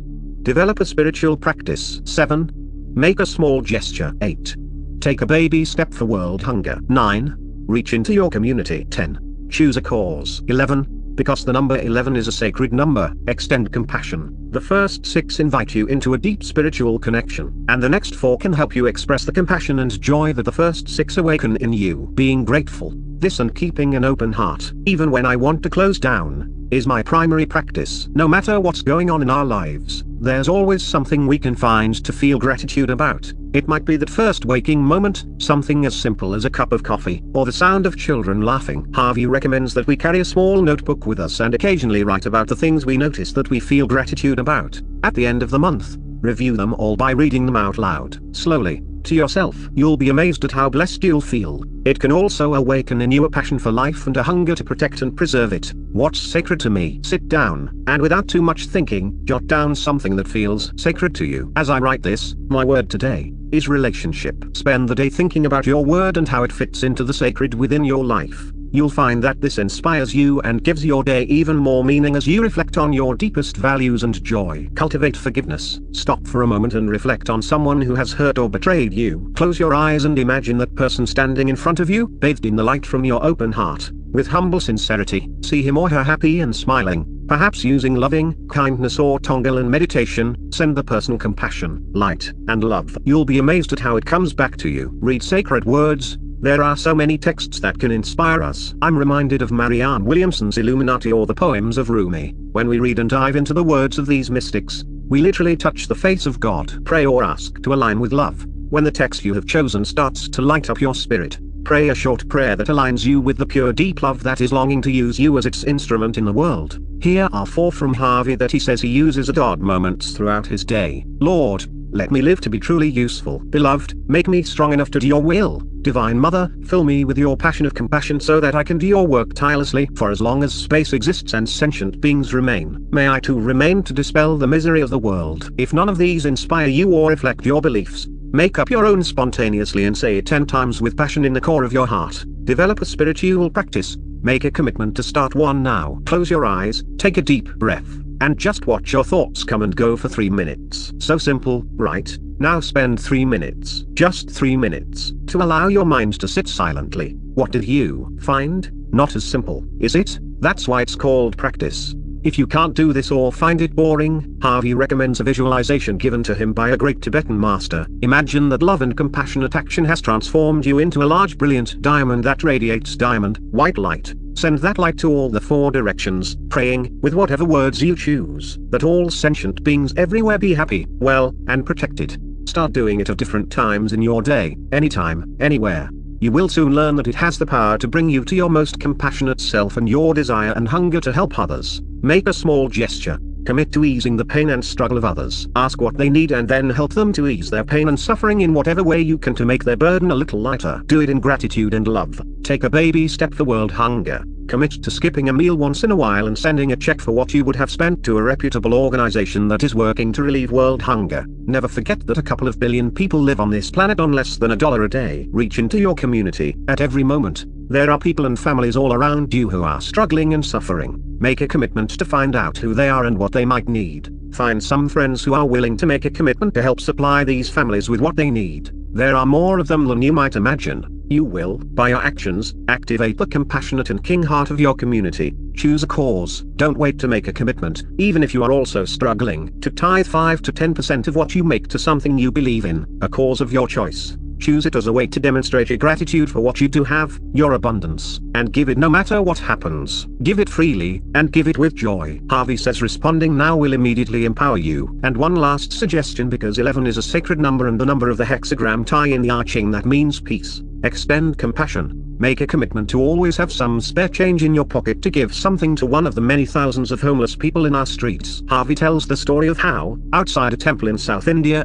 there was a long line of desolate-looking beggars, and among them a very old woman, dressed in a ragged and filthy sari, with no shoes. He gave her what he had on him, about $1. I watched in amazement as she walked unsteadily over to the nearest food stand, bought herself a handful of chapatis, broke them carefully in 2, and shared them with a dog as emaciated as she was. Harvey says, if we all knew what that penniless old woman knew, many of the millions of children who die of starvation every year would be alive today. Sacred Activism and the Integral Warrior, following Joseph Campbell's well-known quotation, follow your bliss. Harvey presents an inspired variation, follow your heartbreak, asking each reader, what breaks your heart?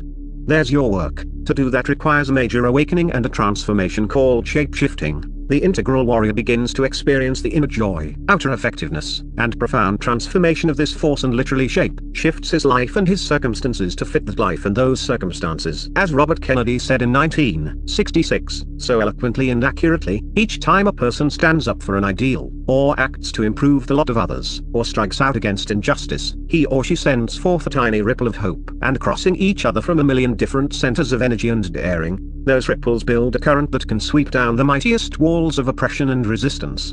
I've been a shape-shifter all my life, I just didn't know it. I moved into my life as a professional singer in clubs, Las Vegas, and even concert halls for 10 years after graduating from college with a BA in graphic design. Eventually left that to reinvent myself as a business owner and designer once again. found my spiritual path in the 1990s, discovered Ken Wilber and integral philosophy in early 2001, and finally moved to North Carolina in 2007, where I married my beloved Anya and obtained my master's and a Ph.D. in shamanic psychospiritual studies, studying and writing the thesis that has become this book. Each change, each chapter of my life was a shift into something new, something more powerful, all building on one another, all leading up to discovering my ultimate passion and whatever gifts I can bring to the world. Sacred activism is a more integral and complete way to be both spiritual and an activist. It's no longer enough for us to disengage from the world and meditate from our temples or on top of a mountain. Sacred activism is about, to borrow from Gandhi, being the change we want to see in the world. Again, the words of Andrew Harvey, sacred activism is the fusion of the two noblest fires of the human heart, the fire of the mystic's passion for God with the fire of the activist's passion for justice.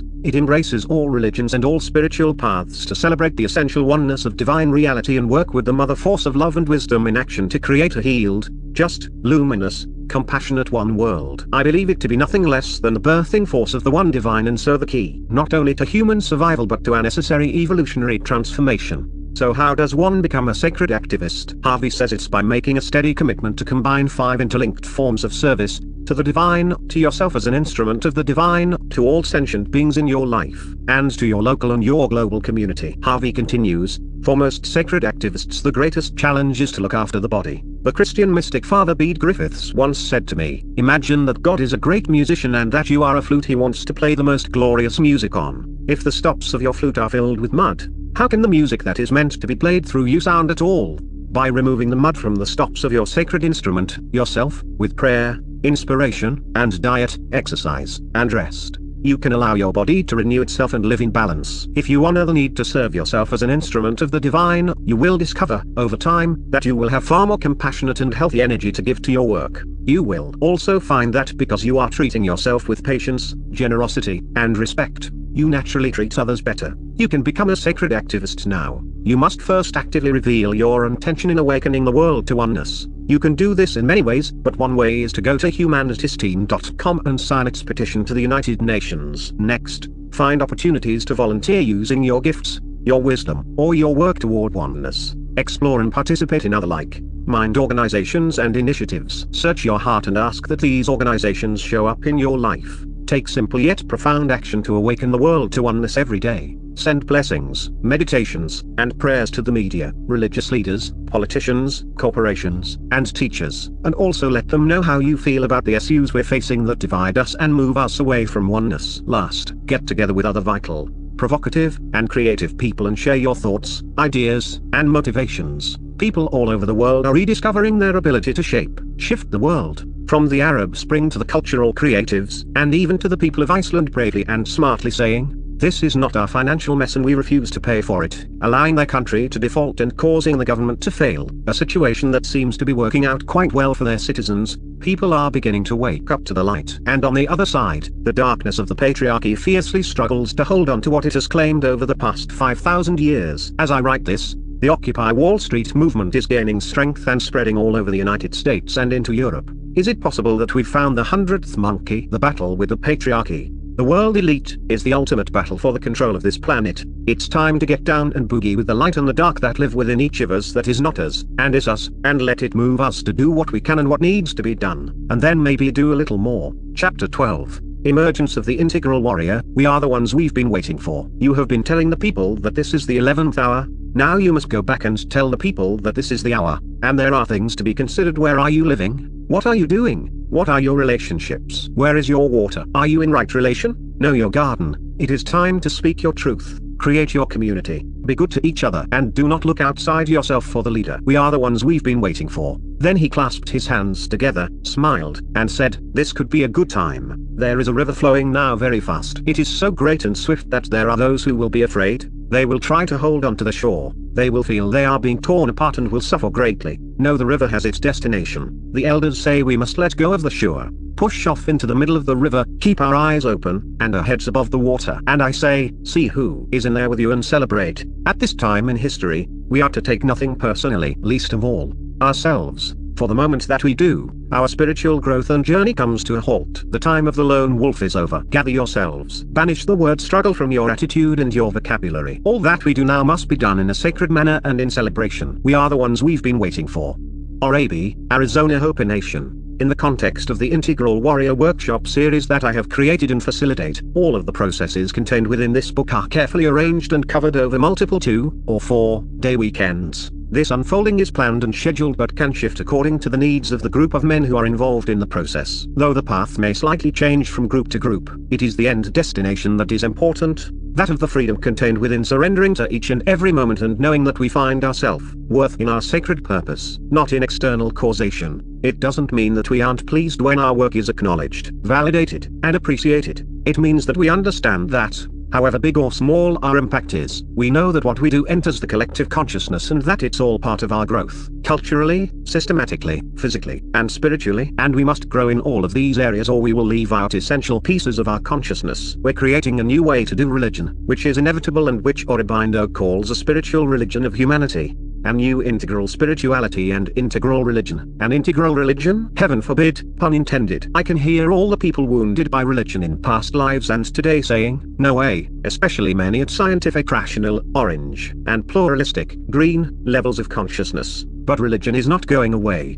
And whatever claims we make around, spiritual, not religious, anyone else looking in is going to consider it religion. So what would the next step in the evolution of religion look like? It certainly won't be the gods of nature or tribalism, not that those still don't exist within the levels of consciousness that created them, nor will it be the wrathful power god of the Old Testament, the mythic god of an absolutist consciousness, a rejection of anything metaphysical by the rational, scientific level of consciousness, or a sensitive new age egalitarian deity that says we make everything up as we go, locked in a trans fallacy of magic and myth. A religion that would be considered integral must first set up some parameters of that emerging religion. By definition, integral religion must marry East and West, science and religion, eros, ascent, many to the one, and logos, descent, one to the many, and eros, the masculine, and agape, the feminine, and much more. Here is a quote from Aurobindo in The Ideal of Human Unity. A spiritual religion of humanity is the hope of the future. A religion of humanity means the growing realization that there is a secret spirit,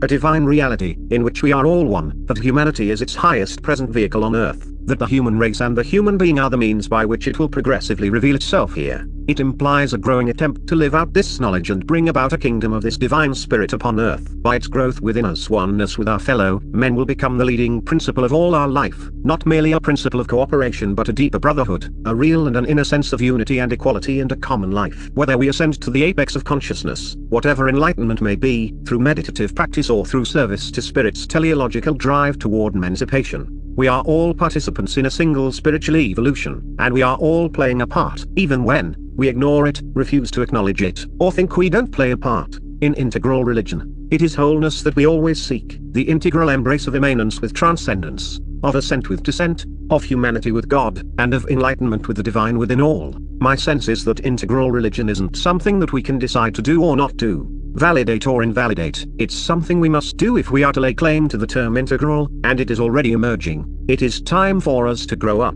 An integral religion must be grounded in pluralism, and an emerging religion must transcend and include religions of the past, which means that there will be integral Christianity, integral Judaism, integral Buddhism, integral Islam, and on, each honoring the other and understanding that each has a piece of the truth and that no religion has all of the truth. All gain from looking at their religion through the broader integral lens. While fundamentalism militantly expresses itself in various religious forms around the world and here in the United States, others are struggling to reassess their religious traditions and visions of God that were born of a different time. In other words, many of us are trying to find new ways to be religious. A verse in the Quran says, "Therein God will not change the state of the people unless they change the state of their own selves." An integral spirituality means we participate in divinity and that our own evolution is the evolution of God. In a conversation I had with Ken Wilber several years ago, he pointed out that the leading edge of progressive consciousness today is turquoise, second tier, a self that goes beyond ego and individuality. Maybe 50,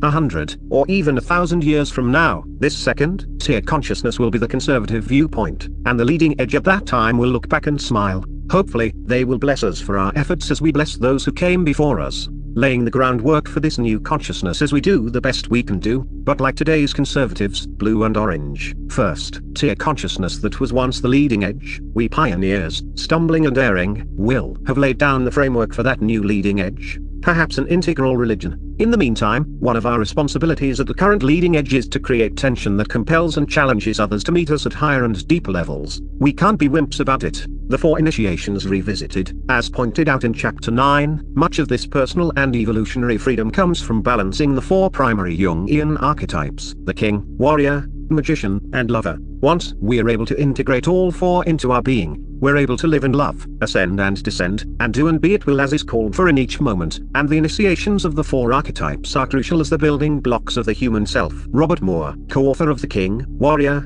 Magician, Lover series of books, is credited with decoding the four archetypal foundations of masculinity, and his theory of masculinity has become the most prominent men's theory in international men's work and masculine psychology. Moore says that if we are unaware of the significance of being male and the unique structures of the male psyche that make men so vulnerable to becoming abusers of power, we are very likely to abuse that power and not put it into service to the world. Young men are particularly at risk of abusing masculine power and can be very dangerous if they have not been helped to mature psychologically and spiritually. Uninitiated masculinity is at the heart of most of the planet's problems as a result of uninitiated boys growing up and turning into monster boys, a parody of what masculinity is supposed to be. Cultures throughout the ages have known the importance of initiation and ritual in young men's lives, and we lost our way. The initiation process, or the redemption of masculinity, is a moral imperative critical to all the great hopes we have for justice and peace, that the earth might be fair, and essential for salvaging the great things about masculinity and the importance of being an optimal man in a world that must have awakened men for us to survive as a species. Each of the four primary archetypes must be initiated. One initiation for all is not enough. This integrated system of care is essential to bring men to optimum male wholeness. These include the capacities of the heart, forceful assertiveness, and becoming a wise man and a generative man worthy of a royal figure. Attention to each of these archetypal systems also requires a fifth element: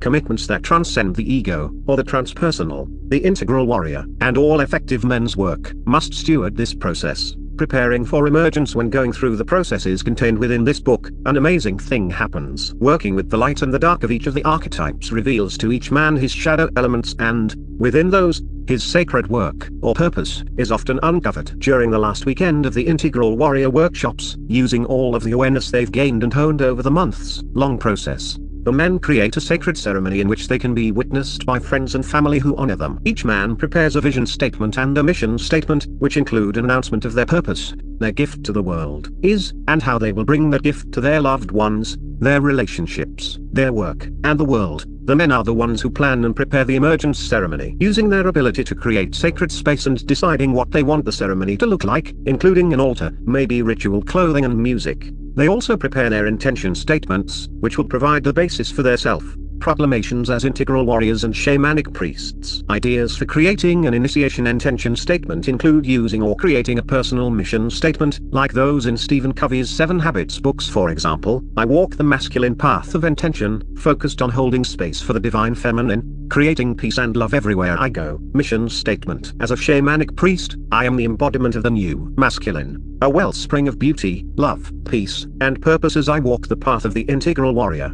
This could be a statement complete in and of itself, or the beginning of a series of statements covering all of the aspects you intend to expand into. As always, the easiest way to create an intention statement is to keep an open heart and surrender to something larger than your ego. You can do this alone or with a group of similar-hearted men. Some ideas follow. Create a ceremony at a special, designated time to be with yourself, your thoughts, and your dreams. Say a prayer, center, and let your heart speak to you. Brainstorm to list words that represent what you'd like to create in your life and start there. Envision yourself as your highest self and use the qualities that self entails as the foundation of your intention statement. Use your favorite embodied man as your guide, or ask your spirit guides, angels, ancestors, or whatever to guide you. Let the words flow from your soul onto the paper. Try some free-form writing. Write 3 pages, without stopping to check your spelling, grammar, or thoughts. You may be surprised at what flows out from you. Let this be an organic process. Allow your heart to tell you how to present your new masculine self. Let your statement be poetry,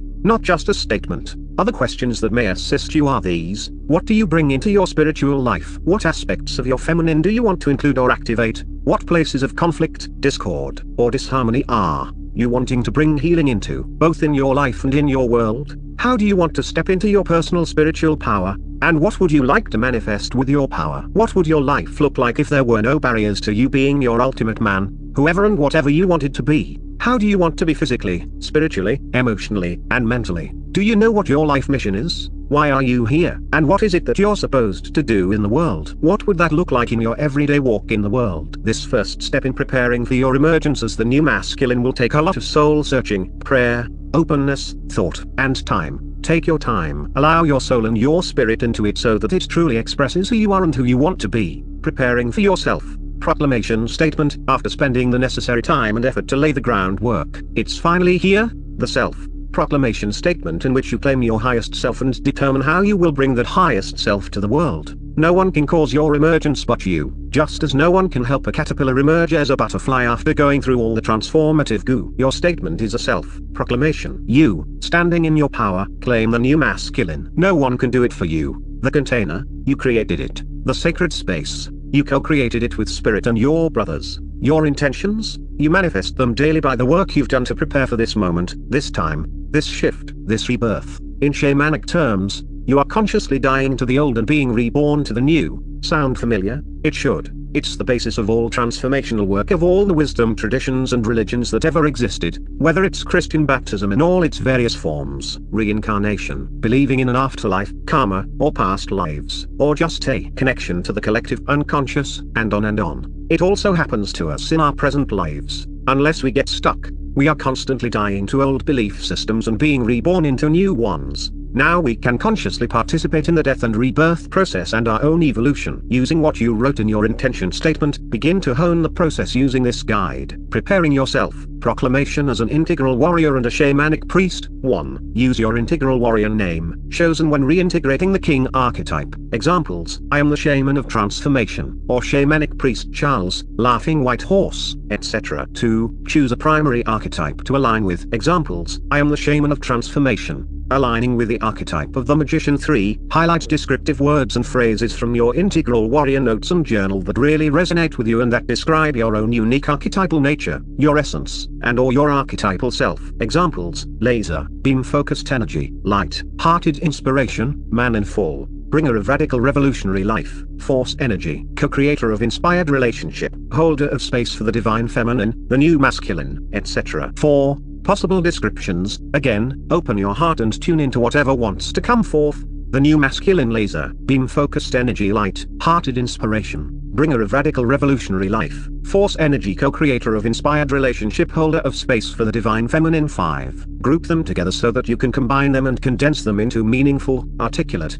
poetic descriptions. Examples: the new masculine with laser, beam focused energy, holder of space for the divine feminine. 6. Attach present tense verbs to the groups, such as the following: manifesting, revealing, co-creating, embodying, becoming, cultivating, inspiring, fostering, synthesizing, integrating, seeding, harmonizing. 7. String together the descriptive phrases and the verbs. Example: cultivating the new masculine with laser, beam focused energy, holder of space for the divine feminine. 8. State clearly your newfound or reinforced purpose, what your gift is to the world, and how the process has changed you or enabled you to move to a new stage in your life. 9. Find one or more concluding purposes. Example: integrating the 4 archetypes, inspiring and modeling the new masculine with my presence, my gifts to the world, to serve my loved ones, humankind and the planet. 10. I am shamanic priest Gary, laughing white horse, aligned with the archetype of the magician, driven by the warrior, tempered by the lover, cultivating the king's big picture awareness of the new masculine with laser, beam focused energy, holder of space for the divine feminine,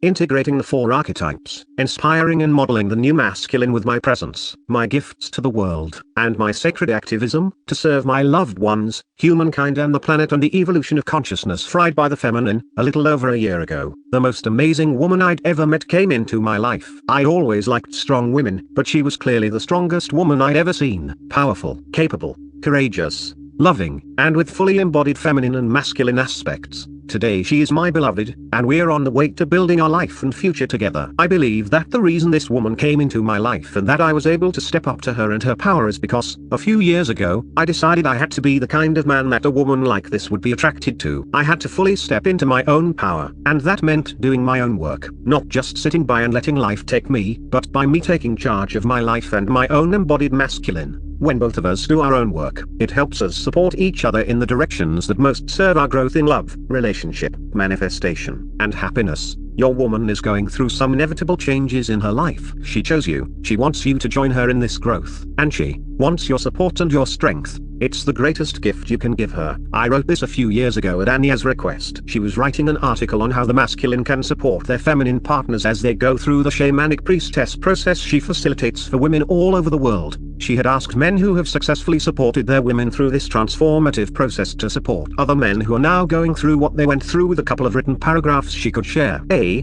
T-shirt that I created and sell on one of my websites says, "Enlightenment isn't cheap." It's a dual meaning. Yes, we pay a lot of money to attend workshops and so forth, but we sometimes also pay for our transformation with our relationships, our jobs, and our blood, sweat, and tears. Many men are frightened that their relationships with their women are going to change as a result of this process, and they will change. But I refer you back to my quote above and challenge you to give her that gift. One of the responses she got was from a man who objected to the duality of masculine and feminine approaches to conscious evolution. And I understand that once one has attained the ability to rest in the non-dual, the masculine and feminine dissolve into the one. People can even attain the non-dual in altered states, those temporary states we talked about earlier in the book, before they reach that rare stage consciousness in which non-duality can be embodied. But until we get past the state experiences and into later stage structures, there is a natural hierarchy that must be obeyed. We have to be careful not to confuse natural hierarchies with dominator hierarchies. One of the steps in this hierarchy is going through and healing our masculine and feminine selves. Women have thousands of years of domination by the masculine that they generally have to work through before they're able to begin to step into their true power. And this work, at this level, cannot be taught by men any more than the same work for men can be fully led by a woman. Once we've done this work of healing our core childhood wounds around the masculine and feminine, then either men or women can take over from there, but not until the healing has been faced, met, and completed. So to get to the later stage structures, especially the non-dual, it's critical that the masculine and feminine work be completed, because if it's not, we bring the ego and shadow aspects of those qualities with us to trick us, harass us, and fool us into thinking we've made it when we really haven't. So for the men who fear the work that their women are doing, do your own work and step up to who she's becoming, or at least support her because she's becoming with or without you. Here's what one woman said after her husband returned from the introductory weekend of the Integral Warrior Workshop. The synchronicities of this past weekend were just profound.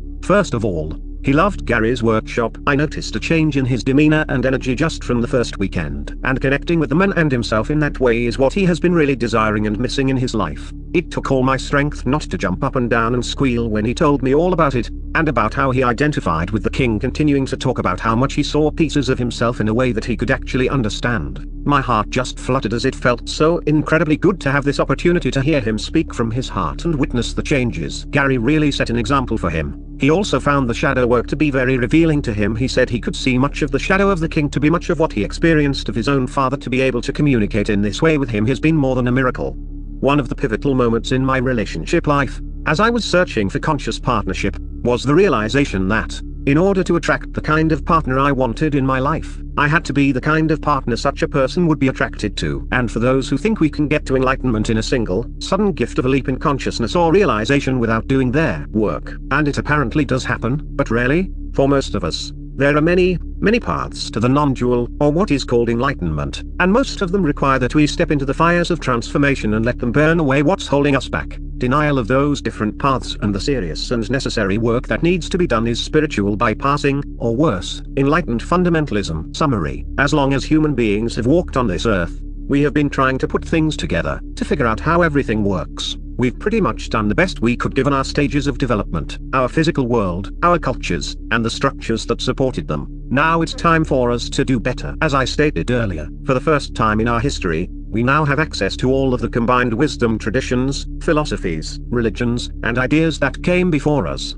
The synthesis of all of these spiritual, philosophical, and wisdom traditions and knowledge is allowing us to create new paradigms of thought, understanding, and spirituality. As we move away from fundamentalist thinking and intellectual totalitarianism, we invite in and open up whole new ways of thinking and being, beyond moving men from old stages to new stages. Integral shamanism, awakening the new masculine, and the integral warrior encourage, teach, and demand that men strive for intellectual and spiritual honesty, claiming the 2-million-year-old intellectual mind that is their birthright, and dig deep into their hearts and minds for both the cognitive and experiential wisdom that has the potential to create a new worldview, an integral worldview, starting from existing worldviews, morphing and shifting into something different. It is one of the oldest songs on the planet and, indeed, in the universe. Evolution in all its forms, from the splitting of cells, to individuals, to relationships, to social systems, to civilizations, to the cosmos. Each evolutionary movement is preceded by differentiation and reunification and results in increasing complexities.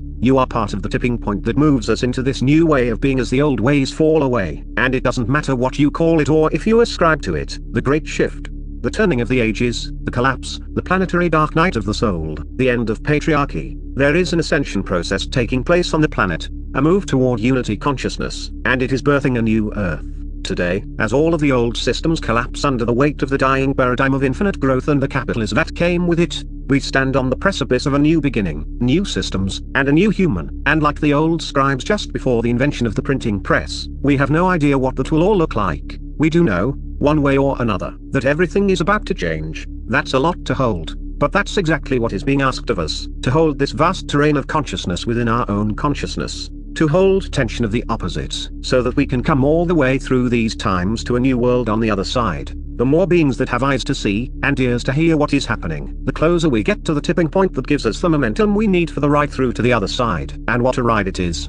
The time is now. Don't be afraid to step into the power you feel within you. It is part of your sacred work to serve in these times. You chose to be here at this time. You are in good company with all of the others who are waking up to their expanding capacities. We have hit the boundaries of population and resources but not of possibilities. The integral warrior, and what it represents for men who are waking up, is part of a larger grand synthesis taking place all over the planet. There's nowhere to go but forward in a never-ending evolution of consciousness. Certainty undermines one's power, and turns happiness into a long shot. Certainty confines, dears. There is nothing in your life that will not change, especially your ideas of God. Look what the insanity of righteous knowledge can do, crusade and maim thousands in wanting to convert that which is already gold into gold. Certainty can become an illness that creates hate and greed. God once said to Tuka, "Even I am ever changing, I am ever beyond myself. What I may have once put my seal upon, may no longer be the greatest truth." Tukaram.